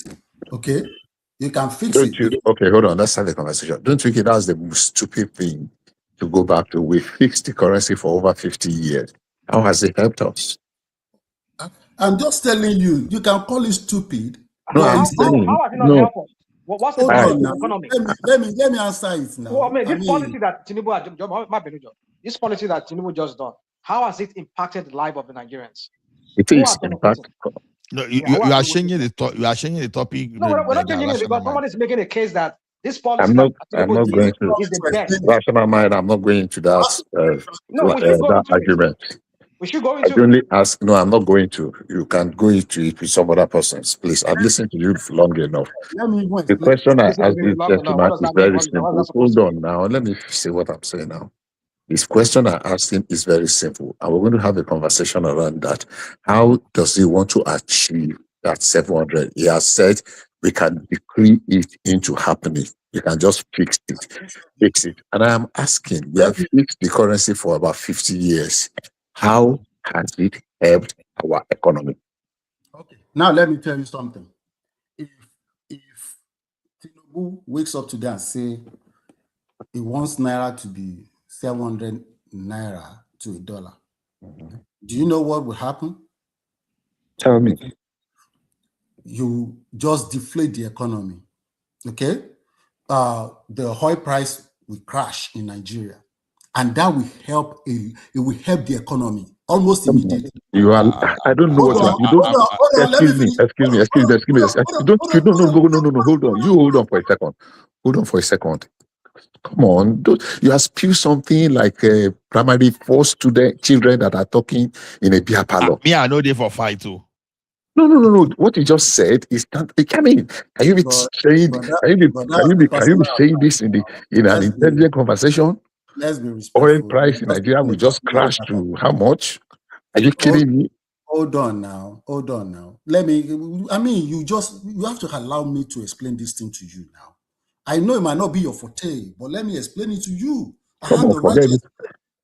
Let me explain it to you. You ask question. Let me defend myself. And you don't have to take a personal shot at me and say I'm talking like a 4-year primary school. No. There's no right question. There's no right answer. There's no wrong answer.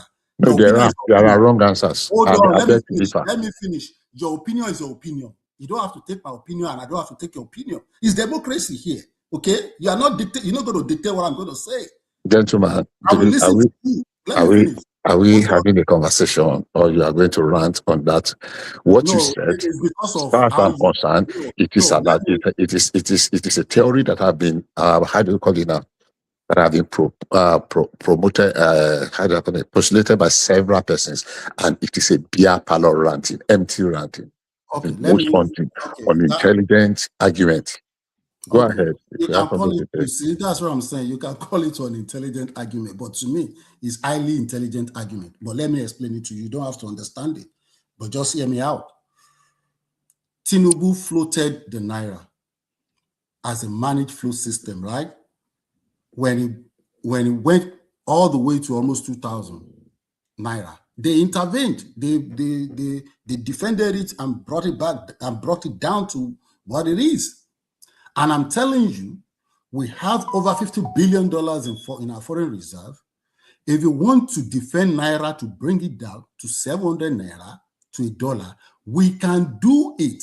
And I will tell you how we're going to do it. That is where we're different. I will always explain to you how things will be done.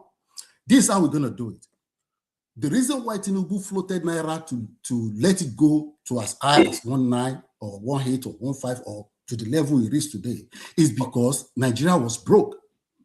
When you get your foreign currency from oil, you don't want to, on the other hand, give it away in form of subsidy or subsidizing naira, right?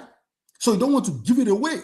So you need that money to run your budget, okay? So you don't want to defend your naira, let it float. You want to conserve your dollar because you don't have it in excess.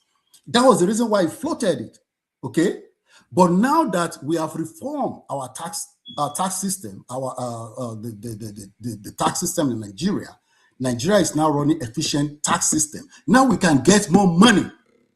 If we have more money from tax revenue, and we don't have to depend on, extracting money from the rich people by, letting the naira to float and get that get money from them because they are the one sending their children to school abroad. They are the one buying expensive foreign goods and they need dollar. So you are taking that money from them to run the budget.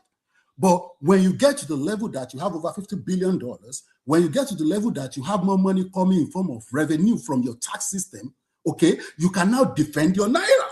You can defend your currency. Professor, hold on, sir. Professor, wake up.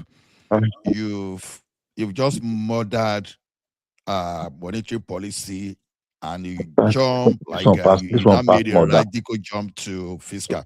This one See, passed let me murder. tell you. Hold on, sir. Let me tell you something. What you've just done. You think if you fixed naira to USD to 700, you think Nigeria is gaining. No, you are automatically losing about 48% of your naira. That you see, okay.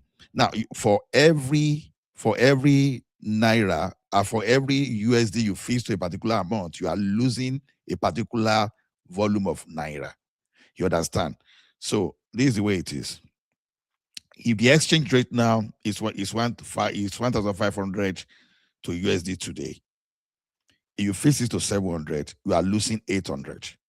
The 800 you are seeing that you think is on paper will reflect in the allocation to the state, because your alternative for gone now is the allocation to the state for subsidy.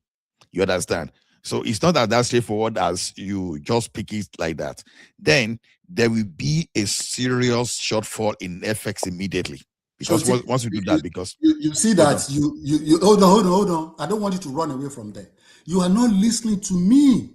You didn't listen to me at all. I see. I don't need to listen too long before I see the. But you just They only want to hear what they want your to hear, so argument that they does. can I attack can you. even say your No. That's how it is. I can Yeah, even say your argument doesn't make sense. Rational mind. I may not be a teacher of economics. I'm a student of economics. I just want you to know that. Right.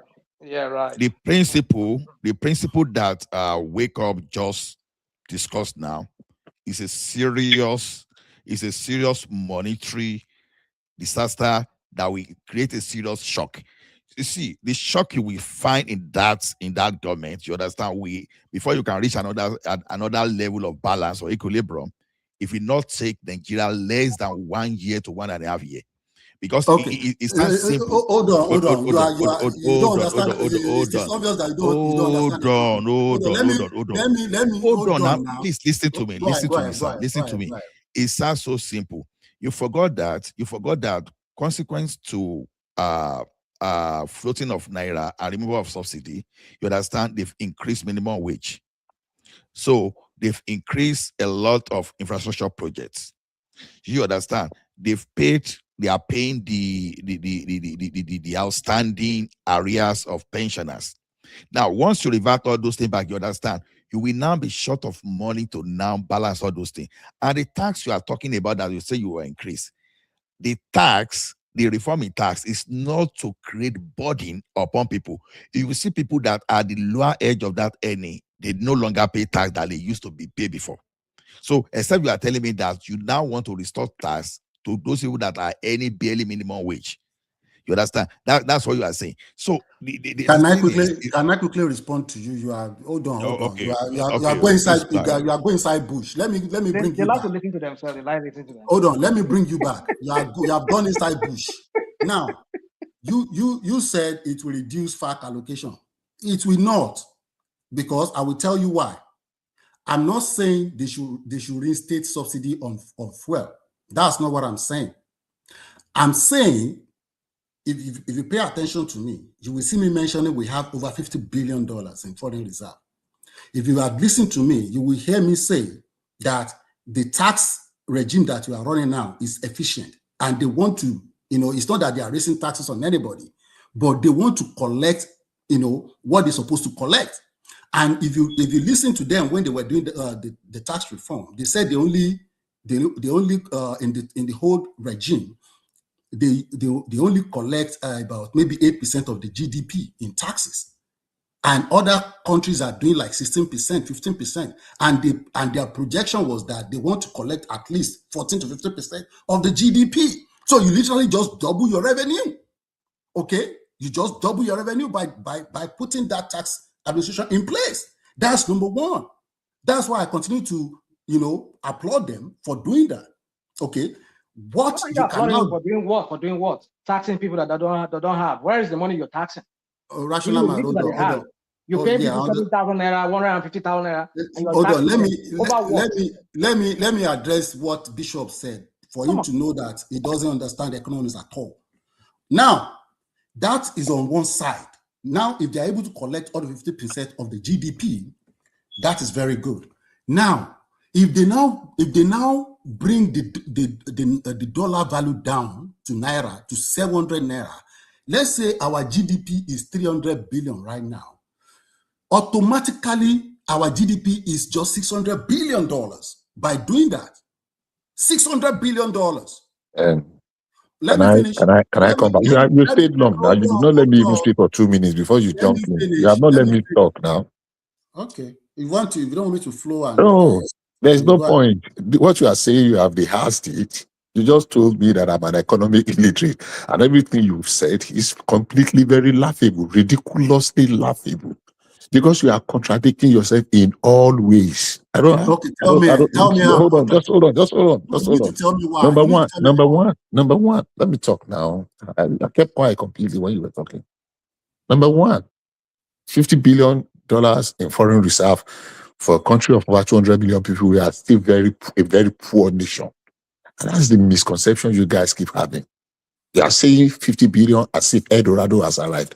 And 50 billion will barely take us for 10 months. What do you call it? Credit, letter of credit to cover imports. Just barely 10 months. Now, we have a subsidized dollar. There are three things we are missing. We're talking of floating. Some people call it devalue the naira, the dollar, the naira, and that's why. No, what we have been doing before was to subsidize the dollar for the rich. And that is why it has always been very scarce. When I say very scarce, it did not just start, the dollar scarcity didn't start today. It's been for over 30 years. Over 30 years, 40 years. I remember when Abacha introduced a decree, people that have domiciliary account in Nigeria that have saved their money, they want to come and collect that. He insists that they must pay them a CBN rate, which was about 30 naira to the dollar, then 28 naira, 30 naira. But so people who have access to it, take it to the Malam and the other side, at the other side of the road. So the scarcity of dollar did not start today. And what we were doing is simply because we were subsidizing the rich. If we return it today again, a lot of people will pull out their funds from Nigeria, because when it is time for them to repatriate their money, they have brought in their money. CBN will give them a exchange. When they want to take back their money, they will not be able to buy it at the rate from the CBN again. And they will not be stuck with naira that is useless for them. So they will be forced to go and use money that came in to go and buy from the black market, because CBN will not have dollars to send to them. We have been here before. We spent decades trying to fix this thing. Do I think it's going to be El Dorado in 1 or 2 or 3 or 4 years? No, it's going to take some time, because it did not take 10 or 4 years to destroy our economy to where it is. It took us more than 50 years of rudderlessness and visionless leadership and rulership to get to the quagmire we were, to get to the precipice we were at the very edge. So if anybody thinks that things are going to turn around like you flick the flick of a what do you call it, of a light, then hold on, just hold on, let me land. No, you've been talking now. Can we interject you now? I have not been talking. No, I've not been talking. Rational mind, no. I am not rational mind. I have not. You have spoken. I have listened to you. Listen to me. Let me land. Let me land. Rational mind, I won't say that. I have listened to you for long enough. And you do this all the time. I have listened. I knew since when you took over from Zita. I listened to you. Okay, Rational mind, don't be telling Rational mind, please. Rational mind, please. If you get to a point when you are on this platform, I'll just excuse you or just leave you. Just hold on. Hold on. I'll just excuse you. Everybody, please hold on. I'll just if you cannot be doing this nonsense. You cannot be no. You several times here you have refused me to Everybody, hold on. Let me moderate, please. I'm begging of you. Please. Rational mind. Let Bishop round up. What are you Then we talking take about? it from there, please. I think I What are we still had talking the about? floor. They just interjected me and Hold took the on floor now, from please. me. Okay, let's Bishop brand up in the next 2 minutes. Then we go back to you, please. Let's just have a way forward. Hold on. Before you go too far, I had the floor, right? And you wanted me to yield for this to our friend here. For wake up, yeah, I know, and I know, I agree. I didn't speak for long. I only spoke for one or two topics. So that's why I'm and then saying let somebody's me telling me you moderate. listen to me for so long, like as if this your normal talk you use here every time. It doesn't matter. It doesn't matter. It doesn't matter. It doesn't matter what anyone says. I'm trying to interject you, and it's like trying to push me off, like as if permit me to allocate the time. Okay, permit me to allocate the time. Okay, sorry about that. Bishop, if you can just round up in 2 minutes. You said everybody hold on. Why did you mute me and left Rational Mind ranting? Why did you do that? No, sorry, no, because good night. Let me talk Good night. now. Good night. Thank you. Good night. Thank you very much. Talk now. Thank you very much. Good night. See you tomorrow. Oh, don't go now. Don't go. I don't know why people behave like this. Okay. Wake up. Okay, Go ahead and round up and just spend like the next 3 minutes so that we go back to. Okay. So, what I was telling Bishop the other time, that even my president, President Tinubu, knows that the true value of naira is 700 naira. It's 700 naira to $1. That's the real value of naira. The reason why we have naira, devaluated or undervalued is because it needed money to run the budget. It wants to take from the rich. The rich people are the one going abroad, importing stuff. It needs the money from them. That is why we set it this high. It's a managed float. But the real value of naira is 700 to $1. And it's going to do it before the end of the How do you get to that point?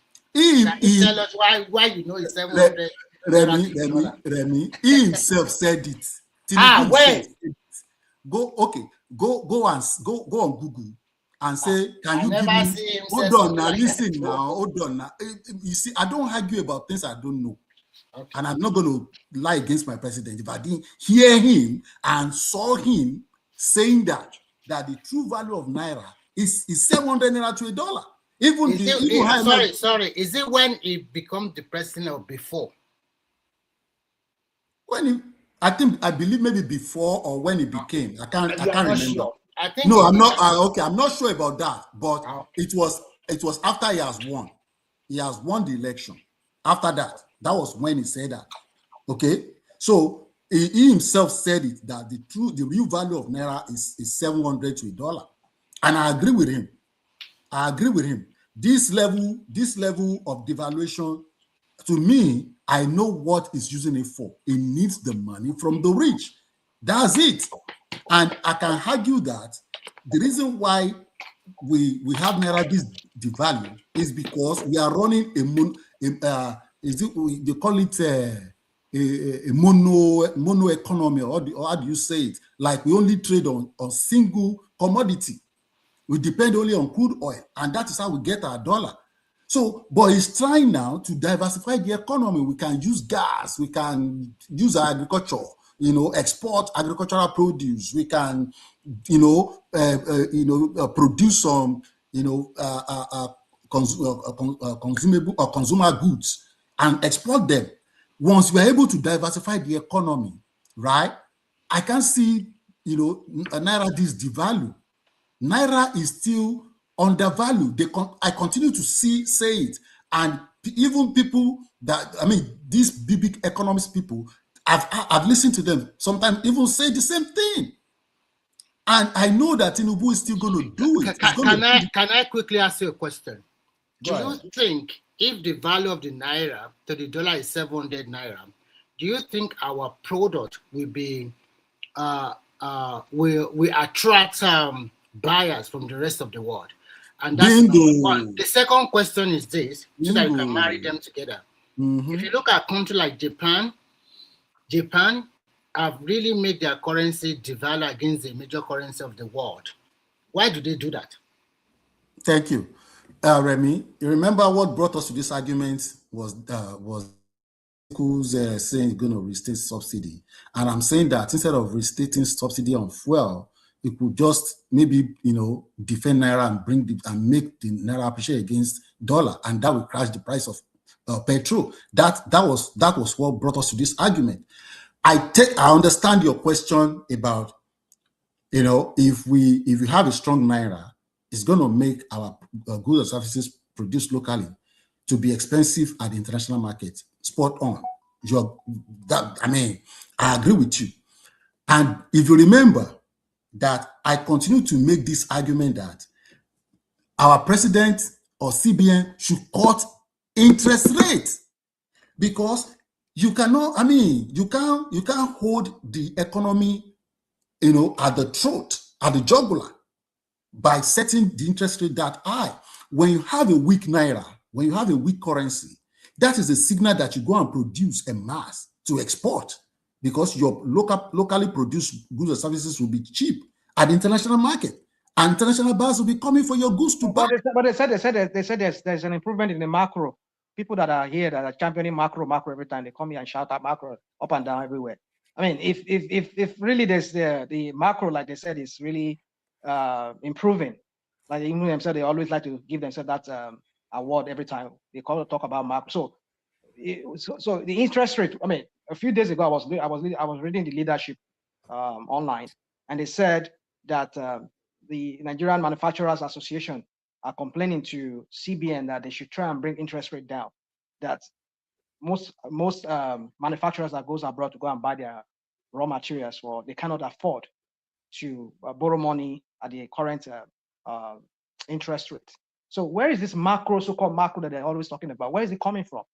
Rational mind. Yeah. This is the kind of even sorry. Hold If on. they are going to reduce the interest rate, it's not just going to jump from 21% to 16% like that. There are so many other factors you have to consider. Remy, so cannot just say from 21% just to 15%. No, it does not work. Sorry, guys. Wake up. I will not round up because I want. Okay, let me round off with what Remy just said, that you can't just crash it. Remy, just pause for a second and look at what happened in 2023. Pause for a second. I'm going to paint the picture for you now. Just look at what happened. Interest rate was going for 11% to 13%. 2023, between 11 and 13%. Okay, that was the CBN rate at that time. 11 to 13%. Okay, this administration jacked it up from, let's say, 13% to 28%. That is there should be civil war. I'm telling you, if that happened in the developed world, there will be civil war. There will be wake up. Wake up. Let's go to rational mind. Let me run off. I've tried to explain this thing to you, that or you don't get it. Let's go to rational mind. I think Remy has not spoken now. Okay, let Remy speak then. If you are giving Remy that floor. Okay, thank you, rational mind. I think, to me, in terms of we are talking about the case in court. FBI saying that they are going to release some record. They are not even telling the court that they are going to release such a record. They are telling the court that they are going to release some of the record to the court in private. Does that, because I don't understand American system very well. So does that mean only the judge will have access to it? The plaintiff that complain will not have access to the record they are going to release to the judge. So I don't know how they do that stuff over there. That's one thing. And now the most important thing is that this is just a civil case. It's not a criminal case. So no matter how you pull it, and when we talk about all this superpower, you might say is an agent or not an agent. So far you are a third world country or developing country, they have a say and they have a way to control you, one way or the other.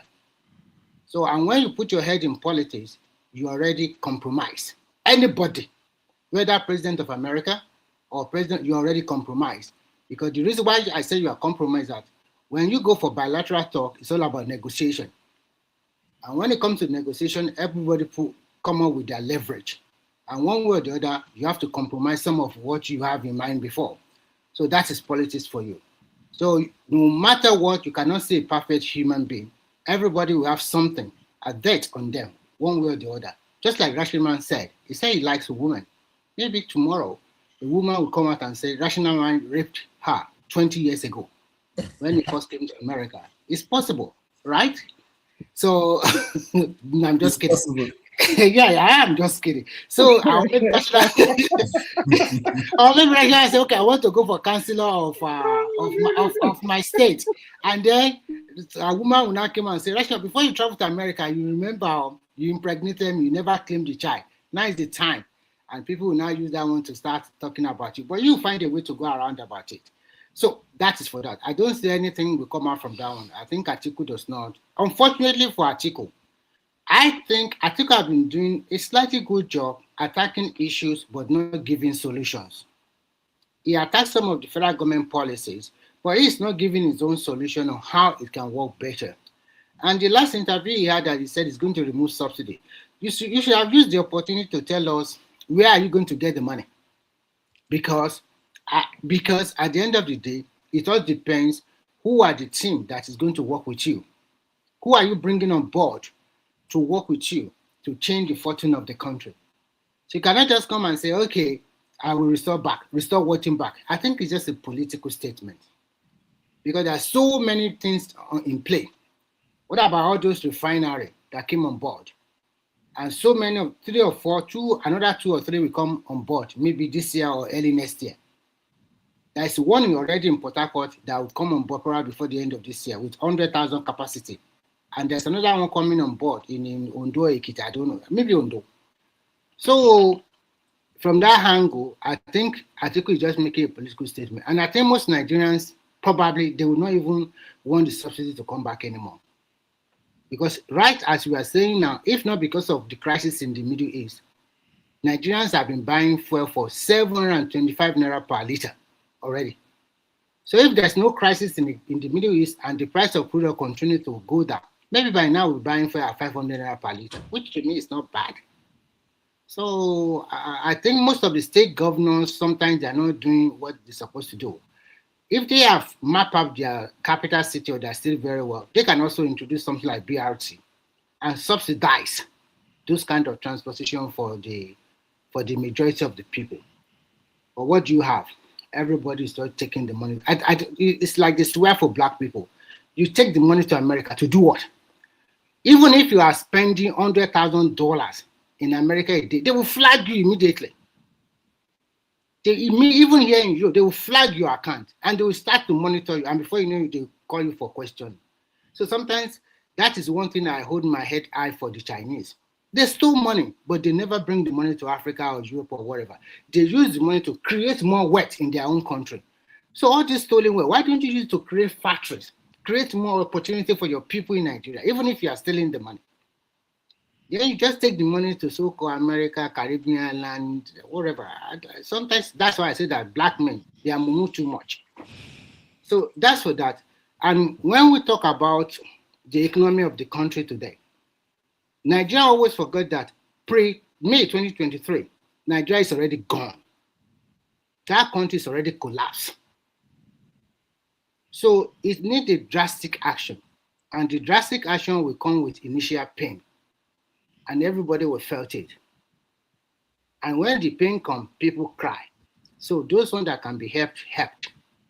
Those ones that see opportunity, they quickly get the opportunity and do whatever they want for themselves. Some are smiling to the bank today, become instant millionaires. So that is how the world rolls. Some people see opportunity where there is none. Some people use the moment to get opportunity, and before you can say it, they make it. So as we stand today, now it's trickling down to the macro level, little by little. And before you know it, if this trajectory continues... How is it trickling down to the macro level? How? Fine. In Nigeria today, if you want to access credit, it's very easy. Maybe from small microfinance company or within cooperative society, and the price of foodstuff has continued to go down. Remy, at what rate? I cannot tell you. I cannot tell you that the percentage is 50%, but I think probably the rate has gone down by 30 to 35%. Because I remember 2 years ago, a bag of rice was sold for 120,000 naira per bag. As of today, now it's about 55,000. No, interest rate. Interest rate for. Of course, the interest rate you cannot jump the. I was trying to check what you said. Wake up before that. The interest rate was at 11%, 12% in 2023. I'm trying to Google it, but because you called me, I would have Googled and probably come. But I've never seen a country that would jack up. That the interest is 21%, and then the following morning you wake up and then they drop it to 11 or 15%. It cannot work that way. They have to look at all economic indices. Can the moderator Google it and say 2022 was central bank interest rate? Okay. Nigerian central bank interest rate. Yes. Because I remember one 2023. Let's see. I remember even in the year. Ola, are you there? Help us to check it, Ola. Yeah. Even in the year probably 2000 and 2004, when we used to borrow money from the bank, the interest rate was also high. Although we borrowed from the merchant bank, it was high that time. So the interest rate we are talking about is totally different from when you go to the bank, you want to borrow money sometimes. It depends on your relationship with the bank sometimes. But whatever the situation of things, I think the interest rate in Nigeria, if you want to borrow money for small business, I think it's up to 30%. For now, which is very of course. The reason why it was like that is because 14%. What is it? 14%. 14.1%. Around 13%. That's what it is. Yes, in 2023. Yep. Okay. So it grew up to the at the end of 2023 when Tinubu was there.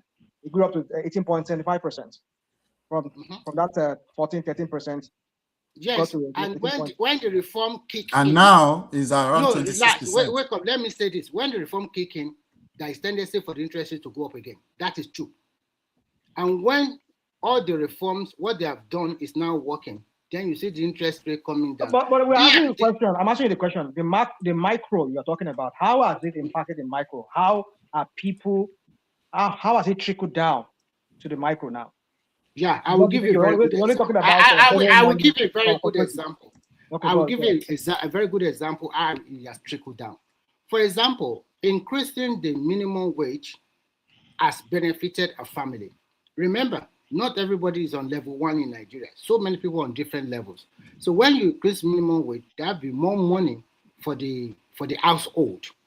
Secondly, when the federal government started to say, in Nigeria of today, from primary school to secondary school is free education. You are not paying any dime if you are going to public schools. Now, if you have a child in the university and the government is helping you to pay the tuition fee, that have taken some of the costs associated with your salary. That is also trickle-down event. If the government opened the business for people to bring in rice at a more cheaper rate as we are having of today, that is also a trickle-down economy. And if the government, let me finish with this. Let me finish with this. Let me finish with this. Let me finish with this. With the rate of the road construction and various projects and various government policies that they are doing, it has created millions of jobs in Nigeria across the 6 regions. Those people that are unemployed before, they got a job to do and they will be paid. That is also common man for you. So it's trickling down, maybe at what rate you can ask. Maybe it cannot show visibly now.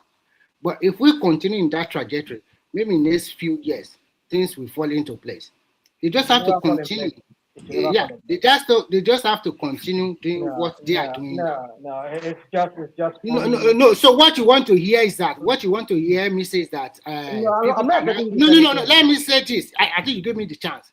So okay, what you want to hear from my mouth? It's your turn. Yes, my turn. So what you want to hear from my mouth now is that People No, go I'm to not, I'm not the. telling you to say anything now. No. Let me say it's my turn now. I know it's your turn, speaking. but can we challenge you? No, Challenge you? okay. What you guys want to hear is that But you were okay. asking me a question when I had my own time now. But Yes, so I'm responding. I'm also Remy, can I interject you, please?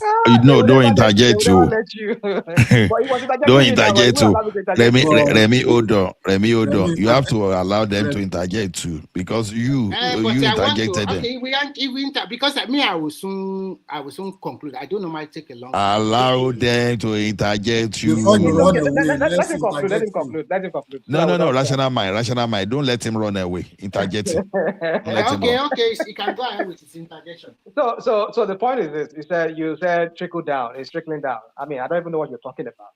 I mean, because civil servants are now getting. I don't know how much they're getting now. You're saying they say that's another effect of a trickle down. What's the value of that money? What's the purchasing power of that money that they're giving to them? Even though you give them 15,000, I mean, you give them 150,000 naira.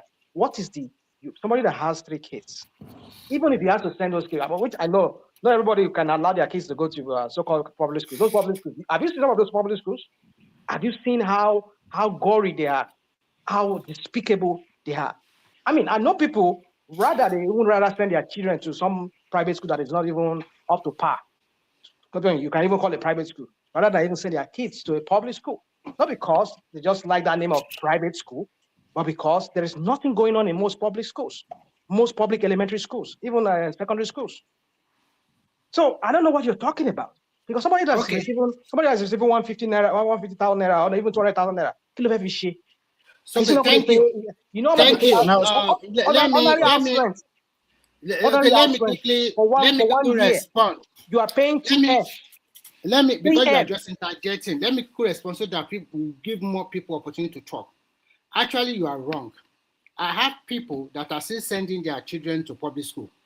And I have a sister who just retired as a petition to the position of vice principal in the state. So when they increase their salary, and an average Nigerian does not rely on the salary alone, they also have some side hustle that they also do. So it's not a matter of you plan according to your income. To me, you are just generalizing that everybody is receiving 70,000. No, I told you when I was making my submission, everybody is not on the same salary level. So once you are not on the same salary level, and you also have some side hustle you are doing, you can key in. So what you expect to hear is that maybe the price of foodstuff or a bag of rice is already 10,000 naira.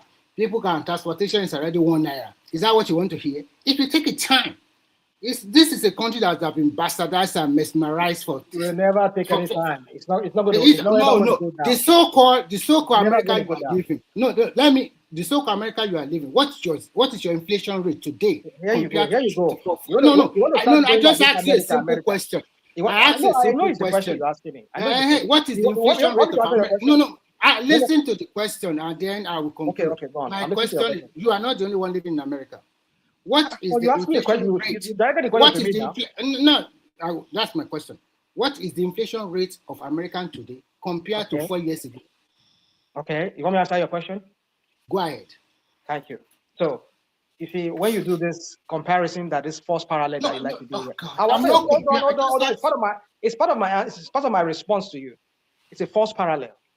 And I really don't want to answer this question, but I will answer this question because you APC people like to do this. Don't spoil this thing, rational mind. I know you go to on issues. Let me say this. So, but then what you're not factoring in is that even that's why the inflation here, you cannot compare the purchasing power of the US dollar to naira. That's on the one side, and then the remuneration we get here. It's everything. Most things factored in here. So you're paying your house rent, you're paying your insurance, you're paying your health insurance, or whatever you're paying, or whatever bill you're paying. Everything is factored into your salary. But Nigeria is not so. It's not based on how you live, your living wage here. It's not based on that.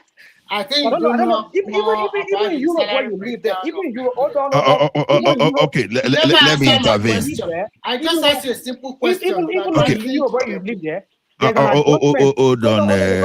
Can I interject now? Here, may I talk to? You are just bullying me. Everybody is bullying me. You are the moderator now, and I've been trying to interject. That's why they bully me now. I will soon give hand over to Simba now. I had mine early this year, and I'm going to have another one very soon. Wage adjustment based on inflation.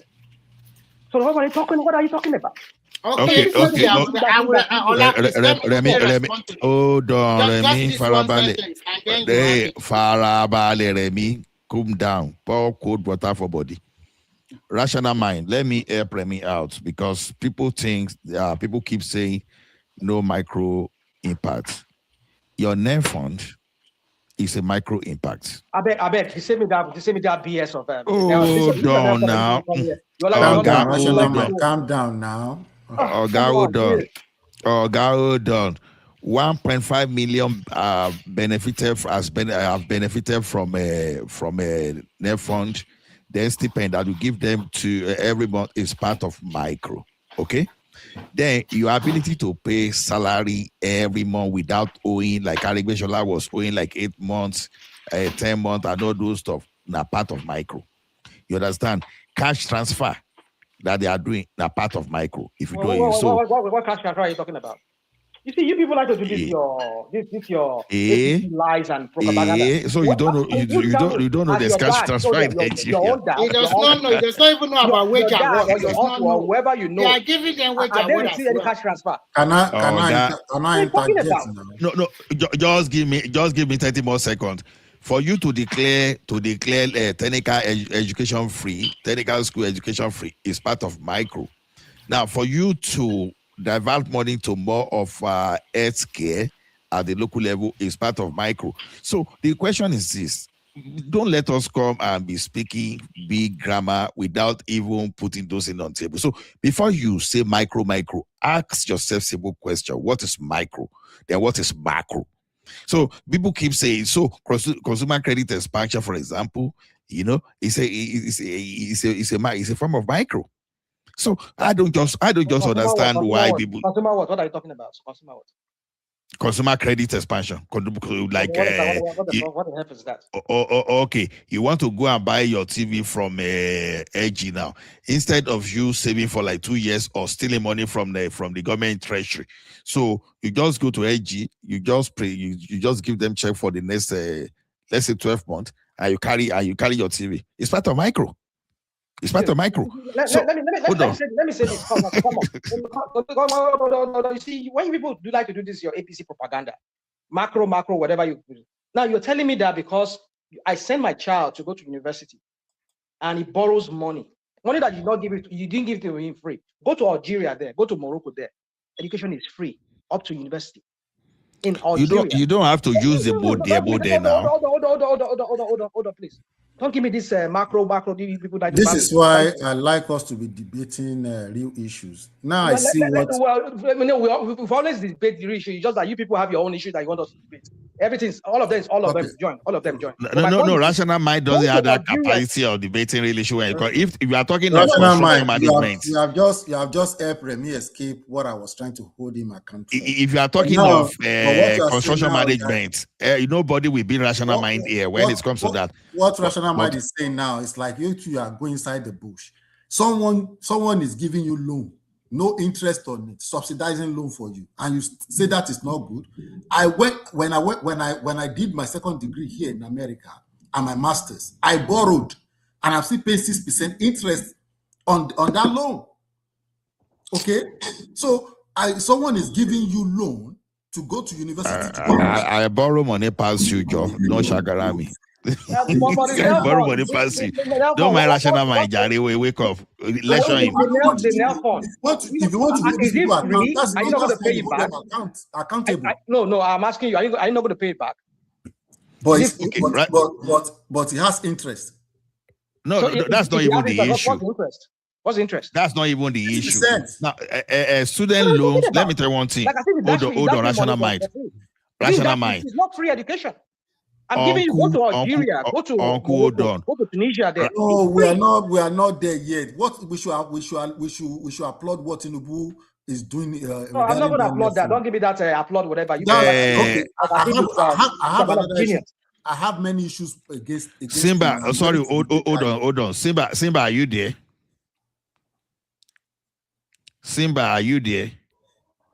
I'm just living. I'm just listening to these premature economies that I put on the platform. I beg me, I hand over I to know you. I feel they. I steep. know they. I know get time. I know get Our time. mature economy. Okay. Our mature economy is Saudi Arabia. No. That's our new mature No, economy. rational mind. No, That's good. rational mind. That's good. That's Hold on. Hold on. That's Rational good. mind. I know you are not a student of economics, so I will not blame you. You are a student of construction management. Don't give me this. I'm not. Even though I'm not. Economics is not my forte. I'm thinking of building 1,000 room hostel in my village, so I can call you to that. I did economics 101. I took economics and I did in school to some extent. So okay. If you don't give me this at least the basic of economics, it's not rocket science. Okay. Hold on. Let me bully rational mind. At graduate level, I've done over 12 modules of economics. Let me bully you.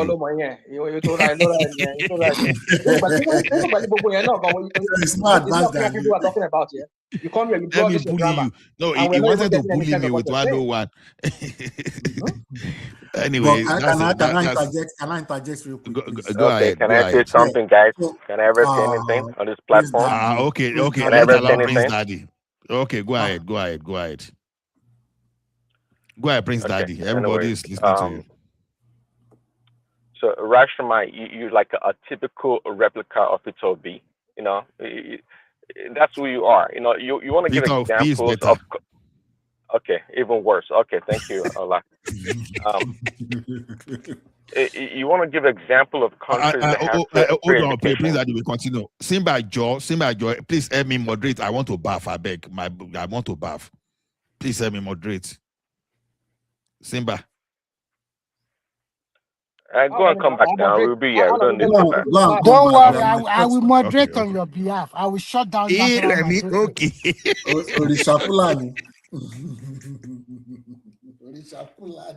Go on, Prince Daddy. Go ahead. Yeah, so I was saying, you know, you like Peter B. Okay, you want to talk about countries with free education. So you said Algeria. Did you mention Morocco also? That is fine, but you know, yeah, which is great if they have free education. But somebody brought it up, I think it was Wake Up. You know, in America here, you know, they pay. I mean, dude, one of the biggest problems in America is actually student loans, and I know you know that. Let me talk. Let me talk. Hold on. You start doing this false comparison that you people do. What is false comparison? Nigeria mates in all level. Use Nigeria, use Morocco, use South Africa, use. No. Look at you. Supposedly America is the richest country in the world. They have all this money left and right, but they can't give everybody damn free education. But you want Nigeria to give everybody free education. What is U.S. economy? What's the word of the U.S. What do you mean? What do you mean? What is the U.S. economy? Yeah, I'm asking you. 30 trillion. What is what? GDP is asking for GDP. 30 trillion. Okay, that's the answer right there. Nigeria is what? What is the debt of America? 40 trillion. Okay. Now master it together. Because they have the economy. Because they have the economy. They have the economy. You have it, but the money you are away is unbelievable. We have the economy, but we're not paying for free education. That's not my point. I'm trying to make here. Hold on. My kids here, they go to school here, up to high school here. University level, right? What are you talking about? For free. No. Please, Daddy, before you go but it's also free in Nigeria now too. Hold on. Finland is not as rich. There is FAFSA. National mind. Listen to FAFSA. Finland is not as rich as America. Okay. And yes, education to PhD level. Education to PhD level is free. Hold on. Education to PhD level is free. Yeah. So in Finland, up to what is free? Up to PhD level. What are we talking about? PhD level. What are we talking about? It's free. Now, we are not as rich as America now. We are not as rich as America. Hold on. America here is a chronic capitalist country. We know. But you cannot compare. You cannot go on comparing America to Nigeria in all this way that you people like to do here on just your APC comparison that you people like to do here. That's not what I won't like. I won't. Okay, Rashomai, enough. You've talked enough. Let me just talk. I Let me just don't do what I have to understand say. the rational It mind's doesn't. argument. Listen, you can hear. Are you like what? The vacillating back and forth. You don't even know what you're talking about. You don't have a clue what you're talking about. Let me just give a good example. Could you stop talking, please? Could you stop talking, Rashomai? Okay, go on, please. Go on. Okay, let me just give another good example. In Finland, they're not as rich, not even close to America's wealth. Okay, forget about the debt. There are certain economies here, industries in America that are much bigger than many European countries. So forget about America's debt. There's a lot of debt. But there's Finland, free education to PhD level. He lives there. He knows what he's talking about. But in America here, just like somebody said, in America here, that we have the same level as Nigeria. You can talk about the quality of the education, but from primary school to secondary school, whatever, it's free. Is it not free? Okay. It's free. So hold on. We have FAFSA. You can go to college and get FAFSA. Okay, not everybody qualifies. Okay, that's not the point there. Let me speak to that. If you want to talk about FAFSA, at least what Tinubu do right now. What Tinubu do right now with his education, whatever grant. You see, that's what you. It's not. I didn't say it was, but no, Prince something. Daddy. Let me respond to rational mind. No, you hold on, rational mind. Hold on. What Tinubu is doing is similar to FAFSA in America. No, it's not. Hold on, let me finish now. It's not. Let me finish now. At least I have student loan now. I went to school here in this country. Hold on. They have what they call subsidized loan. They have what they call unsubsidized loan. Okay? Subsidized loan. Okay? You don't accrue any interest when you are in school.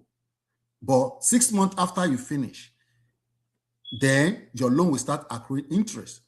You have unsubsidized. The moment you borrow it, then you start accruing interest. That is what they have. When the reason, some people can get grants, okay? If your parents are not making money, because they will request for your tax return and everything to determine the family income level to see whether you are above or close to poverty level. So at that point, government will give you all kind of grants. Federal government will give you grants. State government will give you grants. Okay? They will give you, that grant will cover your tuition fee, but it won't cover your school materials, your textbook, all those things. That is why you can now borrow subsidized loan. Okay? It covers. They will give you money to buy certain materials, not every material. I went to school. I didn't cover. Let him talk because you don't know what you're talking about. Borrow money to study in America. Ask him that question. I got do you borrow money to study in America? Do you borrow money? Did you borrow money in America to study? I went to school here. I got Pell grants. And I got all kinds of grants to go to college here. Pell grants. What are we talking about? Those are grants now. Hold on. Pell grant is part of FAFSA. You don't accrue any income on. You don't accrue any interest on that because no. You said grant. No, don't take us inside the bush. If you are below the threshold, the poverty line, you can apply for it and you get a full funding to go to school. Grant. Agreed. Hold on. Say, rational mind, you like to argue backwards. So if you listen to Wake Up, she was breaking everything down for you. You talk about subsidized and unsubsidized loan. The Nigerian version, there is no grant. Do not let somebody talk. Right. It's not a grant. It's not a grant. Hold on. Let me bring it to Nigeria. Hold on. I will finish. Let me bring it to Nigeria. But in Nigeria now, Tinubu is giving them subsidized loan because it doesn't accrue any interest. There is no interest on it. So it's subsidized. That's the similarity. That's the similarity number one. Then number two, I can even say what Tinubu is doing is even better than FAFSA because Tinubu is giving them stipend. It's giving them like bursary award, whatever. We don't get that here. When they pay for your tuition, if you want to be living inside school, that go and borrow, you will have to borrow subsidized loan if you qualify for it. Or unsubsidized. Wake up to add to what you said. It's a fixed 10% interest when you get work. If you don't have work after you graduate, you are not paying down a city. No interest. There's it's interest. true now. That is the condition of the loan now. And it's a fixed 10% That loan is the best loan. Is the best loan. Don't give me that. It's the best loan. Now you just tell me that I know I loan have yet about 10% fixed interest rate. It's not that they accumulated interest. Let me tell you what they did. Okay. Any on that loan, you only pay fixed 10% interest rate, and when you get a job, they will be removing 10% of that loan from your money. But if you don't have any job, how is it like a grant? How's it like a grant then? Are you sure? No. There are two things they are doing. That is on the tuition fee. Then they now give them 20,000 every month. That is a grant. That one is not paying. You are not paying back. And a lot of students, some students get that 20,000. They do not go for the loan. Some get the both. Okay. So the loan we are talking about now is not that the interest continue to accumulate on you. No, it's just a fix. If you borrow 500,000, you calculate. That means you are paying by 550,000. And when you get a job, they only collect 10% of that money from your salary. If you don't have any job in the next 5 years, nobody is collecting a dime from you. So don't you think it's a good loan? Do you have something like that in America? Do you have something like that in America? You're making them. No. But that is good. How many people look in Nigeria? Rational might debate real issues now. It's not. We can't fault them on this one now. It's not. We know the gimmick. We understand the gimmick around that. Don't give me that it's something better than having them to have a free education. I will take a little progress. Let me tell you something. In Nigeria, there are so many students, they cannot even afford to pay tuition fee. Talkers are even getting money to feed themselves daily. Don't you know that a lot of families, look at how they embrace it in the northern part of Nigeria. More than 600,000 students, they get that loan from northern part of Nigeria. The so-called Southern students, they are playing here, it's not true, it's not right. Or some of them got it, they did not tell their parents. This is the best loan that I've ever seen in terms of student loan all over the world. All over the world. No, don't promote yourself. Don't promote your Tinubu. No, that is the truth. Do you have something like that in America? Do you have something like that in America? It's the best thing after sliced bread. Don't give me that. Do you have something like that in America? Do you have something like that in America? Rational mind. If you have something like that in America, if you have something like that in America, do you know the kind of savings I will save immediately in a month? I will save $600 in a month. It's a different thing. There's hold on. If you go to school here and you borrow money, you can still live with you can still leave and go to school without accruing all this debt that some people are accruing here. They are rational mind. No, you can't do that. I know somebody who went to school rational mind. Student debt is a big problem in America. How come student debt is a big problem in America? Rational mind. I agree. It's because people who went collecting that kind of loan, they were so stupid to have gotten that loan. Of course they were stupid. Of course they were. A lot of them were stupid. Okay, for example, somebody getting a loan and going to really read some kind of program or some kind of course, and then in the middle of it, if you realize that there's nothing you can do with that degree, and he has to switch into something else, he has to go and borrow more money so as to finish another program. What are we talking about? But rational mind. Okay, if you want to read law in America or medicine, how much do you think it's going to cost you? I know it's going to the millions. Probably going to that is a lot of debt on you. Hold on. But there is a market for it. There is the work for it, because if you go become a surgeon, you know how much you'll be making as a surgeon? You'll be making a lot of money. It can take you 20 years. You always use the anomaly and the extreme to make examples. Rational, you always use your anomalies and extremes to make examples. So everybody goes to medical school to become a freaking surgeon, right? You said what? Everybody goes to medical school to become a surgeon, right? Well, you're using that as an example. You always use the extreme example to make your case. What are you doing, dude? Why do you have I'm a muscle A, I'm a muscle B? What are you talking about? But we're giving an example. We're just giving an example of somebody who went to reading medicine, any branch of medicine. But Obama did not finish paying until he became president, or maybe after even, I don't know. It took Obama a long time before he was able to finish paying. It's not about self-discipline. If you are self-disciplined, if you borrow loan here, you should be able to pay back. If you get back, that's what I'm making the case. You can use yourself as an example. Is better. No, guys, Nigeria loan sorry. is better. Wake up. I want to ask you a question. Wake up. Are you still paying your student loan? Are you Yes, done? I'm still paying it too. Are you done with your student loan? He didn't have any student loan. He said he went to school on pay grant. So you don't you do not borrow money to study now. So why are you now arguing with people that? I had a lot of scholarships here. Hey, that time you have come. I'll go and check you. I did. Okay. Give me your full name. Let me go. How many scholarships did you get? Do you have any student loan? Remy, listen, hold on. Remy, let me tell you. Hold on. Let me tell you. Can I tell you? Hold on, guys.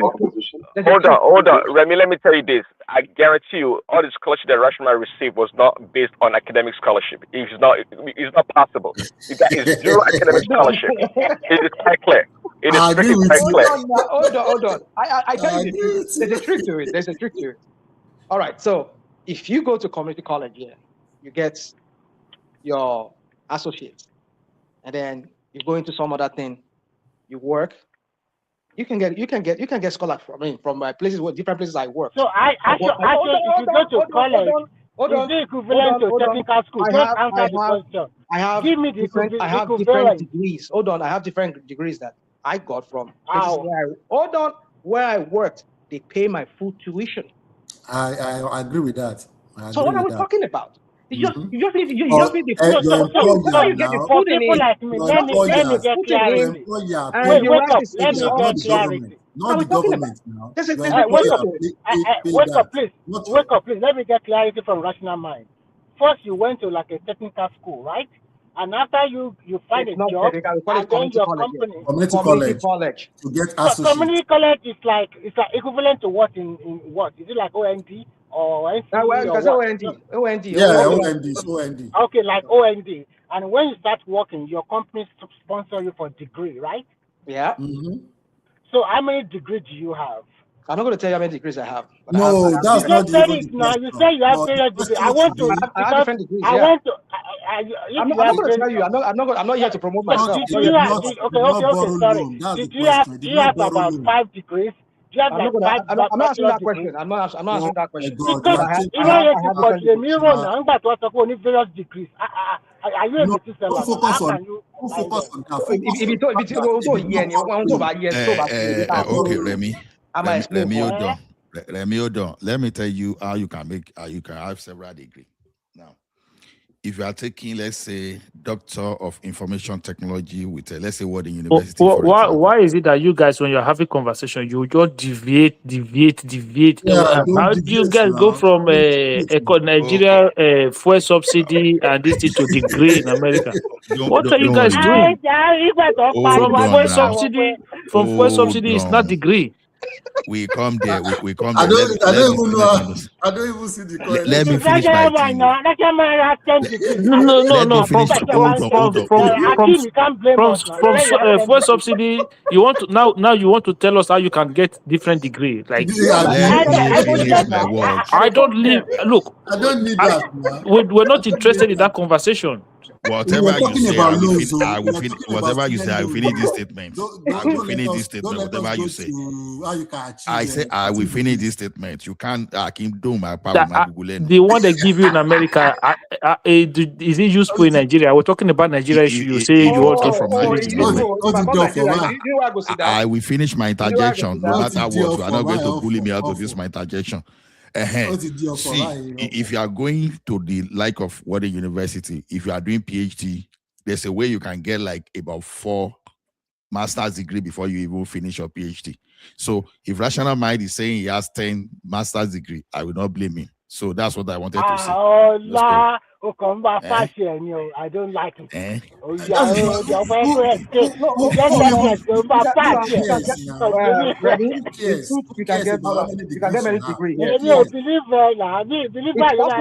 my God. Who cares about that? Who cares? Nobody cares. I don't care about that. I'm just saying to you. People like it does not matter. I don't care. It doesn't pay any. It doesn't mean it's telling lies. Okay, go back to subsidy anyway. Let's. I don't know what you people are talking about. Tinubu is doing a nail front. I don't know what are you talking about. Okay, let's go back to Michael. Okay, hold on. I don't come back. Let you speak. Thank you very much, Ola. So I'm going to be very quick, maybe a minute or two. So the whole point is this: since 1999, the figure states that from 1999 to 2022 or 2023, before this government started the reform, that Nigeria spent over $300 billion, not naira, dollars, to defend the naira. So in that same period, while we were defending the naira was still losing its value. That was 300 billion naira that could have gone into healthcare, that could have gone into education, that could have gone into road construction, that could have gone into development. We blow them away just on the fact that we want cheap goods from China. But it did not improve our life. So in that same period, our children were sitting on the floor to learn from. It didn't improve our life. No, it did not improve our life. So we did not have 24 hours electricity. At no point in that time did we have 24 hours electricity. At no point in that time did we have better road network. At no point in that time would you say our public schools were better. You would not say at that time that we have more health centers than we do today. So at no point did it improve our life. What it did was that it was paying for factories in China. It was paying for production lines in other countries.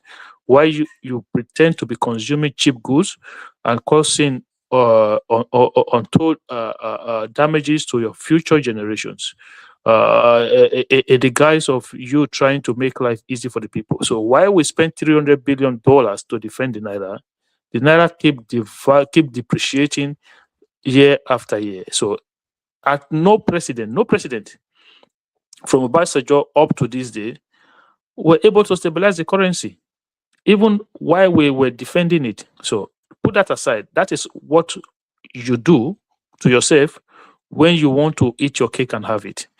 Then let's go to petrol subsidy. Petrol subsidy, you are subsidizing a product that you cannot tell the people it's not a contraband product, okay? So you bring fuel into the country, or let's say you give Dangote cheap crude oil. What stopped me from going to Dangote, load fuel and take it to Ghana, to Togo, to Niger, to Chad, to go and sell at a premium rate where those countries do not subsidize their product? Before you know it, what will happen is Nigerian consumption rate will skyrocket because everybody, all our neighboring nations, we get smuggled products from Nigeria into their country for people to make money. So how does that help anybody? Then there will be money that was supposed to use for development that's tried. We start spending. Nations were not built in a day. China that you see today started their reform in 1970s. Okay, so you see all those shiny buildings, shiny road in China today. People sacrificed for it. There were people who did not have access to what they had today, but they made those sacrifices in those days. The problem with Nigerians is that every time you talk about sacrifice, sorry, sir. Let me quickly interject you a little bit. That China, I like that example of sacrifice. 30 million people died of hunger in 70s. 30 million people died. So go ahead. So when you talk about, say, let's do what is right. Oh, people are going to die. Listen, before you get anything good, like you have to go through pain. You have to go through difficult time. If anybody promises you that everything, no. Me for one, as a federalist, somebody who believes in the federal system of government that we currently practice, right? I've said it on this platform several times. If I become that president of that country, in fact, that you see the remaining subsidy on electricity is gone from day one. You see all this nonsense, this and no, share the money according to a fact. Let every state develop at their own speed. If your state governor want to use your money to do 2,000 marriages or to marry 30,000 guests or wedding or to send people to Mecca, that is your problem. It's up to you to hold them accountable. That is where you live. I don't live in Kaduna. I don't care what the hell they do in Kaduna. It's none of my problem. I've never been to. We have 36 states in Nigeria. I've never been to maybe 32 of them. So why do I care what they do? I don't want my state to be deprived of the resources that we need to develop just because some people want cheap fuel or some people want cheap dollar. No, I want the next generation that is growing up in my state to be able to have access to good education, good healthcare, and good road. And the only way to do that is to stop all these nonsense subsidies that we are doing everywhere. I agree with you. I agree with you. You know, the reason why I was making a case about bringing the reducing the, defending naira against dollar, I was only trying to help Atiku to get to how it's going to reduce the price of fuel. I don't support that. Okay, but if he wants to do it, he has different way of bringing down the price of petrol. That was why I was making that case for him. So I totally agree with your submission. Okay, that we should put this money that we've been saving to invest in infrastructure, education, agriculture. But my own argument that I've been making for if I mean now you go they bully me, or you see now you are now agree with progressive. No. I was making a case for Atiku now. It's because Akim always come with that soft voice, like a woman. I agree with him. He actually spoke my everybody mind. always falling up now. You always come at the 9 minutes, come with that cool, calm voice, and you still wake up and quickly fall for that one. That Akim is a very solid now. I fall for him. Okay, but this is my own argument, and I will continue to make it that we should cut interest rate because we want to expand the economy. I'm a believer of let me say, capitalism, not extreme one, not extreme capitalism. Let me say mix of maybe socialism and capitalism. Okay, so bring down the rate. I want Nigeria to expand the economy. I don't believe that government can create jobs. All these refineries that Tinubu is trying to fix, if I were Tinubu, I would say just sell it to the private sector, let them deal with it. Remove your hand from any business or businesses that federal government is putting their hands in. Let private sector go and do what they know how to do best. Give them a living environment, give them infrastructure, give them good interest rate to deploy to expand their business operation. That will benefit the macro, or the micro rather, because the people are the micro. That will benefit them. And I agree with some points that Remy also made the other time that the economy is now trying to trickle down to the micro through infrastructural development, through NEL fund. But we can do much more better than that. Because when you reduce the interest rate, anybody can go and borrow. Even Mama Alata can go and borrow at the rate of 7%, and use it to expand our business operation. Let me yield back. So I don't want to take your time because you had the floor. Akim. Yeah. So basically, I don't mind all this interest rate, but what I always say is that for me, that part of it is something that we can have conversation about. But what I don't want to be going back and forth with is whether there should be removing subsidy or there should not be subsidy. We did it for 50 years; it didn't work. So there's no point of us having this conversation after 3 years. After 50 years, say we'll restore it now. Look, Atiku is a Fulani man, so they've said Fulani will bankrupt Nigeria one day. That's the truth. We have to separate ourselves from these people. If not, one day, this is what happened. Obasanjo left a sound foundation for somebody that is a handpicked. The Bambiara man came into office and started reducing fuel price, depreciating the reserve that he met there. And people, Yaradua is the president has ever reduced fuel price. Yes, at the expense of your children's having access to quality education, at the expense of your children having access to quality health care, at the expense of you having infrastructure.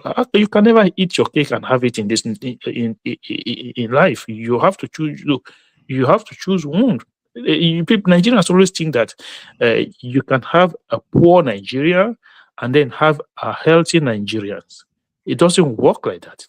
Nigeria as a nation have to have solid fundamentals before its people can benefit from it. That is how it works. It's not the other way around. Good. Rational mind and wake up. Do you now understand You see the difference between someone that understands economics and someone that is using ChatGPT now. Rational mind. ChatGPT economist. Rational mind. I mean, he has a way of, putting forward his arguments, and he always like to throw personal jab at people like that. He doesn't really focus on issues sometimes, So, but Actually, the always best way welcome to his go. arguments. Actually, the best way to go is what this Now, what government did is I do? doing. What did I do? You know, do anything. Okay, hold on, Simba no go Remy. talk. Simba is Hold there, on, no Remy. go talk. Hold on. Let me repeat what I just said to Rational Mind. You said you go did. prolong am again. No, Hold you on. like wahala. Ola, you like wahala. You like wahala. Hold on. I want to bring Rational Rational Mind. Mind into the conversation now. Hold on. See, you said you did Economics 101. I know now it's social study you did, not Economics 101. Then, now I said when you see someone that understands economics, like Akim just broke everything down. You understand? Ọlá kò ṣe economics, commerce ló ṣe. Ọlá kò ṣe economics ló ṣe. Commerce ló ṣe. Tani, Rational Rational Mind. mind, commerce ló ṣe secondary school. Social study ló ṣe ẹ má dà lóhùn jàre. Social study tó wá ń claim àjọ àti ṣuṣu.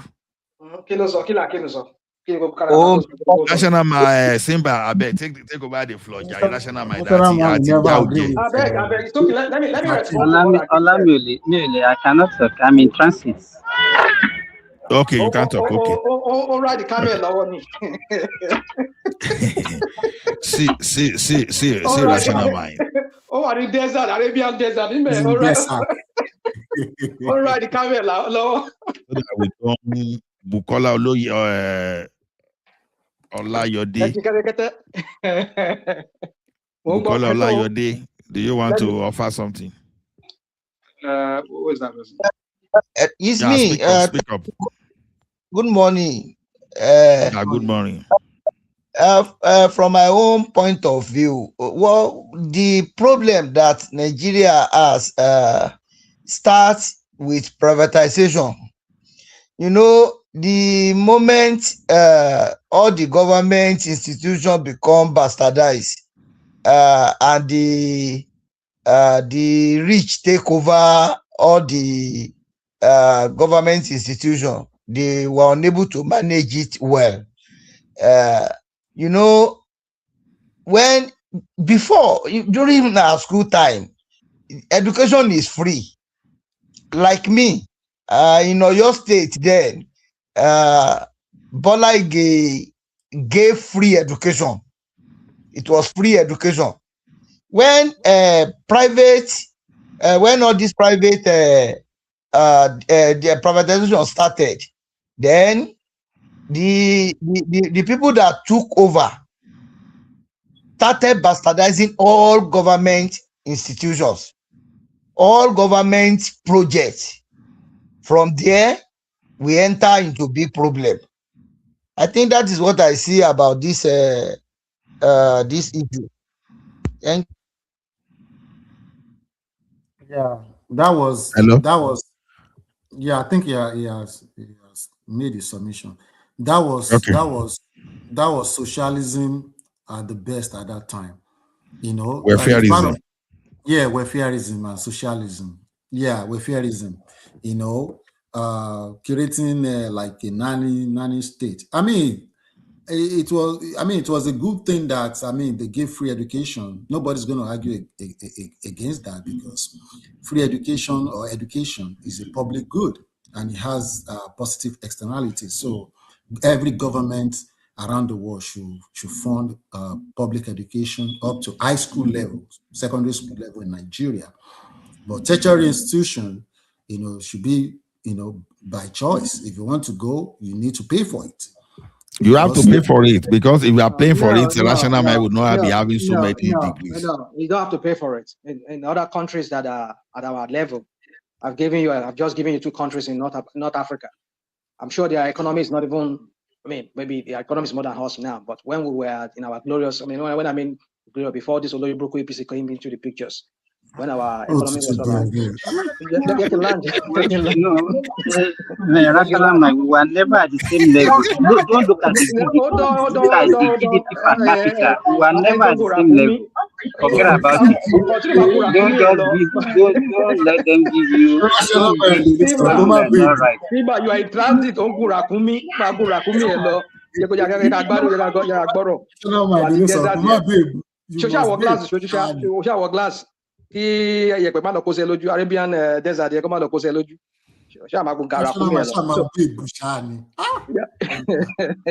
So my point is okay. Look at it. So I was giving you an example. Go ahead. We are the same level. Even probably we're even more than them. Our economy was even bigger than them at some point before this APC people came and broke the Oribuku Wako Bao Euro Nigeria.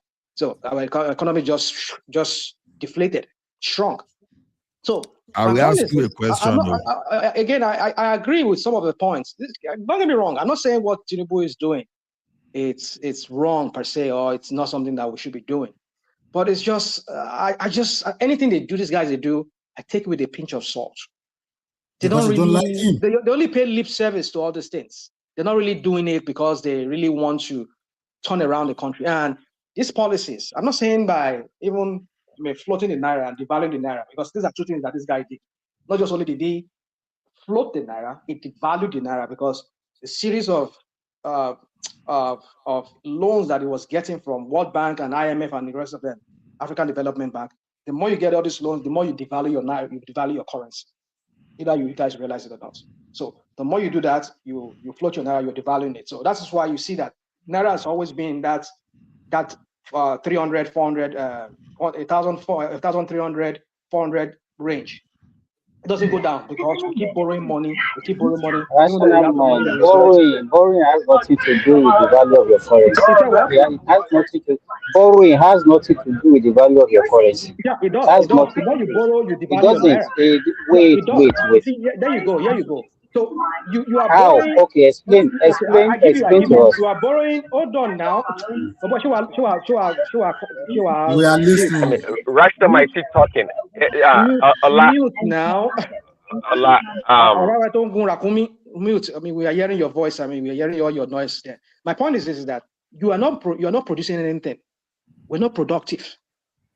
So the more money you bring into your system, the more money, the more your naira loses value because you're not producing.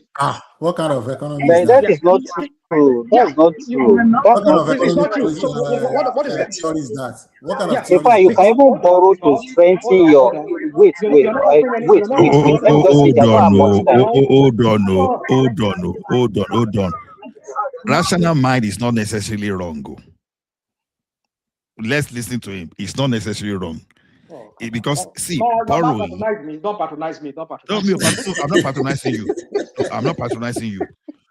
Borrowing can devalue your currency. We might not be your Iggy Way, your Professor Iggy Way, like you guys here. I disagree with that. No, there is a correlation there. Borrowing can when you provide. Yeah, but you have to explain it to us now. Yeah, exactly. That's what I want him to explain. So when you provide product and service, you are bringing in more foreign exchange into your economy, right? Because you're giving out services or in form of product you're providing, they'll bring in more money into your service. But rather, this money is not coming in form of what you're selling in form of production or services. But rather, you are borrowing. And that money, you have to use it to restock whatever you have to do within your economy. Because nothing is flowing in from production. So the little money you are borrowing, it creates scarcity of some sort. Hold on. Economics. You should stop talking Rashta anyway. You're talking too much. Can I land? Don't land. No, rational mind is making sense. No, let's. It's not making any sense. Please listen. If you borrow money, let me talk, please. If you borrow money, that's one thing. It depends on what that money is tied to the project. Quiet, please. If you print money, that's a different. Because you have to print money. No. Please, you said borrow, not print. Yeah, because when you borrow, you have to convert that money into local currency, right? People have to buy that money. That is printing. That's printing. Yeah, so yeah, you have to print some money Is at that that printing? point to back it up. I beg, go sit down. Explain if you can explain. This guy doesn't know what he's talking about. Allah, you are the one that is encouraging this wrong economy that yes, Allah is the one encouraging this bad economic No. Simba. Let me tell you one thing. Something in economics. Allah, let me I don't have much time. Let me say this. At a time, even Ghana recently, in fact, it was last year, when their cities started losing, they borrow money to strengthen their currency. They borrow dollars. No. You don't borrow money to strengthen your currency. You don't do that. I don't know where you're getting that news from. Where is that from? Where is that from? I'm not even using that one as an Hold on. Listen, what I just said just happened like a few days ago. Japan borrowed money to strengthen its currency. It just happened a couple of days ago. Artificial. Even though you do that, it's artificial. Oh, there you go. It's artificial. I beg, listen, you just talking me how. You people think what some of us are just guys, hold on. Can somebody remind rational mind that America borrows more than everybody else? America is different. I can give you why America is different. Can anybody hear me? Guys, hold on. See, one funny thing is this. Do you know the funny thing is this? Both of you are correct. The question, the only thing is that you are not even listening to one another to explain. See, it depends. Can borrowing devalue your currency? It depends. Can borrowing strengthen your currency? It depends. So you now need to allow the person to explain both ways. You are correct if you can. Now, you can explain to what Rational can explain. It's quite clear. He doesn't know what he's talking about. He doesn't understand what he's talking about. No, I do understand. Hold on. He was just guessing. No, I'm not guessing. Okay, it's not guessing. It's not guessing. I'm just guessing. I might not be your regular, your professor economics, but at least we know how some. Okay, explain it to us. Rational mind. I like the rational. I like the person. You are borrowing money, right? You're bringing the money into your system, but you're not productive. So hence you're not productive.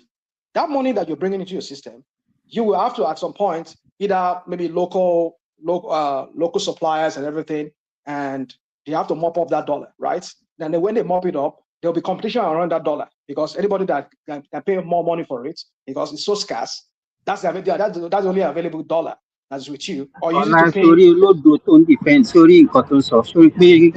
So make sense, man. So make sense. So Allah, you can see what you are defending. Okay, no, it's like you guys just don't want to listen. But my point is this: is that either you take it or not, you accept it or not. If you are not productive and you keep borrowing, your money would not strengthen. It would devalue and more and more and more.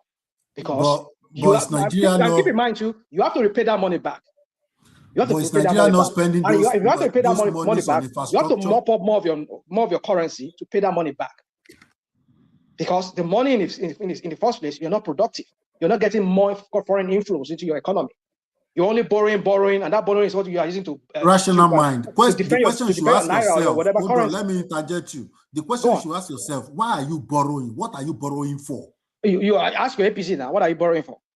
Okay, Tinubu has been telling us. Tinubu has been telling us that he's been borrowing to build infrastructure. So okay, you can see. Lagos Calabar superhighway. You can what's the value of that? What value is that to the Nigerian economy at this point?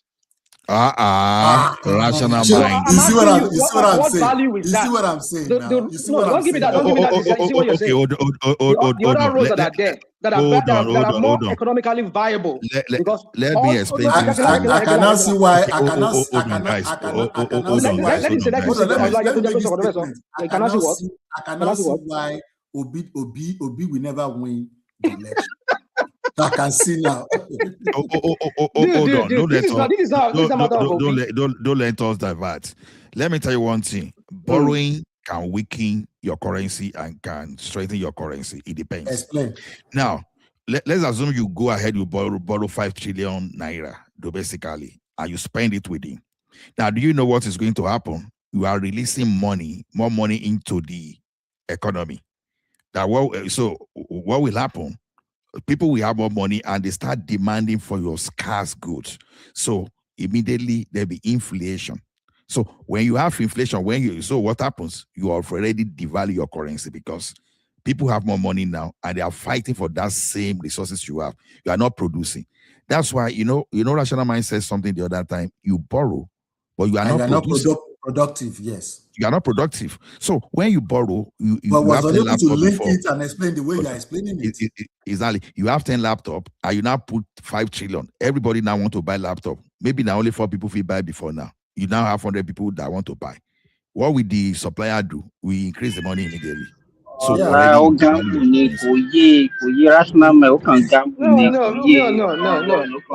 he explained now. I brought it to a level that you people can understand. No, don't give me that more money chasing little resources and many resources. That's not what I'm saying. That's what I'm saying. Actually, that's what I'm saying. Hold on, that's what I'm saying. Actually, but my point is this: I'm bringing it down to the point that you guys will understand. Baba, there for share. No, me, at least you help me out with that. No, I must give it to you that you put it in a better way than probably the way I put it. But my point is that yes, that if you borrow money, you at some point have to devalue your naira. I mean, if maybe invariably you have to do it voluntarily or involuntarily, you just have to do it because if you have, like he said, you have more money in the system that is chasing little goods and you're not being productive and you're not getting more money coming in by way of you selling goods out or you giving services of some sort out, then what is it? Is it this your oil that is only producing 1.how many million barrels per day when UAE and the rest of them they are producing almost 10 million barrels per day? But Rational Mind, how you want to sustain 200 million people? Rational Mind, you have forgotten that we have 200 million people. What are you talking about? Have you forgotten that we have over $50 billion to defend Naira? This is your 50 billion that you people could keep brandishing around like we have it now. How much have you people borrowed out of it? How much of your Tinubu borrowed out of that money? When? Oh, you don't know Tinubu has borrowed money. All this while he has been there. No. Within 3 years or 4 years he has been there. Do you know how many billions of dollars he has borrowed? It's not borrowed. It wasn't borrowing from the foreign reserve now. It was borrowing from the it's not borrowing. Okay. I'll give you an example. When Bubu was there, and they said Bubu had to do some swapping, Morgan Chase had to put leg on our money. Oh, okay. Now I see what you're saying. Net foreign reserve is $30-something billion. So what did they do? Did they not confiscate that money because we are owing them? No, our net foreign reserve is like $35-37 billion. Oh yeah, let's forget Bobo grammar, net, whatever net. You see a lot of money. We have money in reserve, whether it is in some kind of escrow or whatever it is. You guys are just wasting your time. He does not understand the economic market. Don't give me that. It does not. Don't give me that crap. The point I'm trying to say, hold on. What I'm trying to tell you is this. You will not explain because it doesn't make sense what you are saying. Because the point is that you have $50-something billion in your account. But you borrow. Tinubu borrow money. Are you not going to settle that borrowing? Are you going to settle it? Government borrow reserve. Ó dàgbé rẹ̀ mi ti lọ mu bí a o voice rẹ̀ mi ti change o rẹ̀ mi ti lọ mu tí. Kí ló ń pè ní credit worthiness? What did they only borrow from the foreign reserve? What are you talking about? You see, you just come here and talk like as if we don't even know what we're talking about. He's not borrowing money Okay. Hold on, rational mind. Now, the thing is this: you keep saying. There's no you don't see the impact of Lagos, Calabar, coastal road. I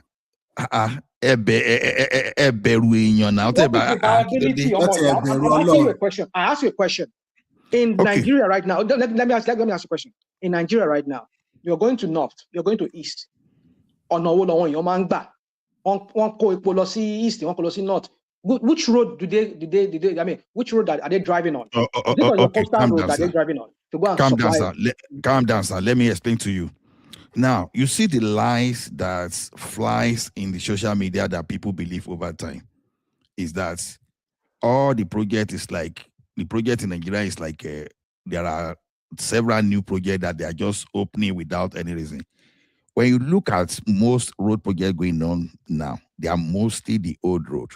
But this Lagos, Calabar, Coastal Road, Badagry, Sokoto, super highways, there are two just new major projects. Now you are asking what are the impact? I will explain to you, and I've explained over and over. Now, apart from immediate labor, some people are manufacturing the iron they are using. Some people are producing cement. Some people hold the tipper they are using for the sand. Some people sell the cement, and there are laborers working there. Okay, so those one they are getting job. Then that place we open up new community. They will open up new community. You just give that place 10 years because it's a long time. It's going to have a very long term impact. You start seeing real estate coming to that place. Schools start springing up, new market, everything. So you are opening up a new community, some new community entirely where you do things like that. So you cannot push it away. Just imagine Lagos without Third Mainland Bridge. You know how many people criticize IBB, the way they call it Third Mainland Bridge, White Elephant Project. But today, can those people go? Can they come out? Or can they speak and people will listen to them? No, because already they talk boldly. So saying Lagos, Calabar, Nobody Coastal ever Road. called nobody ever called the mainland bridge White Project. Nobody ever did that. You are just making it up yourself. Nobody ever called it that. This is the caveat. The caveat here is this. Government is just producing, I think, about 25% of the finance, whether 25 or 30%, 20% of it is being financed by private, mostly by private people. You understand? So we should all know. And so if it's financed by private, where is the 15 trillion? Hold on. Let me even trillion add to coming what from? you said. Who's paying the 15 trillion? I think rational mind, you don't it put be value told. on this time. The place Hold on. No. Our friend, please hold on. Our friend from America. Let Ola answer that question. Where's that 15 trillion? Now that 15 trillion naira. Who's vomiting that money out? If it's a PPP or whatever you go call it. No. See, it's coming from the private sector. Then the Umai has said it before that many investors are ready to take the roads over so that they will manage and tour it for years to recover. But you saw money. You saw that they already took money from the federal government to pay into that project. If it's a PPP or whatever you say, why are they putting money into it? That's why I said now. Hold on. Now, when you see Lekki Deep Sea now, for example, I think Federal Nigeria Port Authority, I think they have 5% in the funding. Lagos State Government, is it 20-something percent or thereabout? I can't remember. Then private sector, they put money there. You understand? Look at that structure too when you go to that Lagos Calabar highways. It's going to be told and it's going to be managed over time. Now, where they are borrowing the money, Let me add to what you said about the benefits. Before you add, let me drop a couple of things, guys. Okay, Prince Daddy, go ahead. We've turned the damn show into Rational Mind show. That's what it does all the time. It comes in, he won't be quiet. He wants to dominate. Dude, would you just go ahead and just speak and without you having to maybe side comment? And he feels garbage. But maybe side comment you always have to make about Rational Mind. And every time you want to fight with Madam Zita, I don't understand what's wrong with you. Anyway, let me talk.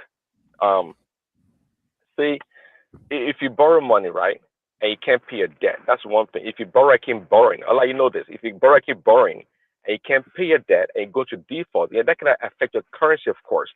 And if you borrow so much that you're borrowing the amount to your GDP or other metric is high enough, that can also affect your currency.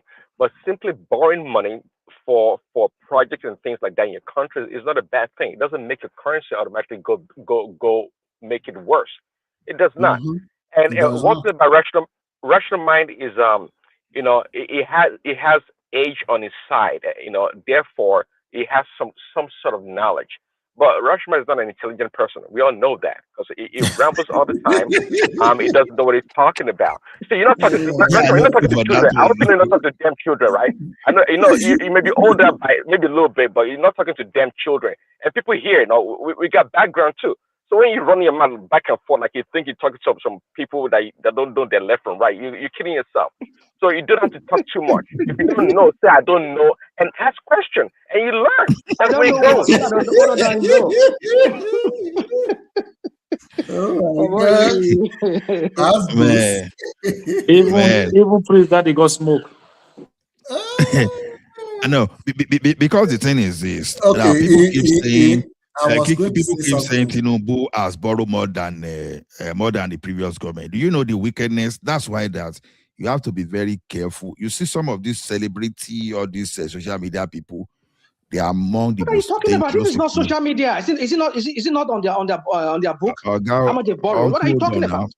Rational mind. Listen now.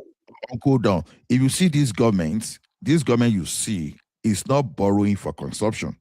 I will give you an example of consumption. As good as that program is, Nigeria is not borrowing for it. NEFRON is an example of consumption. Even such consumption too, we can call it like the consumption in terms of human capital development investment too. You say consumption, an which at the same investment, time not a investment. You understand? It's not doing that. Now, the type of borrowing we are doing today, you see that you are expanding Lagos airport, you are building Lagos Calabar Coastal Road, you are building Sokoto Badagry super highway. Then you are Lagos Badon. Like if you see the type of road you used to have before, you see you can see it's always good to put the round peg in the round hole. You see Umai today, it's now beginning to build a road that has a walkway. The thing that has never been happening in Nigeria, I think Tinubu was the only one that started building such kind of road with walkway.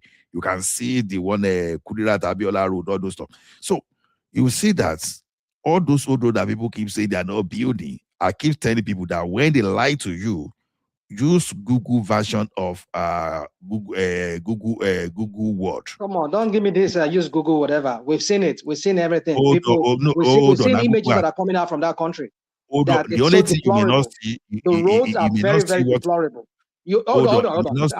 Akim to Amibai. Don't sort of be. It depends on what you are looking for. It depends on what you are looking for. Don't stay there. Let me interject. I was trying to say something the other time. No, sorry. Let me just round this one up. Now, the thing is this. You see, what Tinubu is borrowing for is for capital project. It's the policy of the government. You don't borrow for consumption. So they have a way of financing consumption. That's what they've saved on fuel subsidy. Okay? So, and the thing is this.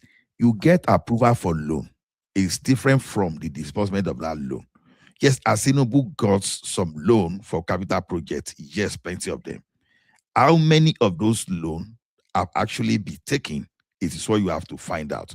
But some crew that are converting the loan borrows in the time of he has never collected the money. Hold on. The only money collected for capital loan was the one he borrowed from the United Kingdom. That with that one we know of that he wants to use it to renovate or whatever. Do a nice port. So, but that's the only one we know of. But the 15 trillion or whatever trillion that we've seen, you've not been following.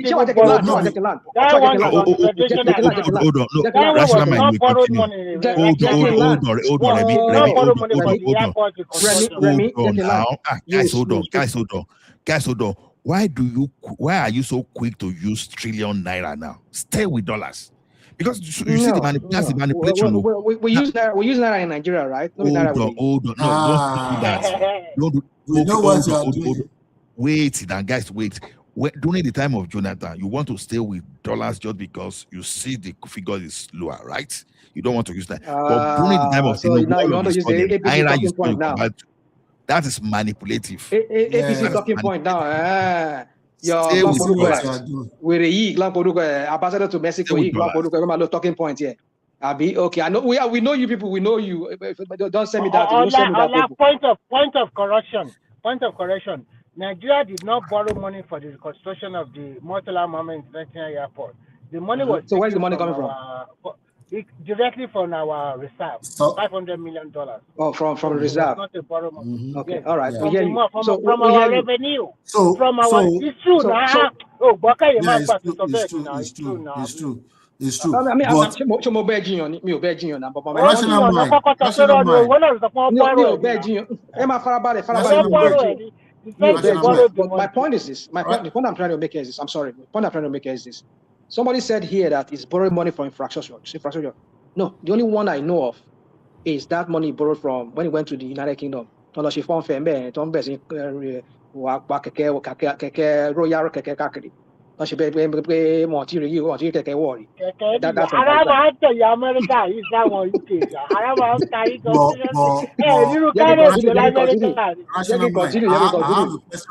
I have a question for you. You speak. You ask a question, but let me land this point. So my point is this: that that's the only one we know of. But this guy has borrowed money that we don't even know. There was more money they borrowed. This senator from from Borno State. He don't know for girls' child. Low for girls' child.